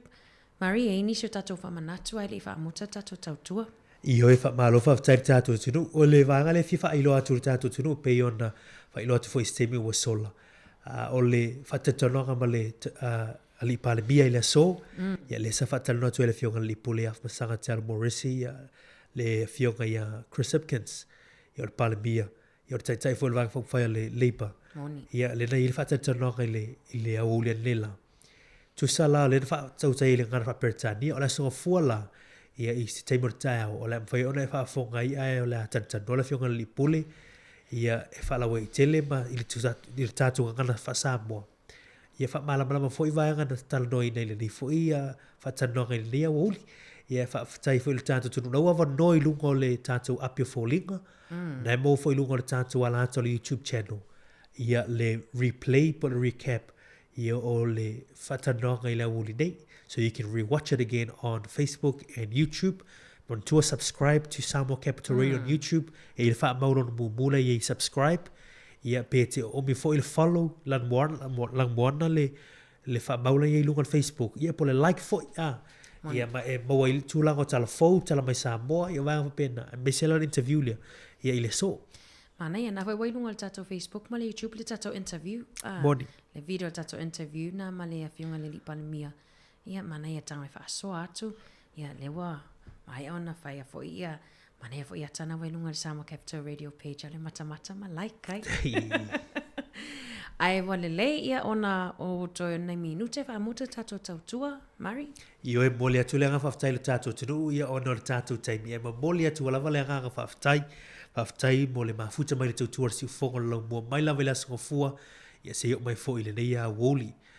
Mātou si talo atu wha mangalo mai le tautua ma le waunanga, ia pia whai o iei fo I se lapi, ia o se sasi fo I le tautua le neiva yaso, se upu, se tala, se ngana, ni wha mtalanga na mātou tantanom wha aso ai, ia wale tauta mali, ia wale pā o papa ilang wha whoka mai, ia wha mangalo le tautua. Poto lava le tautai, ia se lava la nātu yama, wha munia tele le tua, il whai unga le neiva yaso, mai se fo I le tātua, kai atu fo I le tālonga I le vāolu, manu sa moma la awa chili, ko the manu ia tātou lango uma le tātou au le tasi le vaveao le sa la sa nei ia le tālonga le nā le va o sa moma la awa chili mai le lotu ia ma tātou usu loa ia le tāhau le lotu I le sa ia avel whaftai le tu le mālo le tātou au ia ai mai le fionga li pule ia masanga tera Morrissey ma la whainga luenga ia mātou so whafa so I fualau wha so songa sa moa ia mo lewa ia so tātou te whailo I le so fua momua.